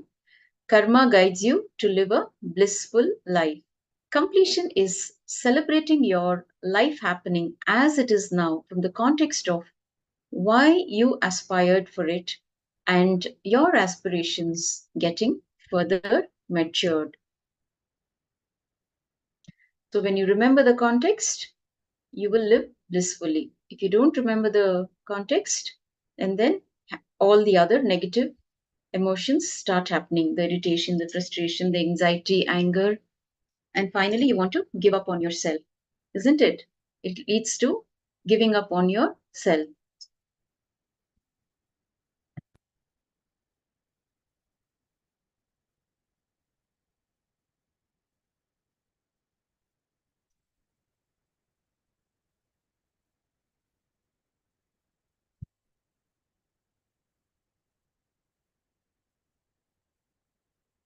Any questions?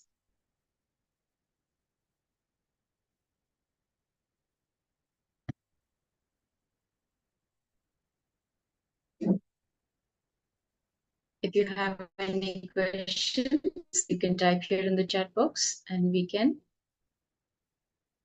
walk you through it.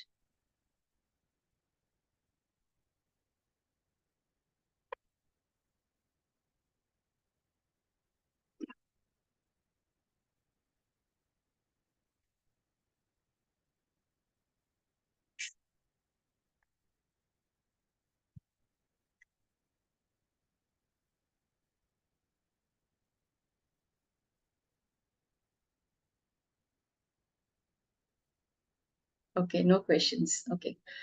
Yes. So if you all have got the clarity, then we will move on. Now, what is karma? For better understanding again, what is karma? Most of us would have heard the word karma, isn't it? We have heard the word karma. And each one of us have some understanding of what it is based on what we have read in books or heard from others. Karma needs to be understood clearly because it is the basis of the cycle of life and death. It is the basis of blissful living. Everything is, Lalita Gabriela is asking, everything is perception. What about something we don't like to see in the body? So whatever you're resisting, Ma, if you're not living in the present moment and you're resisting, that is an incompletion. Please understand. If you're not liking what you're seeing, that is an incompletion. Okay? See, everything begins with, that is why Swamiji gives so much importance for completion. Every moment when you complete, you will start looking at everything in a different way. Okay, you are irritated by something, you're getting angry with something. Go and look into that source of that anger. Where is it happening? Why am I getting irritated? Why am I getting angry? What is making me angry? So that is where completion plays a vital role in each and every one of us. Okay? Completion plays a vital role in understanding ourselves, where we are coming from. Okay, the answer, the solution to what you're asking is nothing but completion, Ma, and also start living in that perpetual completion. Look, I mean, watch out for more videos on completion. To have a better understanding about completion, you need to watch more satsangs on completion. See, every satsang comes with a powerful click. Okay, so for all of us, it may not be the same. Understand? When I watch one satsang, I may not get the click with by watching just one satsang.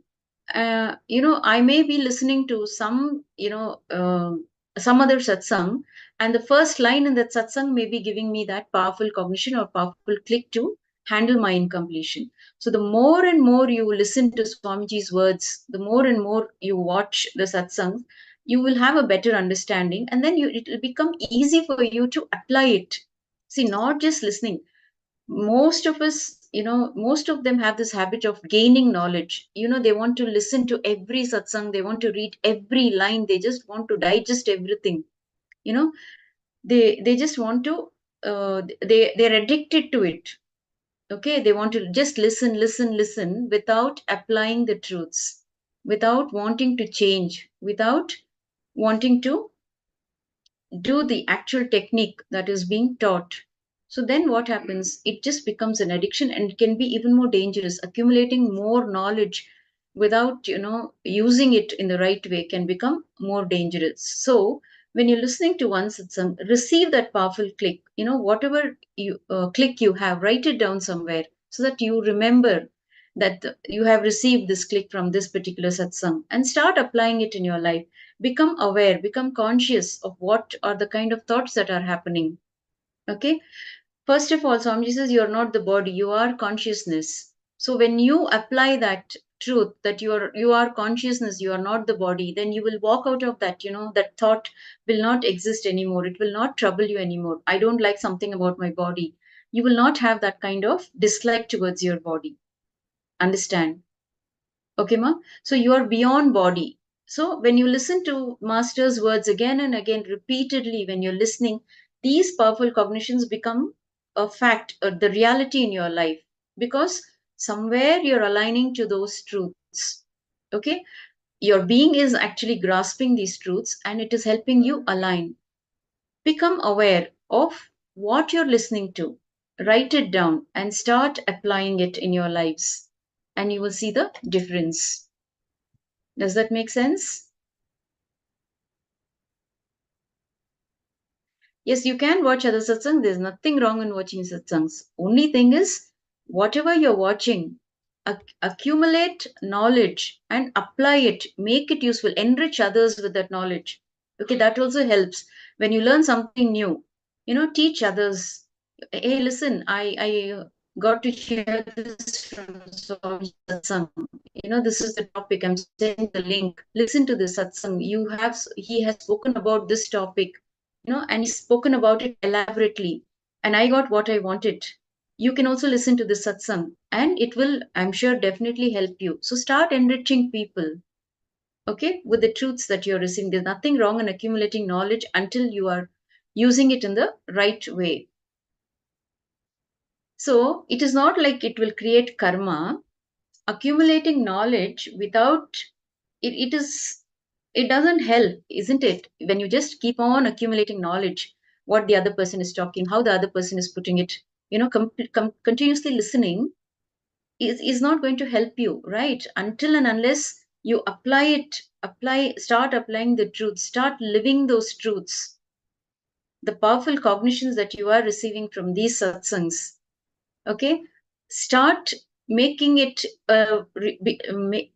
strive to make it a reality in your life. Okay, now we're learning about karma.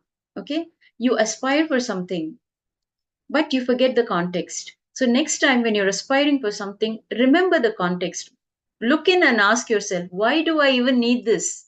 Why am I aspiring for this? Okay, that is living the teachings of the master day in and day out. And then it doesn't become a load on you. All the knowledge sitting inside you sometimes becomes an unnecessary load when you don't know how to handle the knowledge. Okay, great. So karma needs to be understood clearly because it is the basis of the cycle of life and death. It is the basis of blissful living. Karma is a collection of unfulfilled experiences that stay in us and which constantly pull us to fulfill them. Remember, karma is a collection of unfulfilled experiences that stay in us and which constantly pull us to fulfill them. These unfulfilled experiences reside in us because we did not do certain actions with intensity and depth. For example, I gave you the example of eating, and it could be so many, like, for example, relationships also. When you don't live a certain relationship with intensity, the amount of depth that needs to happen in a relationship, when it doesn't happen, then you are left with unfulfillment, isn't it? So you can apply the same. See, it is not just in this birth. In Hinduism, we believe that we have multiple births. There is no death to the soul, the consciousness. It is always there. It is only the body that dies, the Atman, the self, the consciousness. You have so many terms. It is always, it is eternal. And we take a body only because of these desires. The Atman comes back again and again to take a body only because of these unfulfilled desires that we carry from our past.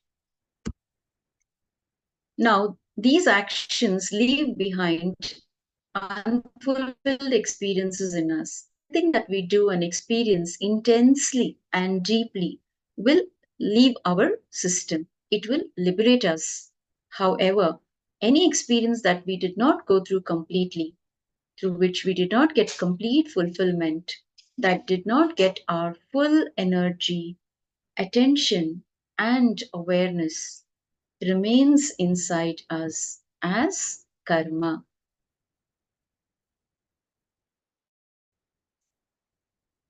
There is a beautiful verse in the Upanishad. Okay, Upanishad is one of the most sacred oldest scriptures in Hinduism. In this Upanishad, there is a verse which says, Om Purnamadav Purnamidam Purnat Purnamudachyate Purnasya Purnamadaya Purnamevavasishyate Om Shanti Shanti Shantihi. So you have all heard this Purna mantra, isn't it? During our sessions, we chant the Purna mantra at the end of every session. Now, the meaning for this verse is, from the whole came the whole. If you remove the whole from the whole, The whole only remains. Understand? It is you who has come from the whole. Okay? The cosmos, you are a part of the cosmos. From there you come, and when you leave the body, you still remain. Okay? If you remove the whole from the whole remains. It means that our basic nature is wholeness or fulfillment. We always seek fulfillment in anything that we do. Even though we carry some karma, basically we are complete fulfillment, wholeness. So any karma that has not been fulfilled cannot rest inside us for too long. It will try its best to fulfill itself. Suppose you aspire to go to the United States and work there. And the moment, like, you must have aspired as a teenager or when you were in your early youth. But you get the opportunity to go to US when you are in your early 40s or in your early 50s. So the context, okay, why you wanted to go to the US, the context will not remain the same when you actually get the opportunity to go there. Okay, you may have been you would have moved on. You may have forgotten that you even aspired at one point of time to go to the US. You must have forgotten. And then even when you end up going there, you may not be enjoying that place as you would have enjoyed when you were in your youth. Understand? So any karma that has not been fulfilled cannot rest inside us for too long. It will try its best to fulfill itself. It will drive us again and again to go through the same activity so that it can be fulfilled. Any desire, any experience which has not become complete in our system will remain as karma and push us again and again to make us go through the same experience unless it is fulfilled. So, similarly, in our lives, we continuously take decisions. And sometimes these decisions are not just for the major events in our life. Even the words that we talk continuously, the thoughts that we harbor continuously are our own decisions. Understand? The thoughts that is happening in us continuously is nothing but your own decision.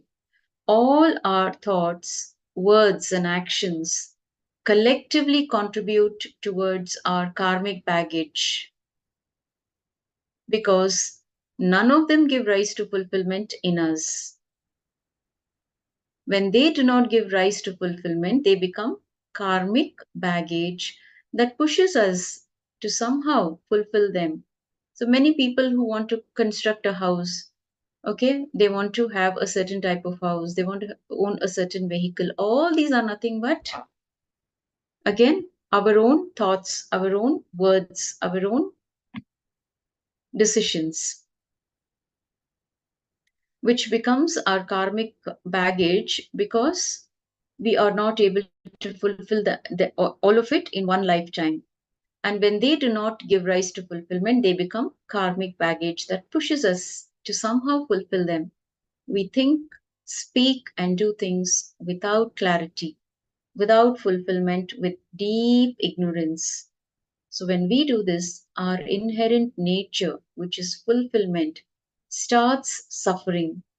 Therefore, our own thoughts, words, and deeds become our karma and drive us to reach fulfillment in some way. So, now you're all here in this class listening to Swamiji's words, okay? Because of your past decision. Understand, you decided to pay attention to the advertisement flyer that you saw. You must have come across this program on any of the social media platform, or your friend may have suggested, or somebody must have recommended you to be here in this program, and you decided to be in this program. So that decision of yours has brought you here. Okay, you're all here in this platform because you decided to be here. Understand? Now, You decided to get into your car and drive, and you decided to stop your car here. It is you who decided to come and sit in this class, isn't it? And you are the one who is deciding to continue to sit. Now, the totality of all these decisions contributes to your sitting here. Understand?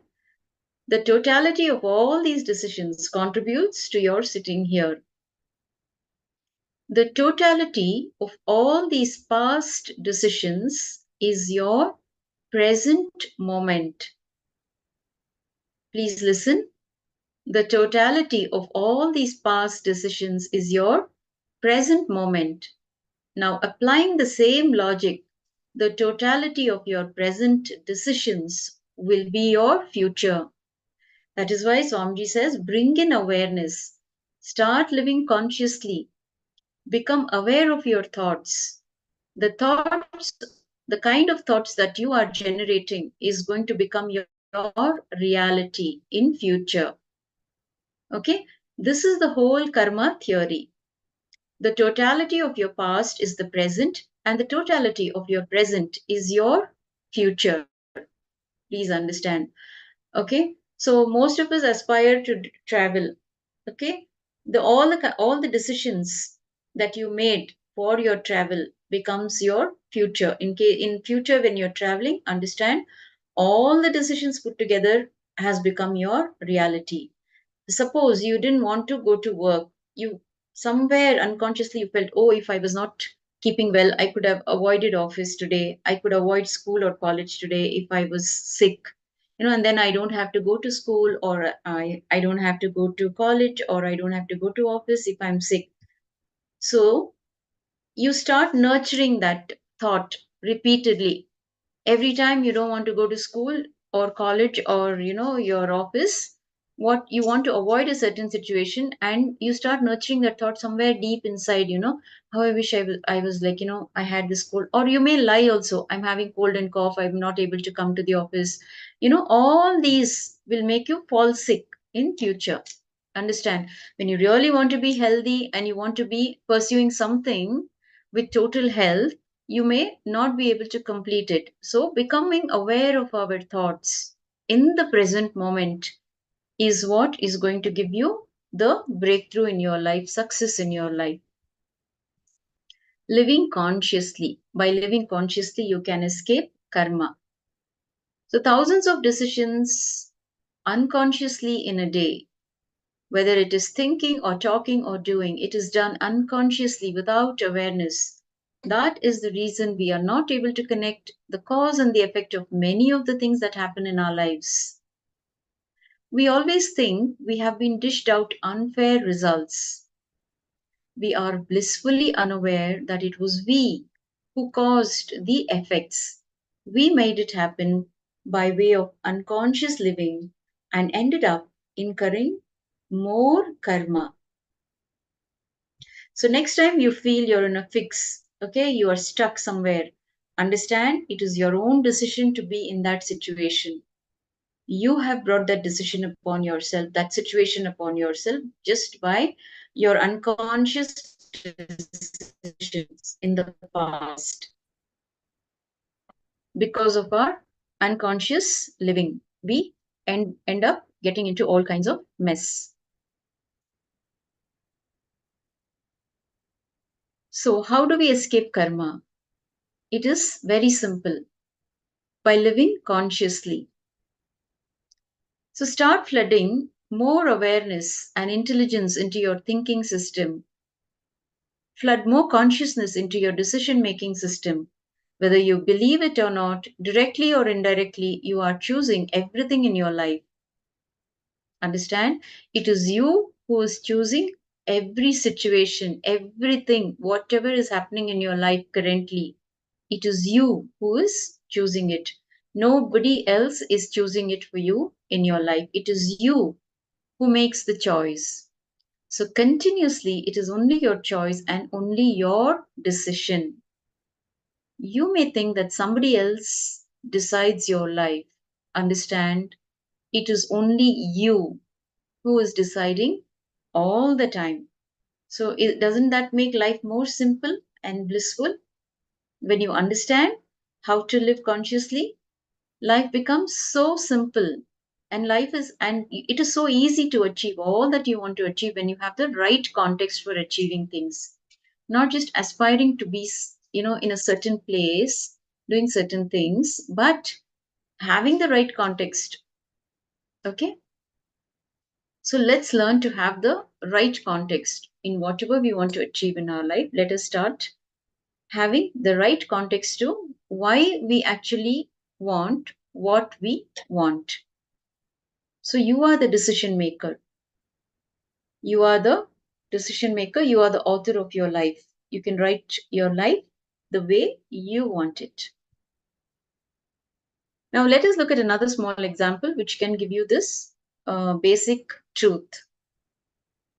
When somebody criticizes you, you choose to get offended. And when somebody praises you, you choose to get flattered.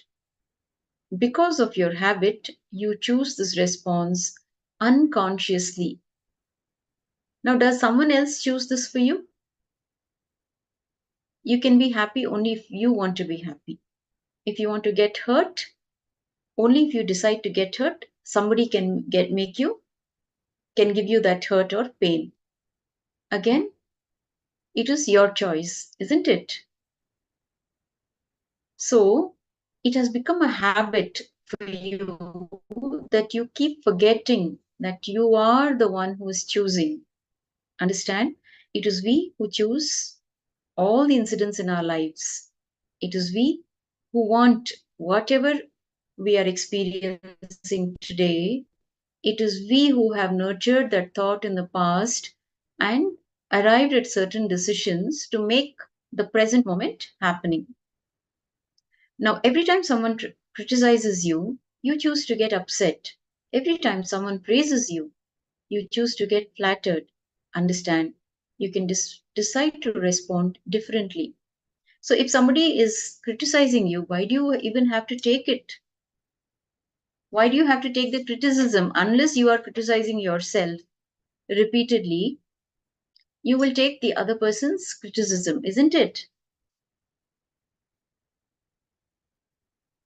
So if you don't believe in the other person's words, if you have confidence in yourself, if you are strong from within, even if the other person is doing the blame game, it will not affect you in any way because you know it is not the truth, isn't it? So when we drop all our self-doubts, our self-denial and self-hatred, we become strong from within. We become blissful from within. Nothing can touch us. See the amount of persecution that is being done to Swamiji. All kinds of blame games, all kinds of labels, how much they disturb him. But has he stopped working for the welfare of humanity? No, he's continuing to work and he will continue to work because all that doesn't affect him. Because for him, he cognizes himself as a vast space. He may be in a human form. Okay? He may be in a human form. But inside, he cognizes himself as a vast space which engulfs the entire cosmos, the entire galaxies. So all these things don't affect him. And he continues to live blissfully and he continues to initiate his disciples into that same blissful living. So it is your choice to feel offended or to defend yourself. When you defend yourself, you are making a mess of the whole thing. So as long as you do not understand that life is your choice, your living is like kind of a paralysis. The free flow never happens. Free flow can happen only if you understand that everything in life is your choice. People ask Swamiji, how do we take birth? Who is it who decides about our birth and life? I tell you, in Swamiji's words, it is you who decides even about your birth and next life. It is you who decides even your body for your next life. So, we have lived unconsciously and we have been living unconsciously. It is time for us to start living consciously. When we receive these truths, when we start applying these truths in our daily lives, we start living consciously. Thereby, we can avoid unnecessary suffering, unnecessary beating or battering. Isn't it? How much we beat ourselves with so many words, so many thoughts. So, when we decide to live consciously, we walk out of this unconscious living. Now, bearing these concepts in mind, if you think, talk, and act with complete awareness, then you will do only what minimum is required to be done in order to exhaust whatever karma already exists for you in this birth. So, you will not be creating new karma.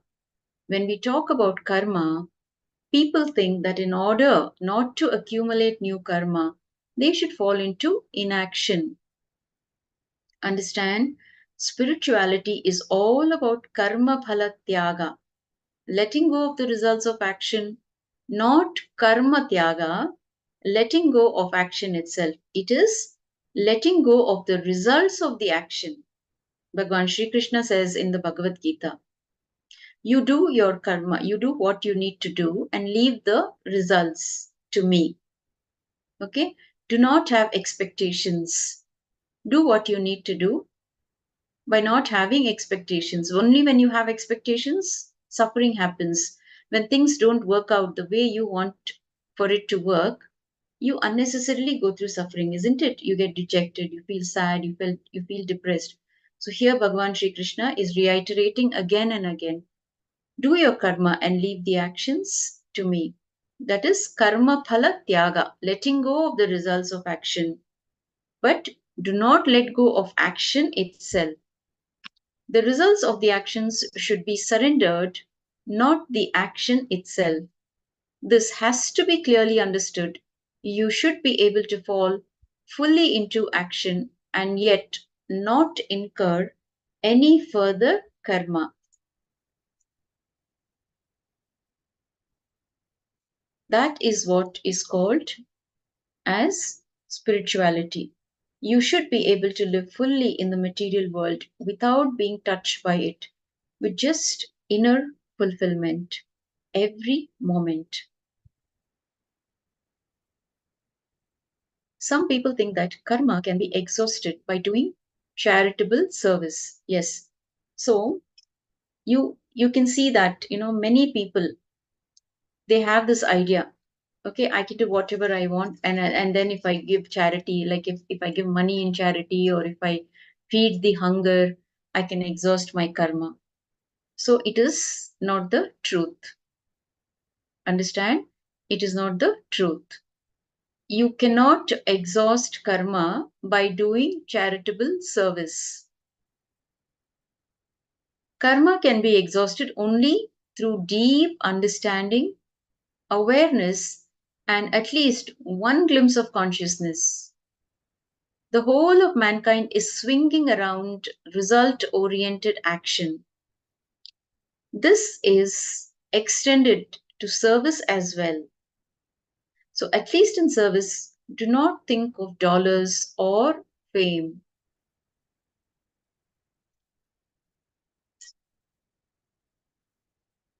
Do not plan to impress. Do not plan to make your presence felt. Do the work for the work itself. Do not plan anything, just do any service anywhere.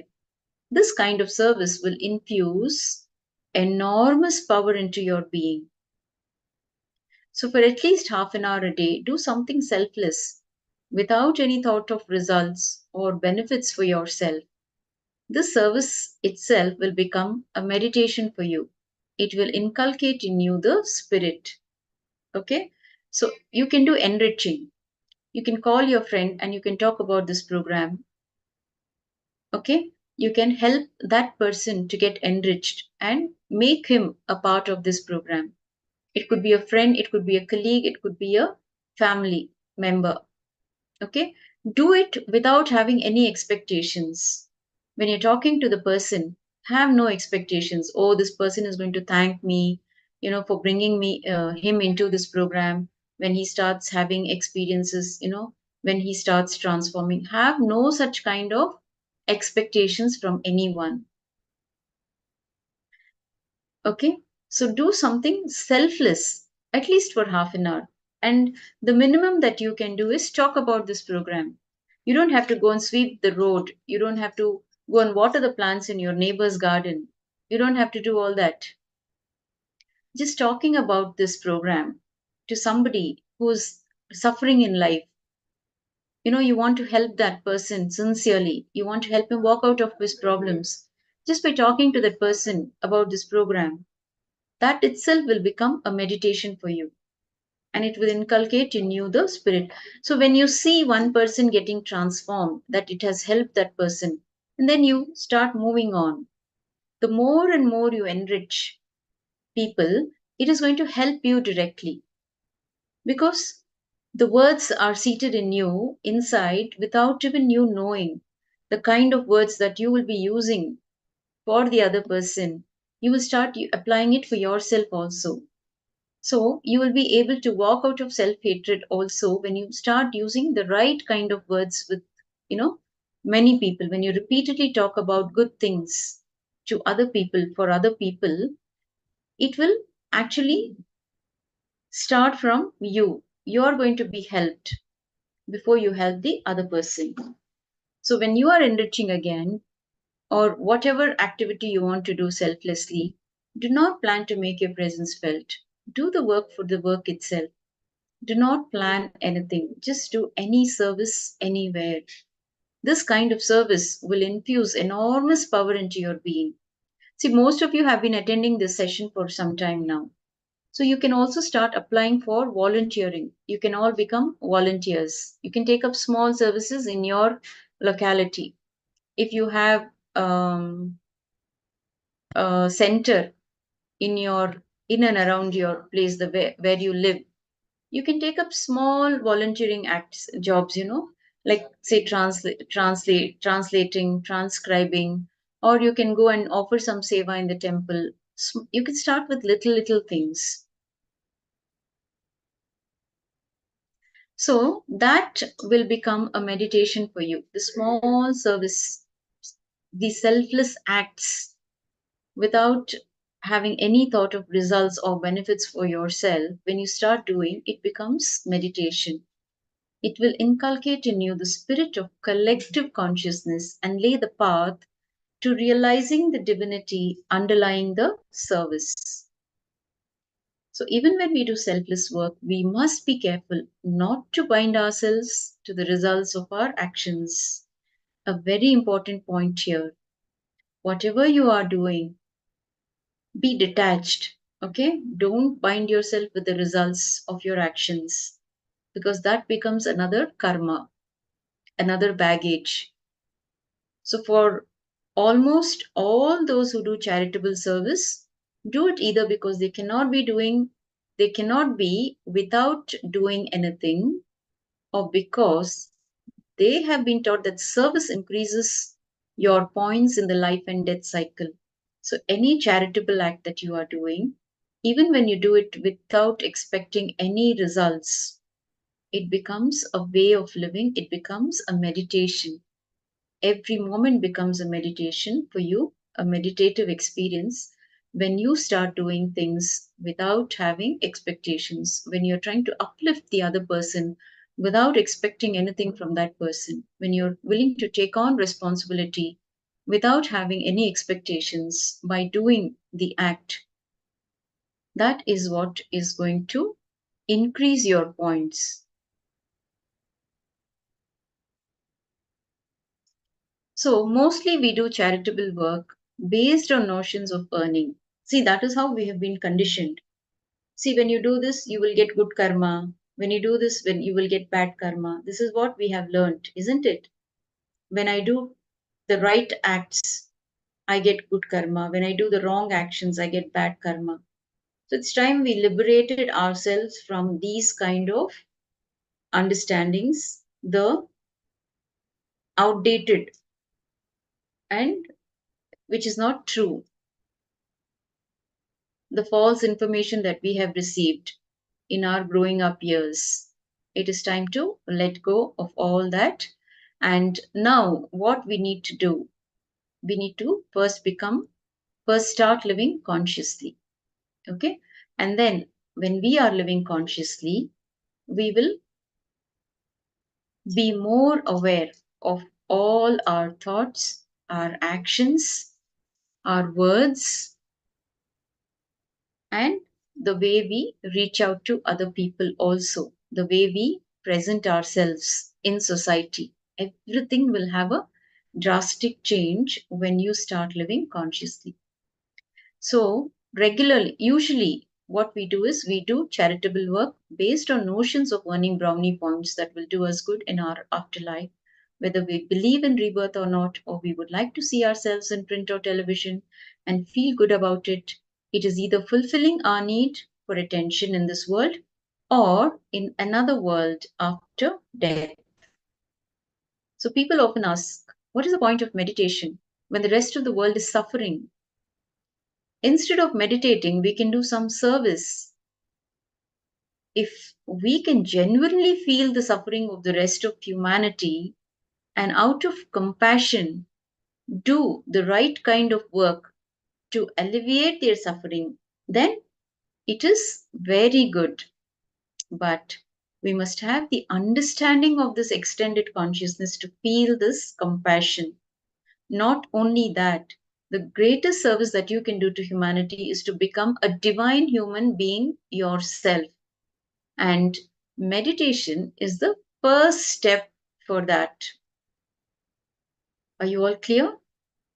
You're able to follow what is being shared? Okay. If you have any doubts or if you have any questions, you can always type in the chat and we will reach out to you. Great. Now, the problem is you have been told that you will go to hell if you accumulate sins and to heaven if you gain merits. Isn't it? This is how we were brought up as a child. We were induced fear. Okay? If you do something wrong, you will go to hell. And they gave us all kinds of pictures about hell, isn't it? What happens in hell, what happens in heaven, all this is nothing but I can say the imagination of the common man. Now, society uses these concepts to control you. Please understand, it is a society which uses these concepts to control you.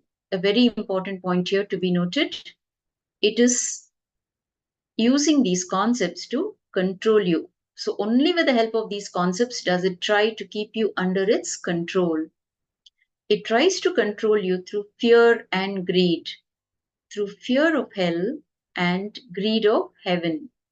So understand, there is no good deed or bad deed that will come to your help at the time of hell or at the time of death. Okay? There is no hell or heaven. Hell or heaven are both states of your mind, not locations in some distant future in God's own land. So when you think good thoughts, when you do good deeds, you feel good and you are in heaven. When you think evil, when you act evil, you will feel evil and you are in hell. That's all. That is all there is to karma. Please understand, your good thoughts, your good deeds, and you feeling good is nothing but you being in heaven. When you start thinking evil, when you want to do damage to others, when you want to hurt others, when you act evil and you feel evil, that is when you start living in hell. That is hell. Okay? So now you got the understanding what is heaven and what is hell. You got the right understanding of hell and heaven, isn't it? That is all there to karma. This is karma. This is the cosmic cause and effect principle. You are what your intent is. You become what your intent is. If you create thoughts, words, or actions that do not emanate from deep awareness, but from a superficial layer, then you create karma that further propels you to fulfill those superficial thoughts, words, or actions, trying to dismantle something, trying to remove a person from his seat, taking over, like what these politicians do. What do? They're always scheming and planning to topple the government, the present government, so that they can take over. And when they come to power, somebody else is, doing the same thing for them. That they don't understand.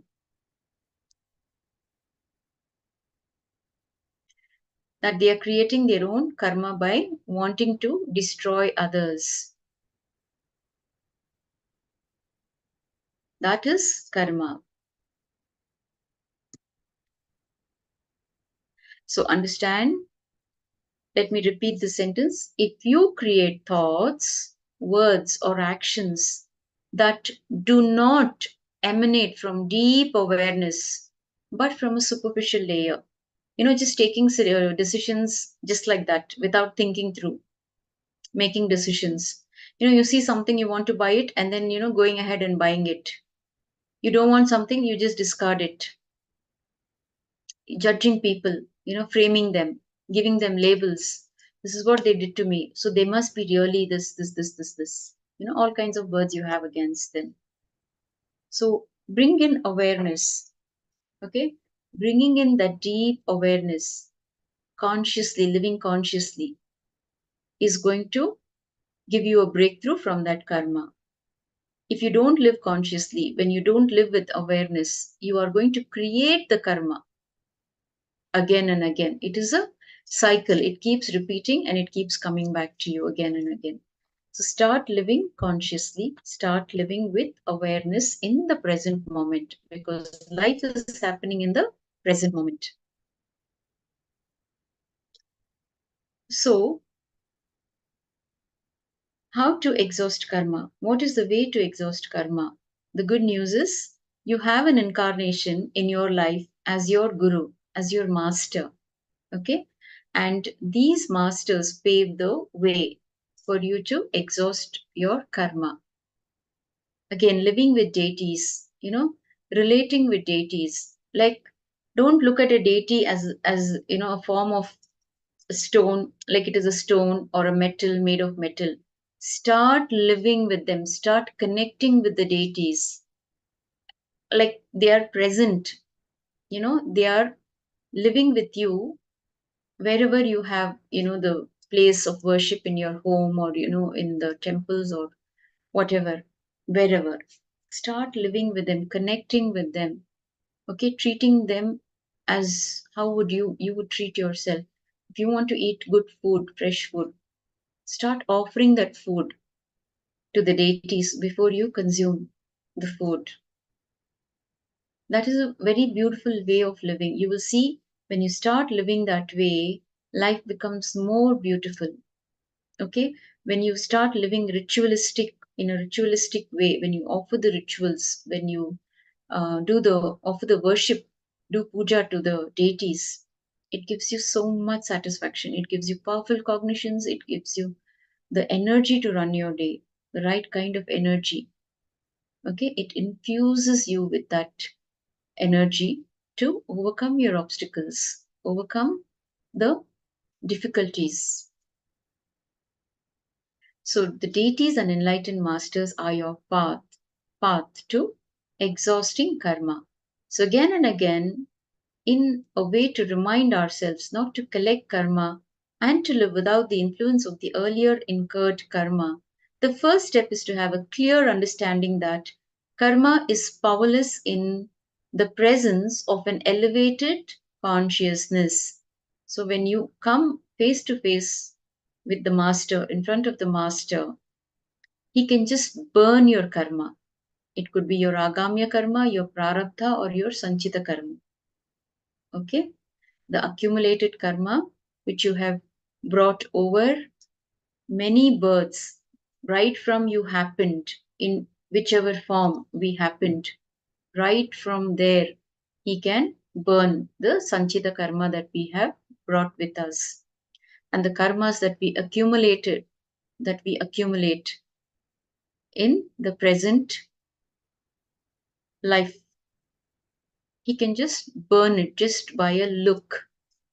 Okay, and then you will see that your baggage is no more, the load is no more. So once this is understood, and just by doing our rituals every day, it can help us clear the accumulated karma. So let us learn how. Now there is an important difference between a normal human being and enlightened masters, isn't it? There is a difference between a normal person and an enlightened being. A normal person does not have the ability to make his body alive out of his will. Either his body is alive or it is dead. That's all. It is not under his control. But for an enlightened person, it is under his control. He can either make his body alive or relax. And because of this ability, he can also make another body alive. When he chooses to make a stone or metal alive, that stone or metal becomes a representation of his very self. That is the prana pratishtapana happening. Okay, we all saw the recent prana pratishtapana of Bhagavan Ramachandra Prabhu in India. In Ayodhya, the prana pratishtapana happened, and Swamiji was live. Okay, at the same time he came live, and for most of us, being his disciples, we know it is Swamiji who gives life to every stone or metal that has been carved as a deity. So he chooses to make a stone or metal alive. That stone or metal becomes a representation of his very self. So when we worship that stone or metal, what are we worshipping? We are worshipping him. Through that, we are worshipping him in that form. In that form, we are worshipping that principle. Understand? He's not just the body, he's a principle. Now, all the deities in our major traditional temples are energized by enlightened masters. Masters like Arunagiri Yogeshwara from Tiruvannamalai, Patanjali from Chidambaram, Karurar from Tanjavur, Ponganavar from Tirupati, and Mother Meenakshi from Madurai have energized the deities in some of these temples. So, understand, all the incarnations that landed on planet Earth, all the incarnations that landed on planet Earth have energized the deities in the temples that we see to this day. And Swamiji has energized all the deities across all the Kailasas. Okay? So therefore, deities are therefore considered to be the very bodies of the enlightened masters. Disciples continue serving the deities even after the masters leave their physical body. The body of the deity is considered to be the body of the master himself, and that is the reason why the deities receive the same respect offered to an enlightened master. For example, all the disciples initiated by Arunagiri Yogeshwarar will worship the Arunachala temple for generations together. You will see that whatever is offered to the master will be offered to the deity also. So masters, even after they decide to leave the body, are continuously available to the disciples through the deities that they energized. For example, even during my lifetime, here Swamiji is talking about himself, even during my lifetime, my physical presence is not possible everywhere at the same time. So these deities are programmed to do my work where I am physically not present. They are my representatives. Interesting, isn't it? Sounds very interesting. So the deities possess independent intelligence. Energizing the deities is a huge process. It is like giving birth to a child. These energized deities will directly respond to your prayers. They will directly relate with you if you are open in relating with them.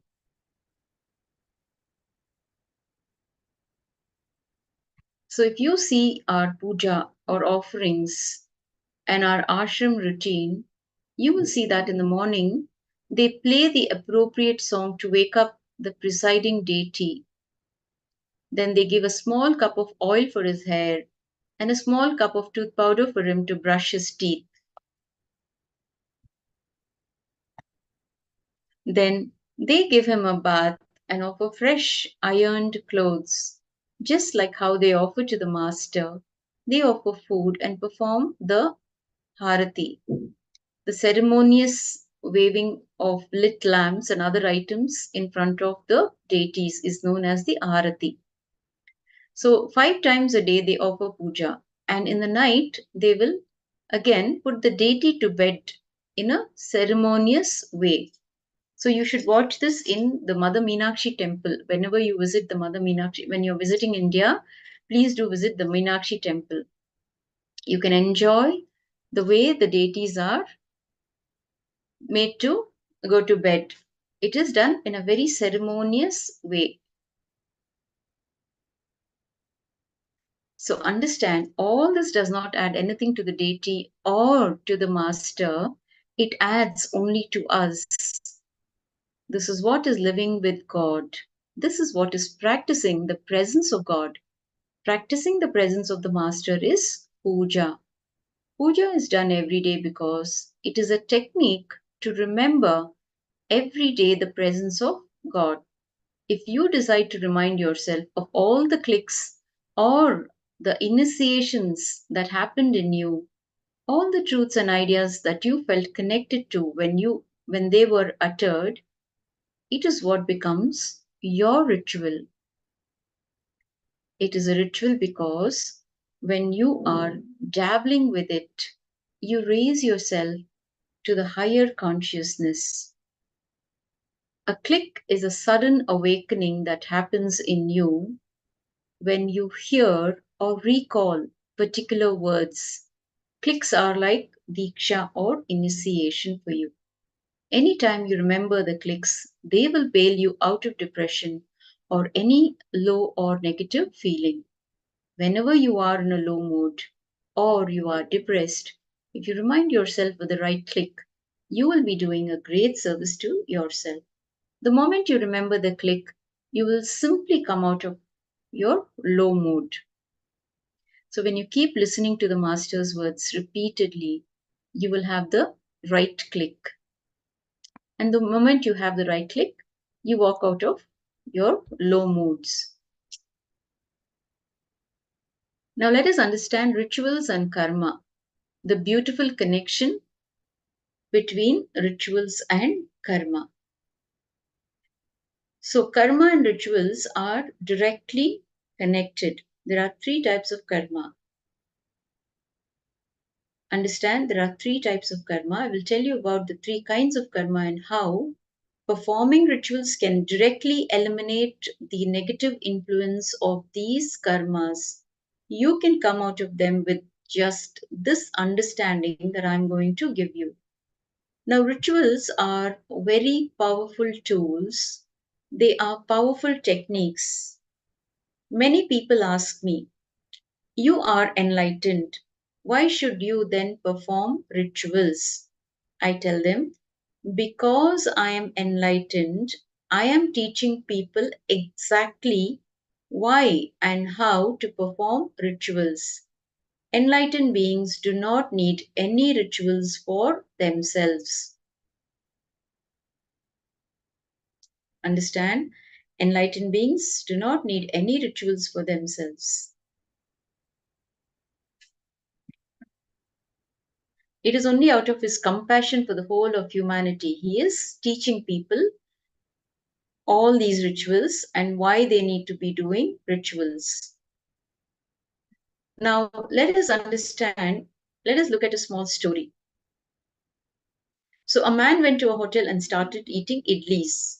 Idlis is a South Indian dish made of steamed rice flour. Now, he ate 8 idlis, okay? He started with 1 and he finished 8.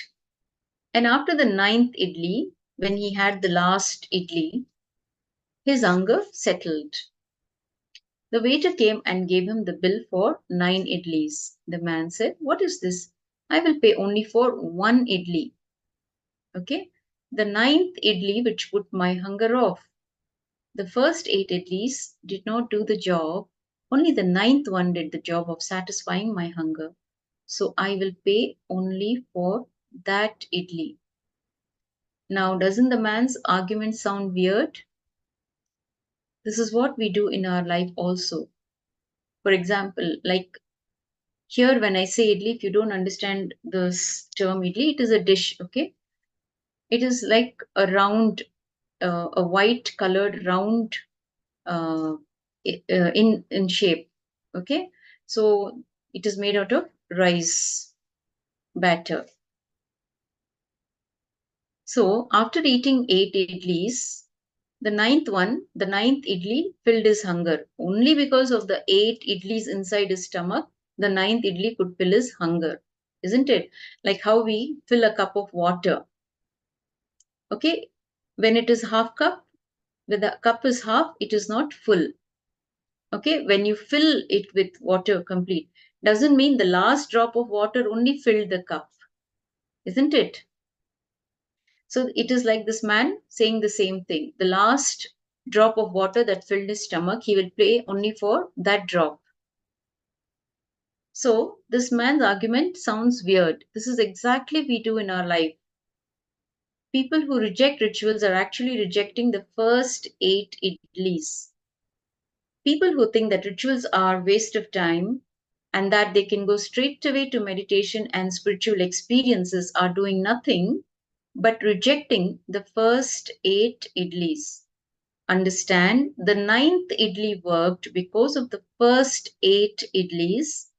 If the man had not eaten the first 8 idlis, the 9th idli would not have appeased his hunger. So your meditation will work because of your having gone through ritual worship sincerely. If you reject all these preliminary things and think that you can directly eat the 9th idli, will it ever happen? Will your hunger ever get satisfied? So whoever thinks that they can eat directly the 9th idli will simply miss out on the whole experience. They will eat just the 9th idli and then will be sitting and starving.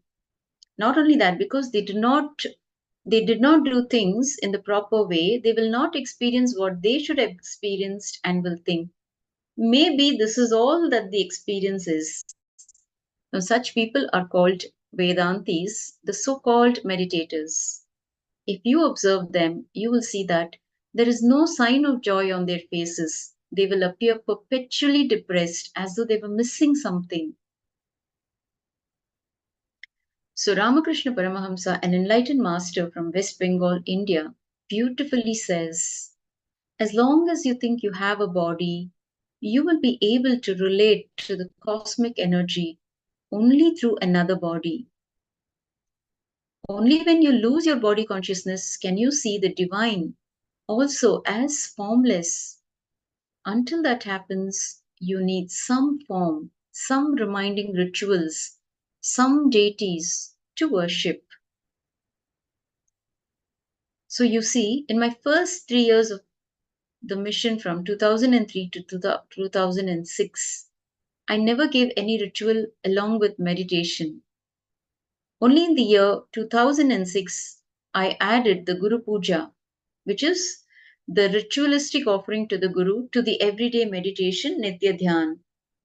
So from 2003 to 2005, only 20 to 30% of the people who were initiated into meditation continued the meditation for at least 3 months. And after 3 months, they too stopped meditating. So, however, now, after I added the Guru Puja to Nitya Dhyan, after it became more or less a ritual, more than 80% of who have taken the initiation follow it. So I did a statistical study and discovered this. So I think it is good to have a ritual along with meditation so that the regular habit of sitting and doing some sadhana or penance is cultivated. Otherwise, you will not do any penance regularly. The first day you will think, today my mother-in-law is here, or I have too much work, and you will skip it. After 2 days, when your mother-in-law has gone or the work is done, you will think, let me enjoy my vacation after saying goodbye to my mother-in-law. I don't want to do it today. Or if you are happy, you will think, today I'm happy, then why meditate? Or if you are depressed, you will think, today I am depressed. How can I focus on meditation? So your mind tries to find some logic to skip meditation. But if it is made into a ritual, you will not find any logic to skip it. You will simply do it. So I would personally suggest all of you to start your day with offering the Guru Puja. When you do the puja and you start your day, your whole day is blissful. You have such powerful clicks when you're doing the puja. You know where you are stuck.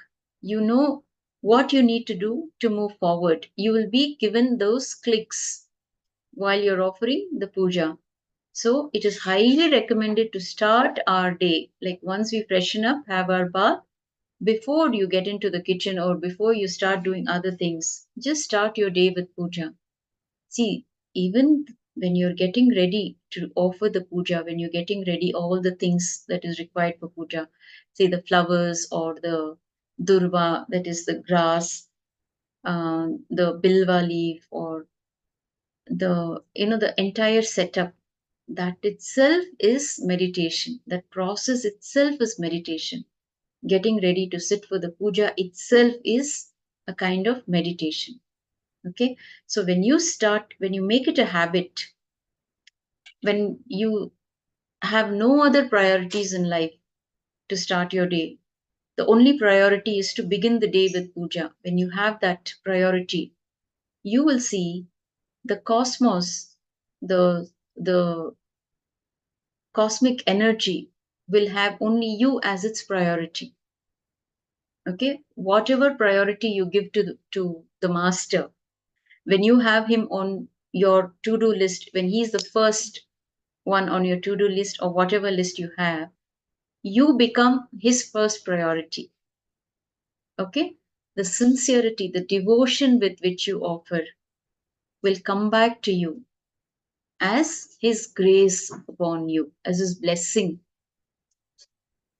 You receive blessings, you receive the grace of the master just by making him as your first priority. So if at all you want anything while offering the puja, just ask for that devotion, the deep devotion, the feeling connection with the master. That's the best gift that you can receive from the master. Okay.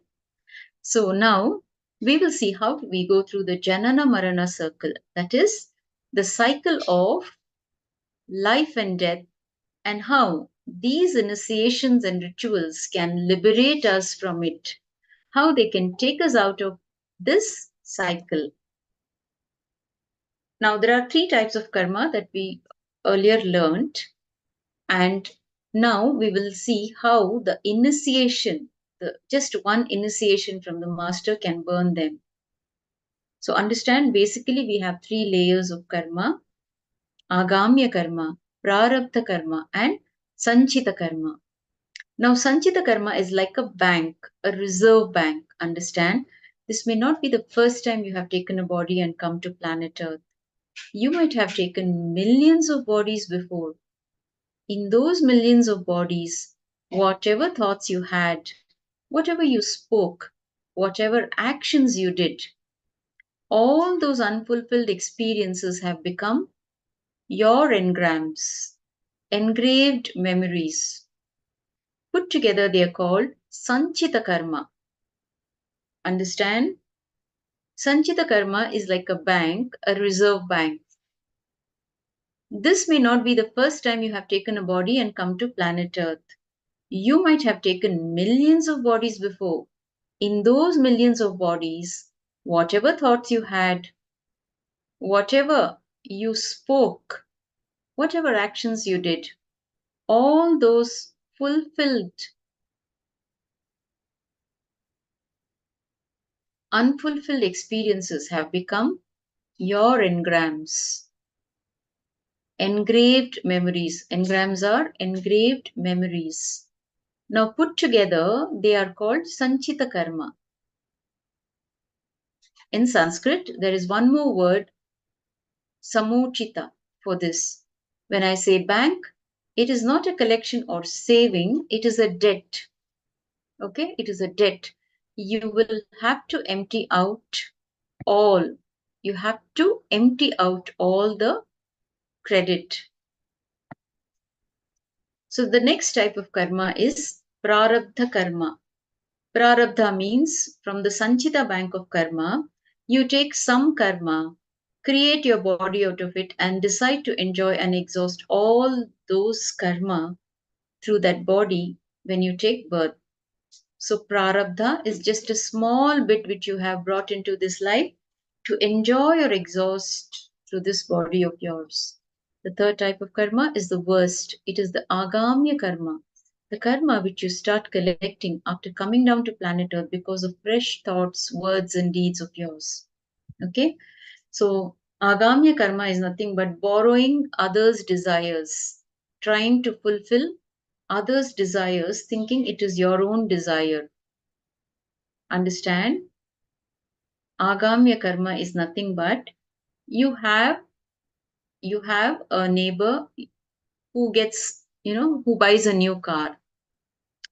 Okay? And suddenly you have this desire to buy a similar car. That desire is nothing but accumulating. Okay, if that is the agamya karma. The agamya karma is the worst kind of karma which you start. It doesn't stop with that car.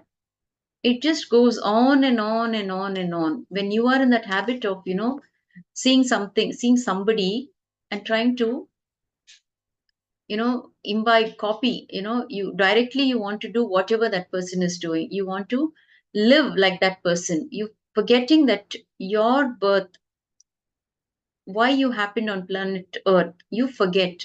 You forget the purpose of your life. You start living somebody else's desires, somebody else's needs, somebody else's wants. So that is agamya karma. Now, anybody who lands on planet Earth has to exhaust his prarabdha karma before he dies. For example, let us say you have 1000 karma in your Sanchita bank. Let us say when you take up your body, when you assume your body out of this 1000 karma, you take only 10 karma as your prarabdha karma, saying, let me finish these 10 karma this time. However, after coming down, instead of exhausting your own karma, you start watching others and collect karma based on their desires. These are called borrowed desires. Because of these borrowed desires, you create certain thoughts, words, and actions. See, wanting to be with the master, living around the master, learn the teaching of the master will not it will not make you accumulate any karma, because the master is only going to give you the ultimate. Okay, in that area you don't accumulate karma. Like your friend is going to a certain master and you also want to go to that master to receive the initiation, to receive the knowledge, to become more enlightened, to become enlightened, to have that ultimate enlightenment in your life. That doesn't accumulate karma for you. But when you see others' actions, when you want to perform those actions yourselves, when you want to borrow these desires and live with borrowed desires. Okay, Vishwanathan wants to know more about prarabdha karma. Okay, see, Sanchita karma is right since you happened on planet Earth. You have been accumulating that karma over a period of births, many, many, many births. You may have taken millions of births. You came as an amoeba. We were all like, for all of us, the life cycle, how we happened. It started with being a very tiny organism, and then we moved to a fish and a tortoise and whatnot. We have taken millions of births and we have come in different bodies, isn't it? Now, Sanchita karma is like that reserve bank where we have accumulated all the karmas. That is Sanchita karma. Now, what is Prarabdha karma? Prarabdha karma is what you take from that Sanchita bank.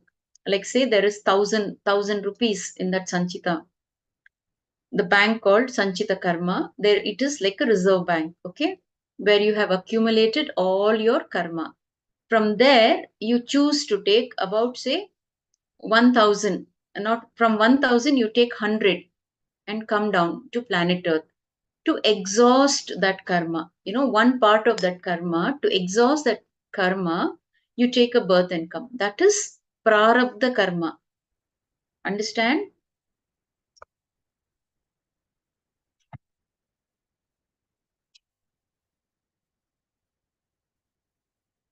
Let me read out this slide for you.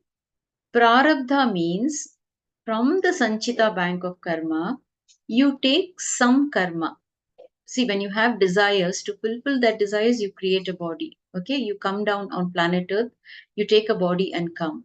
Now you come down to planet Earth with that karma. You take one part of karma and come down to planet Earth. That is prarabdha. From the Sanchita bank of karma, you take some karma, create your body out of it, and decide to enjoy and exhaust all that karma through the body when you take birth. Okay, so prarabdha is just a small bit which you have brought into this life to enjoy or exhaust through this body of yours. Okay, another example is like you want to buy something. Okay, you have 5,000 rupees with you. You take 1,000 rupees and you want to buy something you have seen online or you have come across some object you want to buy. But when you go and land in that shop, apart from what you want to buy, other things start looking attractive. For example, you want to buy a certain color shirt or a t-shirt for yourself. But when you go to the shop, you start looking at all the other clothes that are being displayed. And you end up buying not just the shirt that you wanted, you end up buying more than what you want for yourself. Okay? This is what we do in our life also. We come down to exhaust our karmas, but we end up accumulating more karma, which is agamya karma.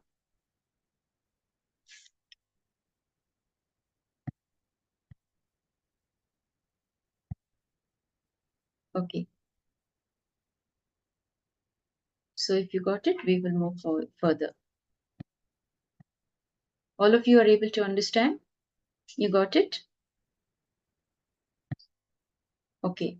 If you have not understood, I can once again explain this concept. Please let me know if you haven't still understood. You can mention here in the chat and I can explain it, take you through it once again. So understand, anybody who lands on planet Earth has to exhaust his prarabdha karma before he dies. Okay, great.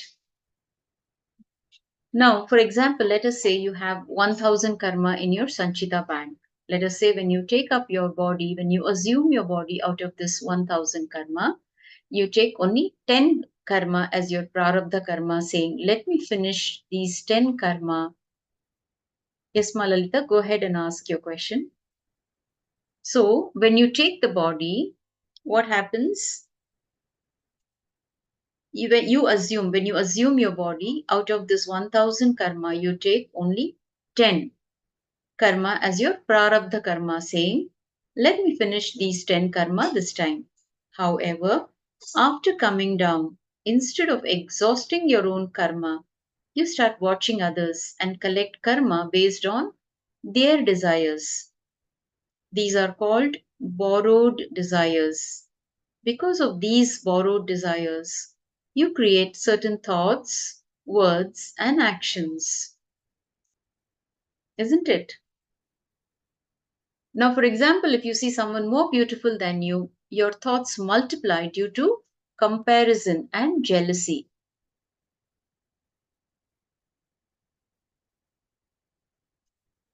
So, Malalita, if you want to buy more things for yourself, if there is a requirement for you to buy, say you go to the grocery store and you start buying food for, you have a list with you. Okay, you take a list and go and you start buying the grocery as per your list. And then you see your neighbor who's buying much more than what is on your list. Now, that may not be relevant to you. You may not even be using those things in your life. It may not even be suitable to your lifestyle. But just because the other person is buying, you want to buy. You want to just accumulate. You're getting it, Ma?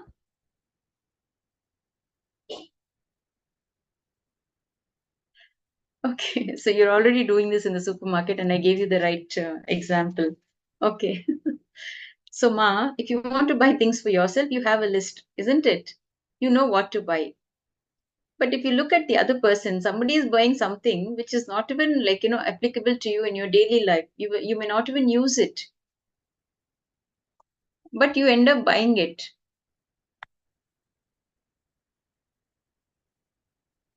Okay, so understand that is the context. Okay, that is how we accumulate desires. These are called borrowed desires. Now you have a certain vehicle in you, a certain brand. You use that brand, and somebody is using a better brand, higher brand. This brand which you're using is able to fulfill your requirement. But just because the other person is having, you want to have it. That is not right. That is a borrowed desire. Okay. So that is what is called competition, isn't it? We always are trying to compete with everybody else because we don't feel that we are equal. Until and unless I don't have that, I don't feel that I'm at par. That's the kind of feeling we have. So we need to break all those conditionings. So Ma Elizabeth Crow is sharing, we take a birth in order to exhaust our prarabdha karma, unfulfilled desires before we die. We come down here to exhaust our karma and wind up accumulating more karma by observing others and wanting what they have. That is one part. Okay, you got it, Ma. You got it right.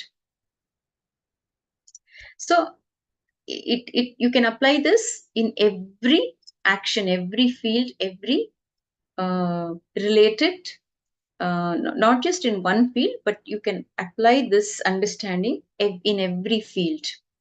Okay, great. Now, all your actions are invariably driven by greed or fear and therefore end up being superficial actions, adding to your karma. In this fashion, you end up collecting, say, 200 karmas. By the time you go back, what will happen? Your bank balance would have increased by 200, which is not good news. Okay? If your bank balance on planet Earth increases, then it is good. Okay, it's good news. But your bank balance, the Sanchita karma, increase in Sanchita karma is not good news. Okay, you did not exhaust the 10 karma with which you came, but you collected 200 more. And that is how it keeps accumulating, accumulating, accumulating.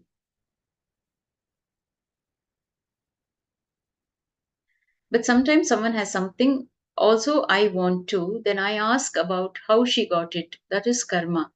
See, you have come for some. See, Ma, like for example, television. Everybody has a right to have television in their homes. We cannot question. You wanting to have a television is not wrong.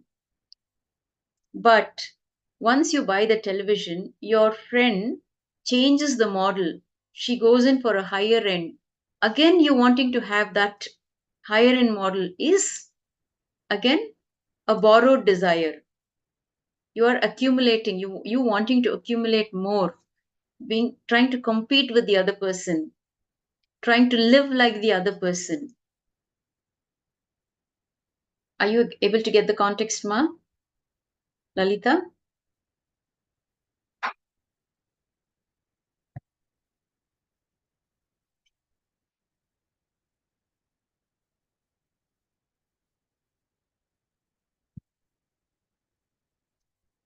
So understand, this is where all your actions are invariably driven by greed or fear, and therefore end up being superficial actions adding to your karma. That 200, shouldn't it be a negative balance? Yes. So even if you don't care about competition, it is okay, but become aware why you are here on planet Earth. That is more important than you wanting to have more and more and accumulating. Living consciously, not unconsciously. Now, in this fashion, you end up collecting more than what is already there instead of exhausting. See, Sanchita Karma has to be exhausted, not accumulated. Okay? That you need to understand. If you understand that context, then you will see there will be a drastic drop in your desires. You will be happy with whatever you have. You will not strive for something that you don't have.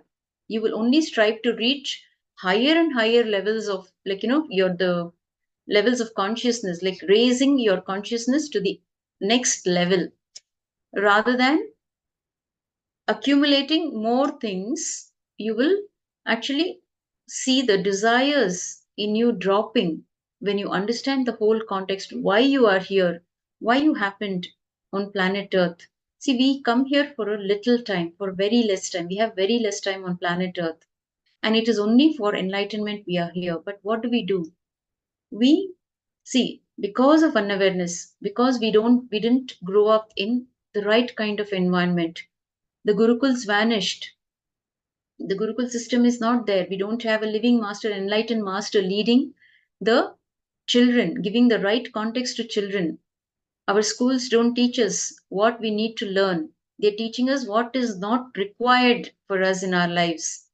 Nothing has to do with, why we happen, whatever we are taught right from birth, because our parents did not have the right kind of understanding, because they did not go to gurukul, they did not have an enlightened master in their lives. So even they are not perfect. They don't have, none of us are perfect for that matter. We don't know how to raise a child because we didn't receive the right kind of upbringing. We transfer the same knowledge to our children, isn't it? And this is what the society is doing. The society is not an enlightened society.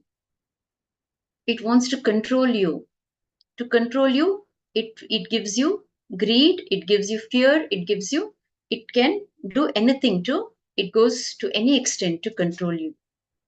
So now the good news is, the best part is, we have a living master who's guiding us in the right path. Let us just, imbibe these truths and start living it. When you start living it, you will become an inspiration to all the people around you to live the way the master wants us to live. So if we don't do what we are supposed to be doing, what will happen?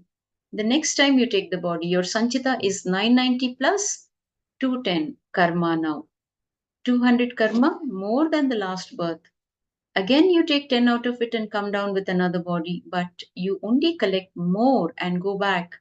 This becomes a vicious circle. This is what we call Janma Marana Chakra, the life and death cycle, continuously taking a body and dying. Again and again, coming back with a body is nothing but coming back. You're coming back because you still have that karma. You still have accumulated karma in the form of Sanchita karma. So instead, while you are living, if somebody gives you the knowledge that you are not just the body or the mind, and it is karma that is influencing you, then the influence of that karma over you will begin to come down, and you start exhausting the prarabdha karma that you came down with. So when the master is guiding you, you will be able to exhaust the prarabdha karma. See, one look at you, the first initiation you receive from the master burns away the sanchita karma, burns away the baggage, unless you want to let go of it. If you want to hold on to it, then even he cannot do anything. When you go to the master, with that intention of wanting transformation, the right knowledge to live your life consciously, When you go to him with that intention, he does the needful. But if you're just wanting to, waste your time and you don't even understand the significance of the master in your life, then you're even with the master, you are wasting this life. So have the right kind of understanding, the right kind of knowledge, the right intention when you come face to face with the master. All of us live unconsciously until the master happens in our life. When he happens in our life, he removes that ignorance. Okay? That ignorance is removed by the master without any effort on your part. He removes the ignorance and he shows you. He shows you this is how you need to live. Okay? And then when you're ready to accept whatever he's giving, he guides you. He makes the path. And then if you're finding to walk that path, if you find that path difficult, he handholds you. He handholds you and makes you walk the path along with him and makes the path interesting. That is the greatest gift one can have. Having a living master in your life is one of the best things that anybody can have or wish for. So let us look at this karma pattern again. Now, for example, you brought 10 karma with you when you took this body and came down. Suppose in these 10 prarabdha karma, you have 3 which will put you in depression, meaning 3 samskara or 3 engrams or engraved memories, which have the power to put you in depression. If you continue to obey those engrams and fall into depression, they will not remain just 3, but will probably become 10. The additional 7 karma are the agamya karma. Instead of exhausting prarabdha, if you decide to remain with it, you collect agamya.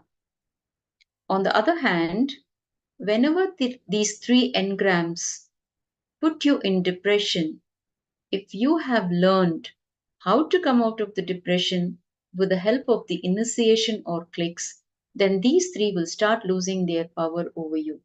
So over time, of the 10 karma, 3 will leave you. Whenever you reduce the influence of prarabdha on yourself, not only will the prarabdha get burnt, the chances of accumulating new karma, the agamya karma, will also come down. Understand? Whenever you reduce the influence of prarabdha on yourself, not only will the prarabdha get burnt, the chances of accumulating new karma, the agamya karma, will also come down. Now let us see how. Let us learn how. Whenever the prarabdha loses its influence over you, you stop collecting agamya.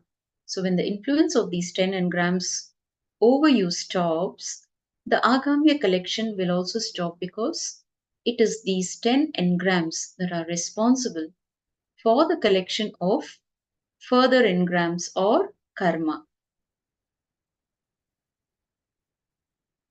So with just the help of the initiations, you can reduce the prarabdha's influence over you and move towards your inherent state of joy. You can reclaim your pure and unwavering inner space. You can also stop collecting agamya karma. Initiation means the ideas or knowledge or the clicks that bring you out of these depressive thoughts, that bring you out of the influence of your prarabdha. Understand? Initiation means the ideas or knowledge or the clicks that bring you out of these depressive thoughts, that bring you out of the influence of your prarabdha. So I hope you're all able to grasp the truth. You're able to understand the truths that are being shared. If you have any doubts, please go ahead and ask.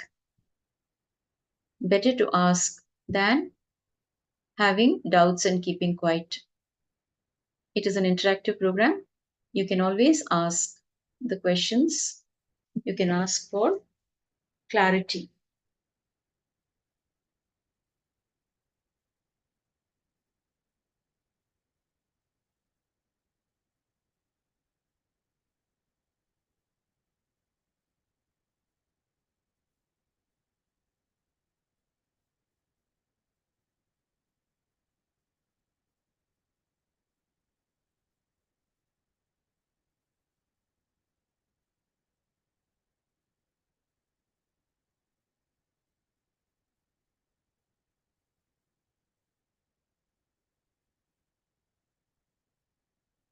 Yes.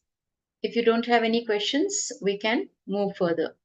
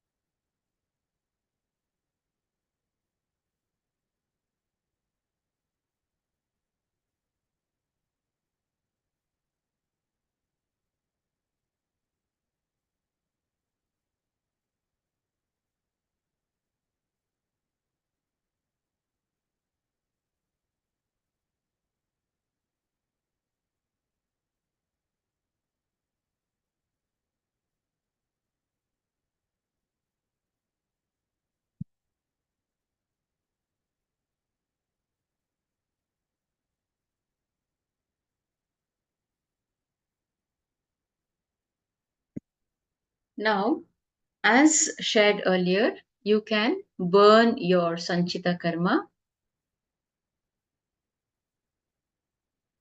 okay, by offering puja, rituals, connecting with the deities and an enlightened being. So we have some sharing here. Thomas O'Leary is sharing, I have had depressive thoughts, but no longer. I have found joy. Where therefore is my prarabdha karma and its influence on me? Okay. See, during birth, we forget, when the actual birth happens, we forget the purpose of our life. Okay. We come down only to get enlightened.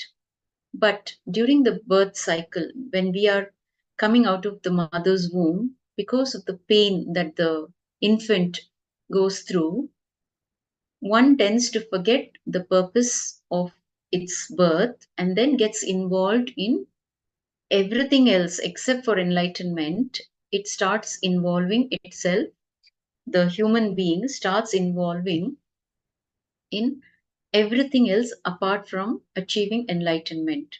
Now, when you are here and you are accumulating more desires, you are accumulating that is agamya karma. You come with the prarabdha karma to exhaust your karma, but while you are here, you forget that you brought something to exhaust. Instead, you start accumulating more and take back more. That is the prarabdha karma.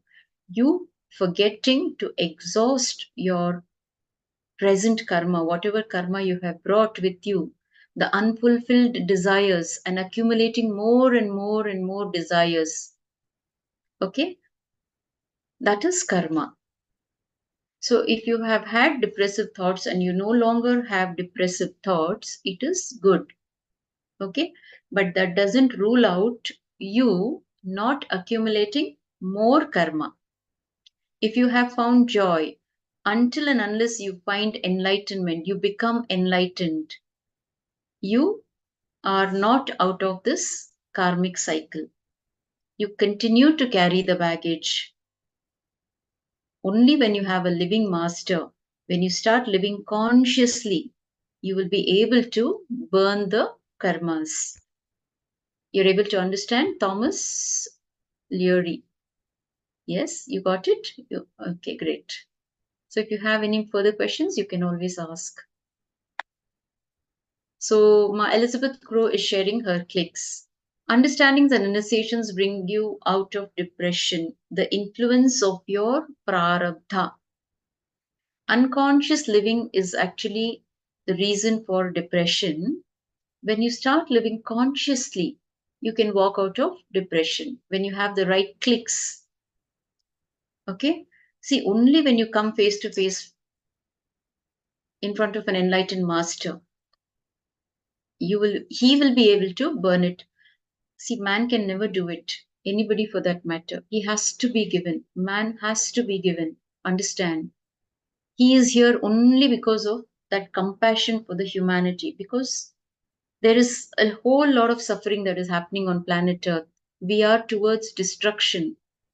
We are destroying ourselves, we are destroying everything else in the name of pleasure, in the name of evolvement, in the name of development. We are only ending up destroying.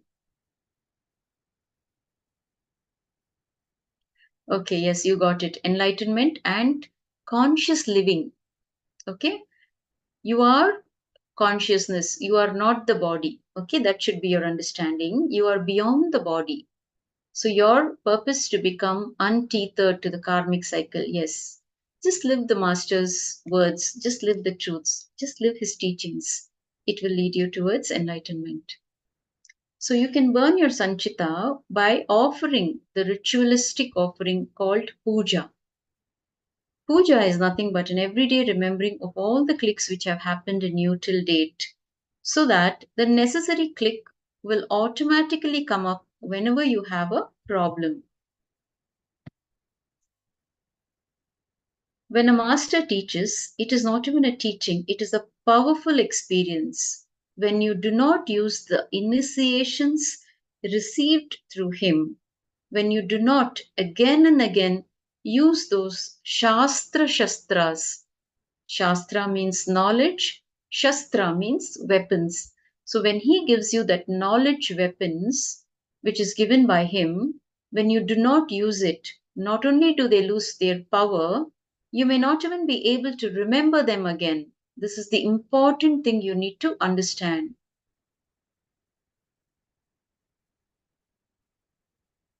Yes, Elizabeth Crow, you got it. So he is giving you the Shastra, which means what? The knowledge. He's giving you the knowledge weapons. Understand?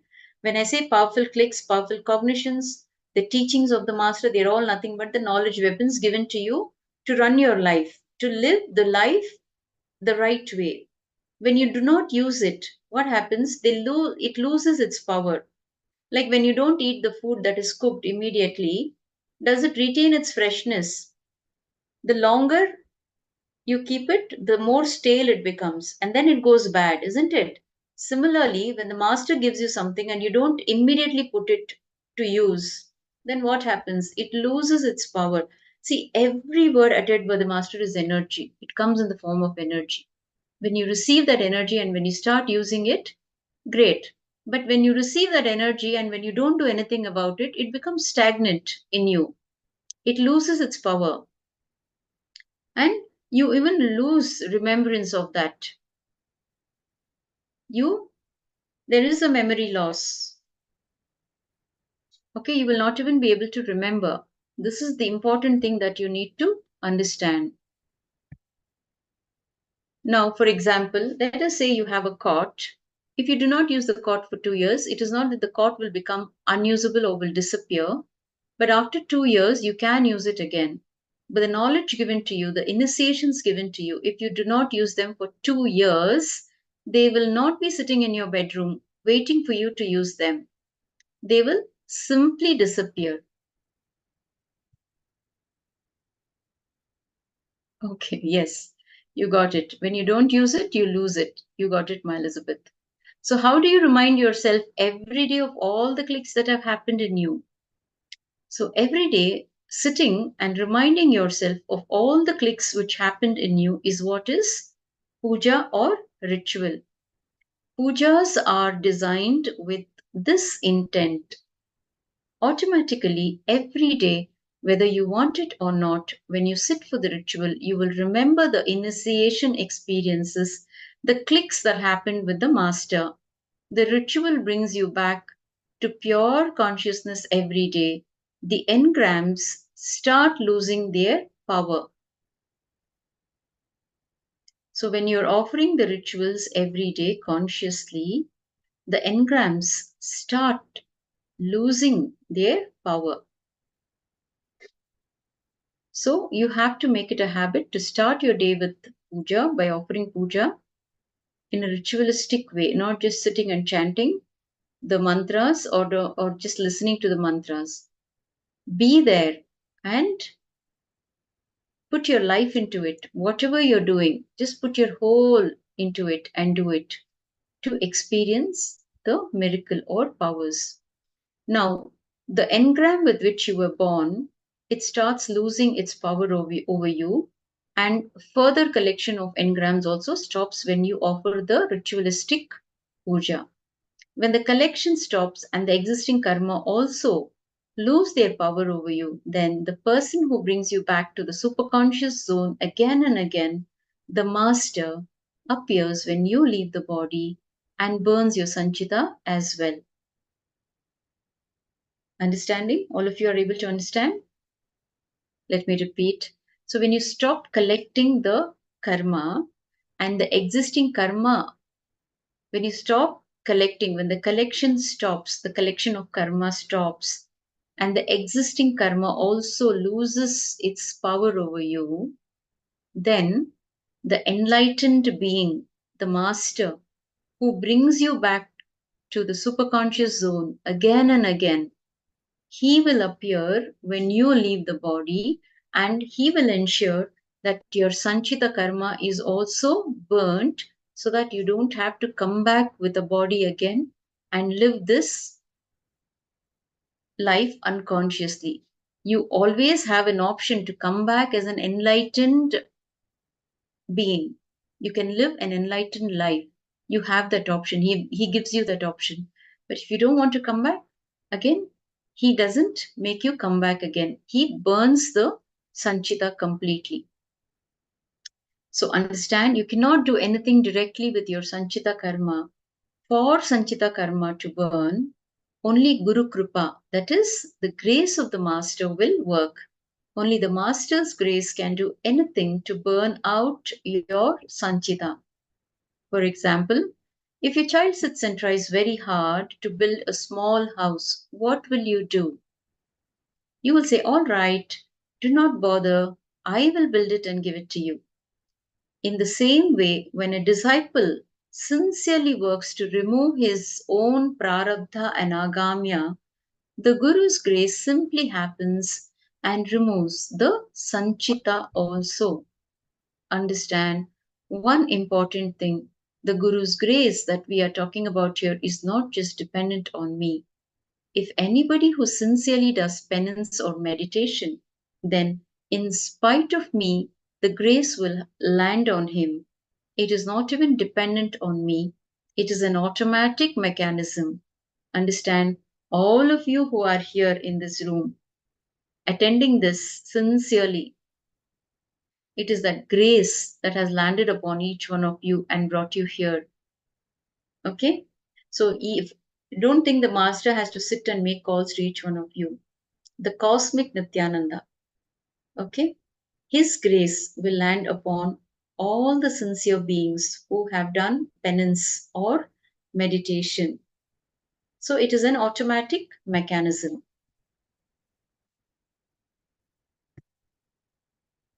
Okay, wonderful. So I'm glad that you're loving this session, Thomas Leary. I'm really glad that you're enjoying and you're into it. Beautiful, isn't it? The understanding that you're receiving in this session is something different and something wonderful. Yes, and it is simple. You can just apply it in your day-to-day lives and become more and more conscious. Wonderful. So are you attending the program for the first time? Wonderful. Okay. So the most interesting part of the program is the darshan, the initiation that you will receive from the master, which is going to help you live life in a conscious way. Okay. Please continue to attend this program the whole day. This is a 16-hour program. So at the end of in the early hours, which place are you from? Where are you attending this program from? Which part of the globe are you from?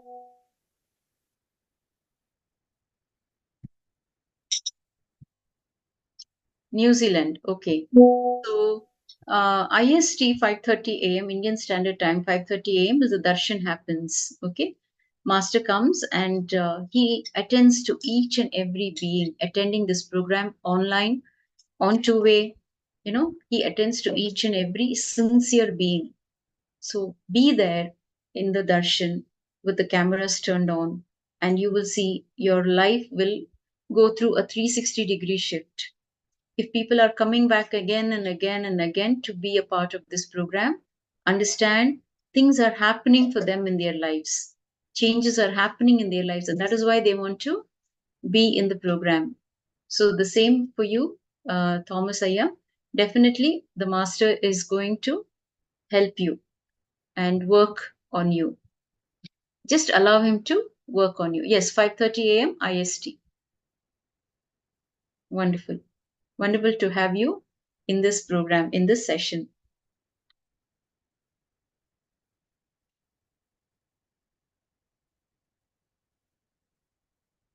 Great. So if you come with a coconut shell, you will carry back that much of me. If you come with a little bigger vessel, you will carry back the corresponding quantity of me. If you come with yet a big container, you will carry back what that container can hold. If you are intelligent, you will build a canal. These are the master's words. So initiation or puja means reminding yourself every day of all the initiations, of all the great experiences that happened with the master, and bringing yourself back to the same high consciousness repeatedly. When you are ready every day with the same high spirit, it means that you are ready for the next 24 hours of the drama of life that is going to unfold. For the next 24 hours, you have the energy required. This is the reason behind doing puja.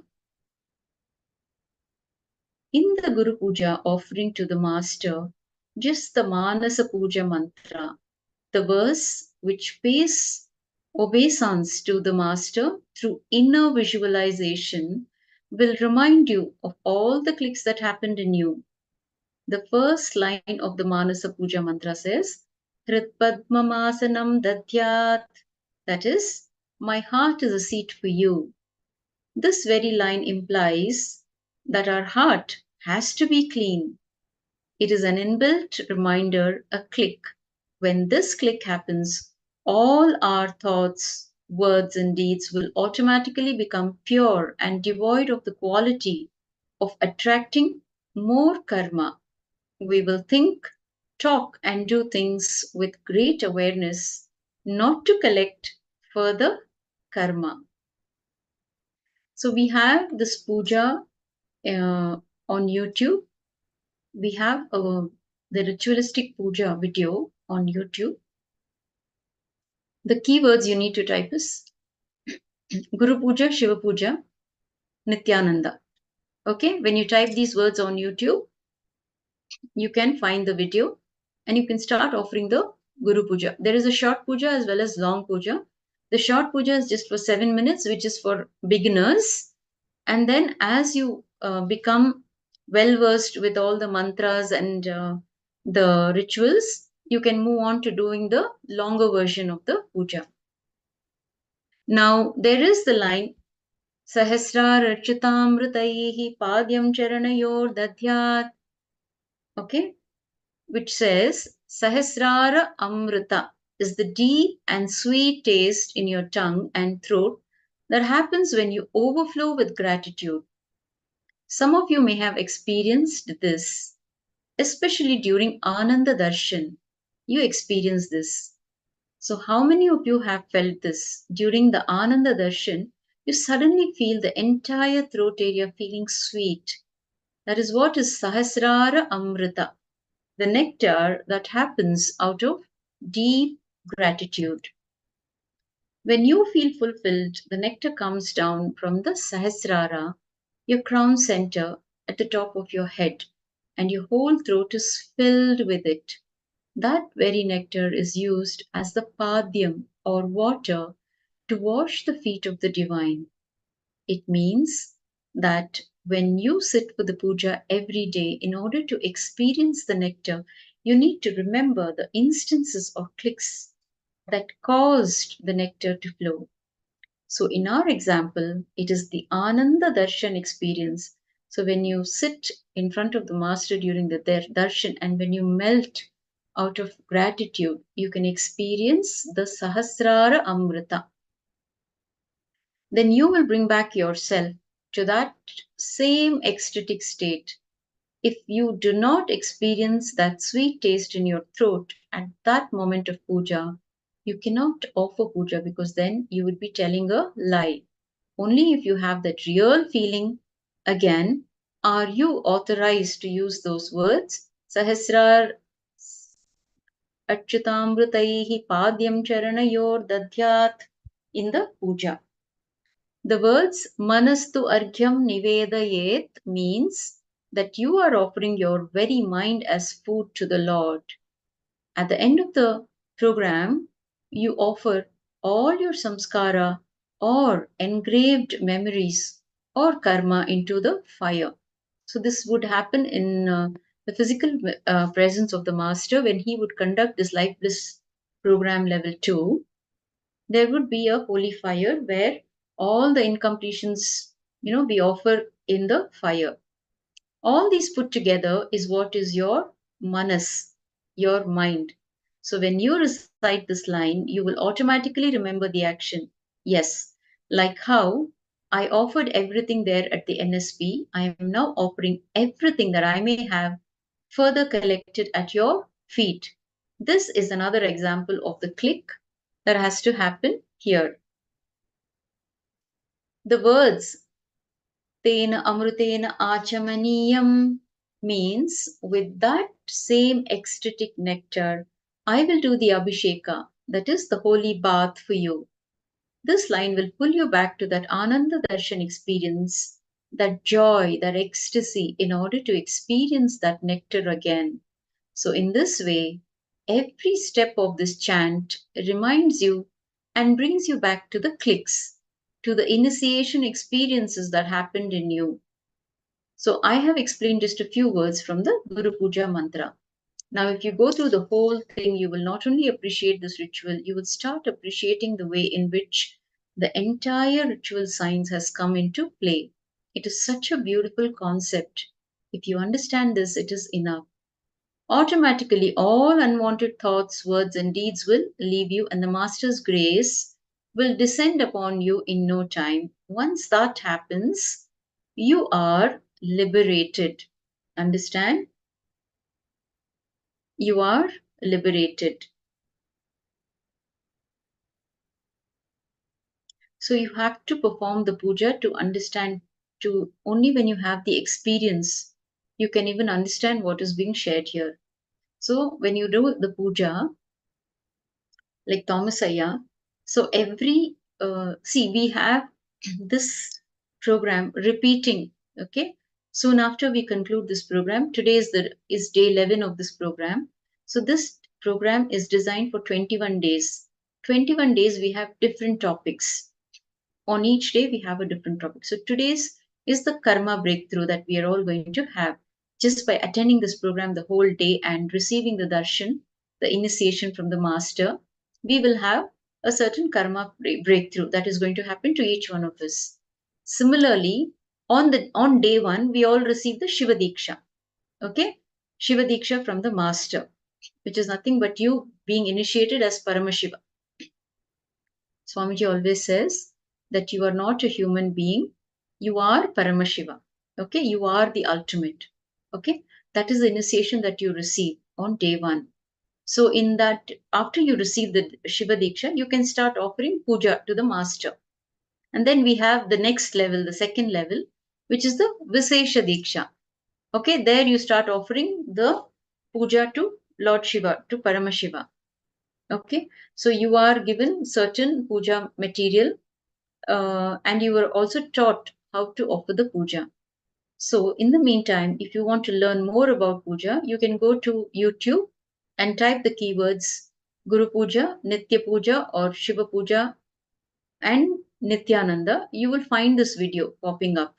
So watch the video, how the puja is performed. Listen to the mantras.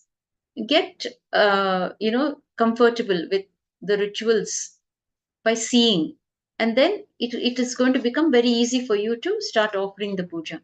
So you begin by observing, and then as you observe you learn, and then you imbibe, and you will learn to recite the mantras by providing your complete listening. Okay, so only when you offer the puja with this context and you have the experience, you'll be able to understand what is being shared here. Okay, so when you have had even one glimpse of pure consciousness, no karma can influence you. The frequency becomes much more than the frequency of karma. Karma can work on you only as long as you have thoughts. In conscious awareness, you go beyond thoughts. So naturally, you will start ruling over karma. Any meditation, when done intensely, can give you a glimpse of consciousness, the truth. So understand, meditation and consciousness are the antidotes for karma. So when you took birth, for a moment, the camera shutter opened and life entered your body. Whatever was there in the scene outside at that moment was recorded. By the word scene, I mean the planetary positions at that moment. That is why the time of birth is very important. The planetary positions at the time of birth is very important. So in Hinduism, we have something called the birth chart. So whenever a child is born in a family, the birth chart is made. The astrologers are able to predict the planetary position. They are well versed in that science. Okay, they will make a birth chart, and according to that birth chart, your future is understood. Like how you will live your future will be known just with your birth chart. So now, when you took birth for a moment, the camera shutter opened and life entered your body. Whatever was there in the scene outside at that moment was recorded. By the word scene, I mean the planetary positions at that moment. That is why the time of birth is very important. Only based on that your consciousness functions. However, during meditation, I consciously keep the shutter open for quite some time. Therefore, naturally, whatever is recorded will be erased. That is why they say meditation is like exposing your film directly to the sun. If the camera shutter opens for 1 second, whatever is in front of the camera will be recorded on the film. If the shutter is completely left open, what will happen? If the sun's rays directly fall on the film, what will happen? Whatever is recorded will be erased, isn't it? So understand, karma is simply the effects of thoughts, words, and deeds that stem from deep ignorance and cause you to again and again tread familiar patterns of misery. The way to break this cycle is to tune into the clicks received and live in an elevated zone of consciousness. When you don't understand this basic science, you start misinterpreting the whole thing. People ask me if they will acquire another person's karma when they give advice or touch them. They feel they are very vulnerable to other people's karma. They wish to know how to get rid of it. Understand? You cannot acquire karma from somebody else. Anyways, you have enough of your own. So do not bother about catching karma from another person, either by touching or by giving advice or by close physical contact or physical proximity. Karma can never be acquired. You may acquire the mental setup of the person in close proximity if you are continuously around him, but never his or her karma. Of course, you have to be mentally strong so that you don't acquire his or her mental setup. That is dangerous. But if you are solid within yourself through the clicks that have happened in you, even this won't affect you in any way. Understand? One more thing. I do not interfere with your karma. Like how when the sun rises, the darkness disappears on its own. In the presence of the master, the karma gets burnt. Karma, like darkness, has got only negative existence. It does not have a positive existence. What I mean is, you cannot take it and throw it out like how you can take this mic and throw it out. Just like how lightlessness is only called darkness, karma is just lack of inner light in us, or in other words, ignorance. It is energylessness. Any karma can be burnt through remembering the clicks and living life according to the understanding through the clicks. Karma is nothing but the faith of fear in it. At least the fear emotion is solid. Karma does not exist even to the depth of your fear. Fear will go to the depth of your causal body, the energy layer which you fall into in deep sleep. If you sleep with a knife above your head, you will automatically touch the causal body because of the intense fear. Having a knife above your head is what? Trying to defend yourself. And it is only because of fear to protect yourself you have the knife, isn't it? So if you sleep with fear, what happens? It will touch the causal body because of that intense fear that you are carrying. Now, karma does not have even that much depth. It is just your own doing and can be undone with understanding and awareness and a conscious decision not to incur more karma through thought, word, or deed. It is very important to live a life only exhausting karma and not accumulating more. It is this idea that is promoted in the Vedic marriages. In the Vedic marriages, the couple takes a vow to put their spiritual life ahead of their married life and live together. It is called Vanaprastha Ashram. It is simply deciding to cooperate and exhaust each other's karma without causing any further karma for each other. So, normally, what happens in marriage? The man will operate from lust and the woman from fear. The man exploits the fear aspect of the woman, and the woman exploits the desire aspect of man. This vow states that they will work only towards exhausting each other's karma and not towards exploiting each other or multiplying their karma. So someone asked Swamiji, how do we overcome karma? Now, till now, whatever we have discussed was a preventive measure for incurring karma. As a curative for karma, I will give you a simple technique. Okay, please listen, please provide your listening. As a curative for karma, there is a simple technique. Right from this, the technique is right from this moment, try and remember all the incidents in your life. Start going backwards from this moment to your childhood days and remember whatever you can. Okay? Do not bother about what you cannot remember. You must only realize that what you cannot remember is only a hangover. It has not touched you deeply. That is why it is not retained in your memory. Now try this technique for a year. Reliving is a wonderful way of reliving. So when we teach you the completion technique, we will also teach you how to relive, how to do the reliving. That is why it is important to attend all the sessions on all the days, because every day we have a wonderful topic, we have beautiful techniques, and we have power manifestation sessions. We also have meditation segments. So each session gets more interesting, more and more interesting from one to the other, from one to the other. It gives you more knowledge. It gives you it teaches you actual way of living. So it is very important to attend all the sessions on all the days. So do not skip any session because you're going to lose out on some vital information that may be like, one push towards towards your enlightenment.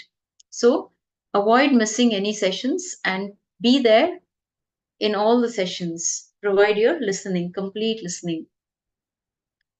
Now, our second level, that is Life Bliss Meditation Program, the Nithyananda Spurana program, is focused on just this method of exhausting one's karma. It is like a complete spiritual bath in the presence of an enlightened master. Understand one thing, masters as such have no karma. They have nothing to achieve, nothing to gain. Then why should they be in the human body? It is only for the love of humanity they take a human body, just to liberate more beings from the cycle of life and death, from the grips of karma.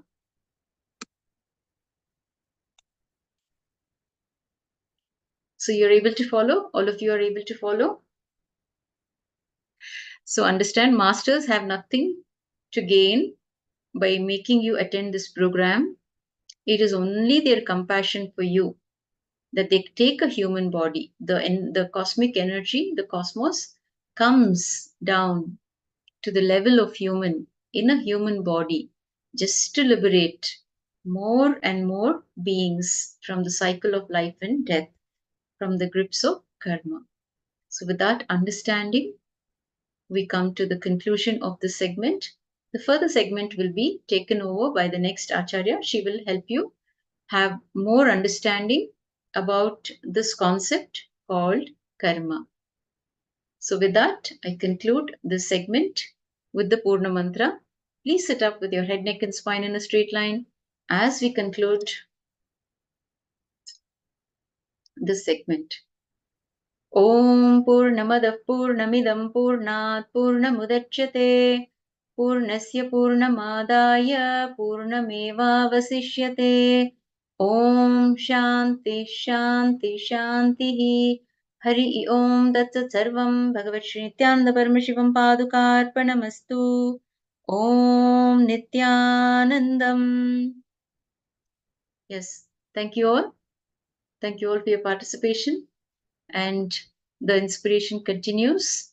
So please be tuned.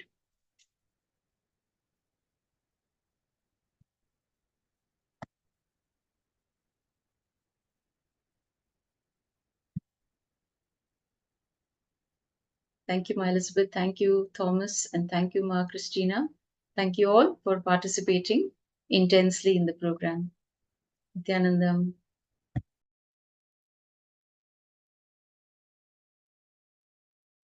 Nithyanandam. Thank you, Ma. Nithyanandam, everyone. So now we are going to do one power manifestation before we resume our Jnana sessions again. So now please post your powerful cognitions from Living Enlightenment book. We are going to do the power manifestation.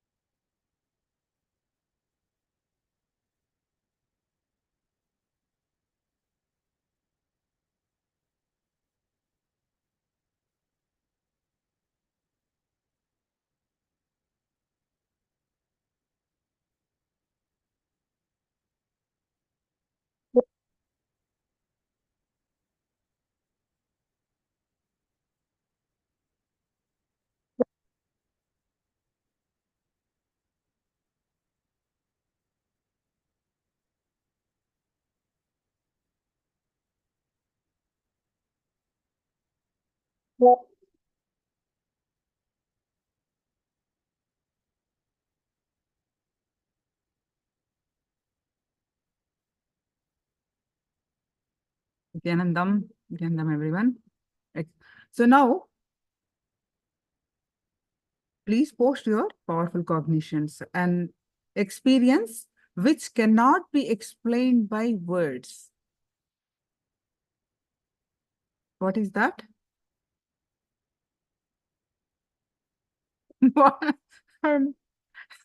Vishwanathan is supposed to put the powerful cognition. Complete that. What is that experience?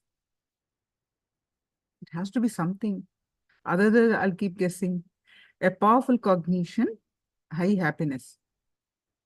Are you sharing the experience of the session or are you sharing the powerful cognition? So I'm not getting it.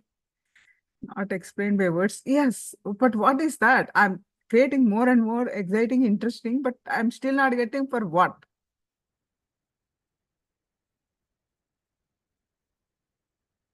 Swamiji telling. Again, more is it see, is it a meditation, a session, or what is that?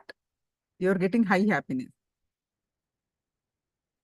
What is the source of that? Our choicelessness.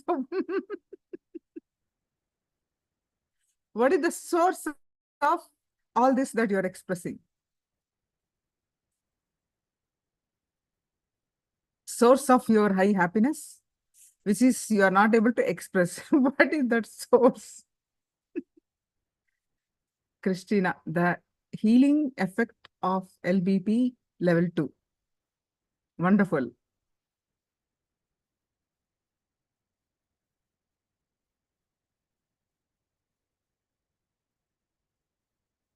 Parameshwari, your love for the teacher or the master can heal your spiritual restlessness. Wonderful. A beautiful cognition. So I'm still waiting, Vishwanathan. What is that source of? Now I got it. The deep gratitude to Swamiji. Yes. That's wonderful.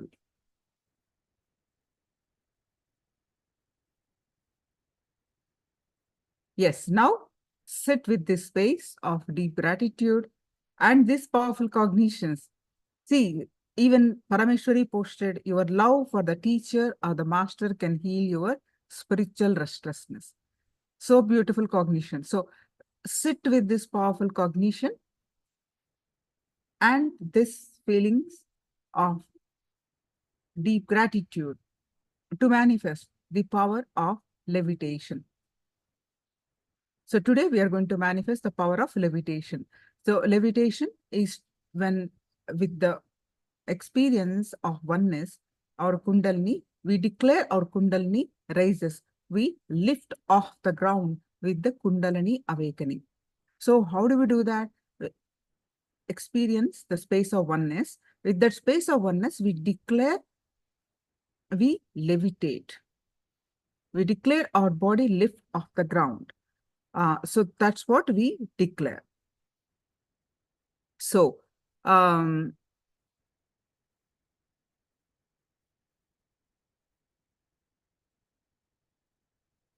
so now please sit straight. With your head, neck, back, straight line.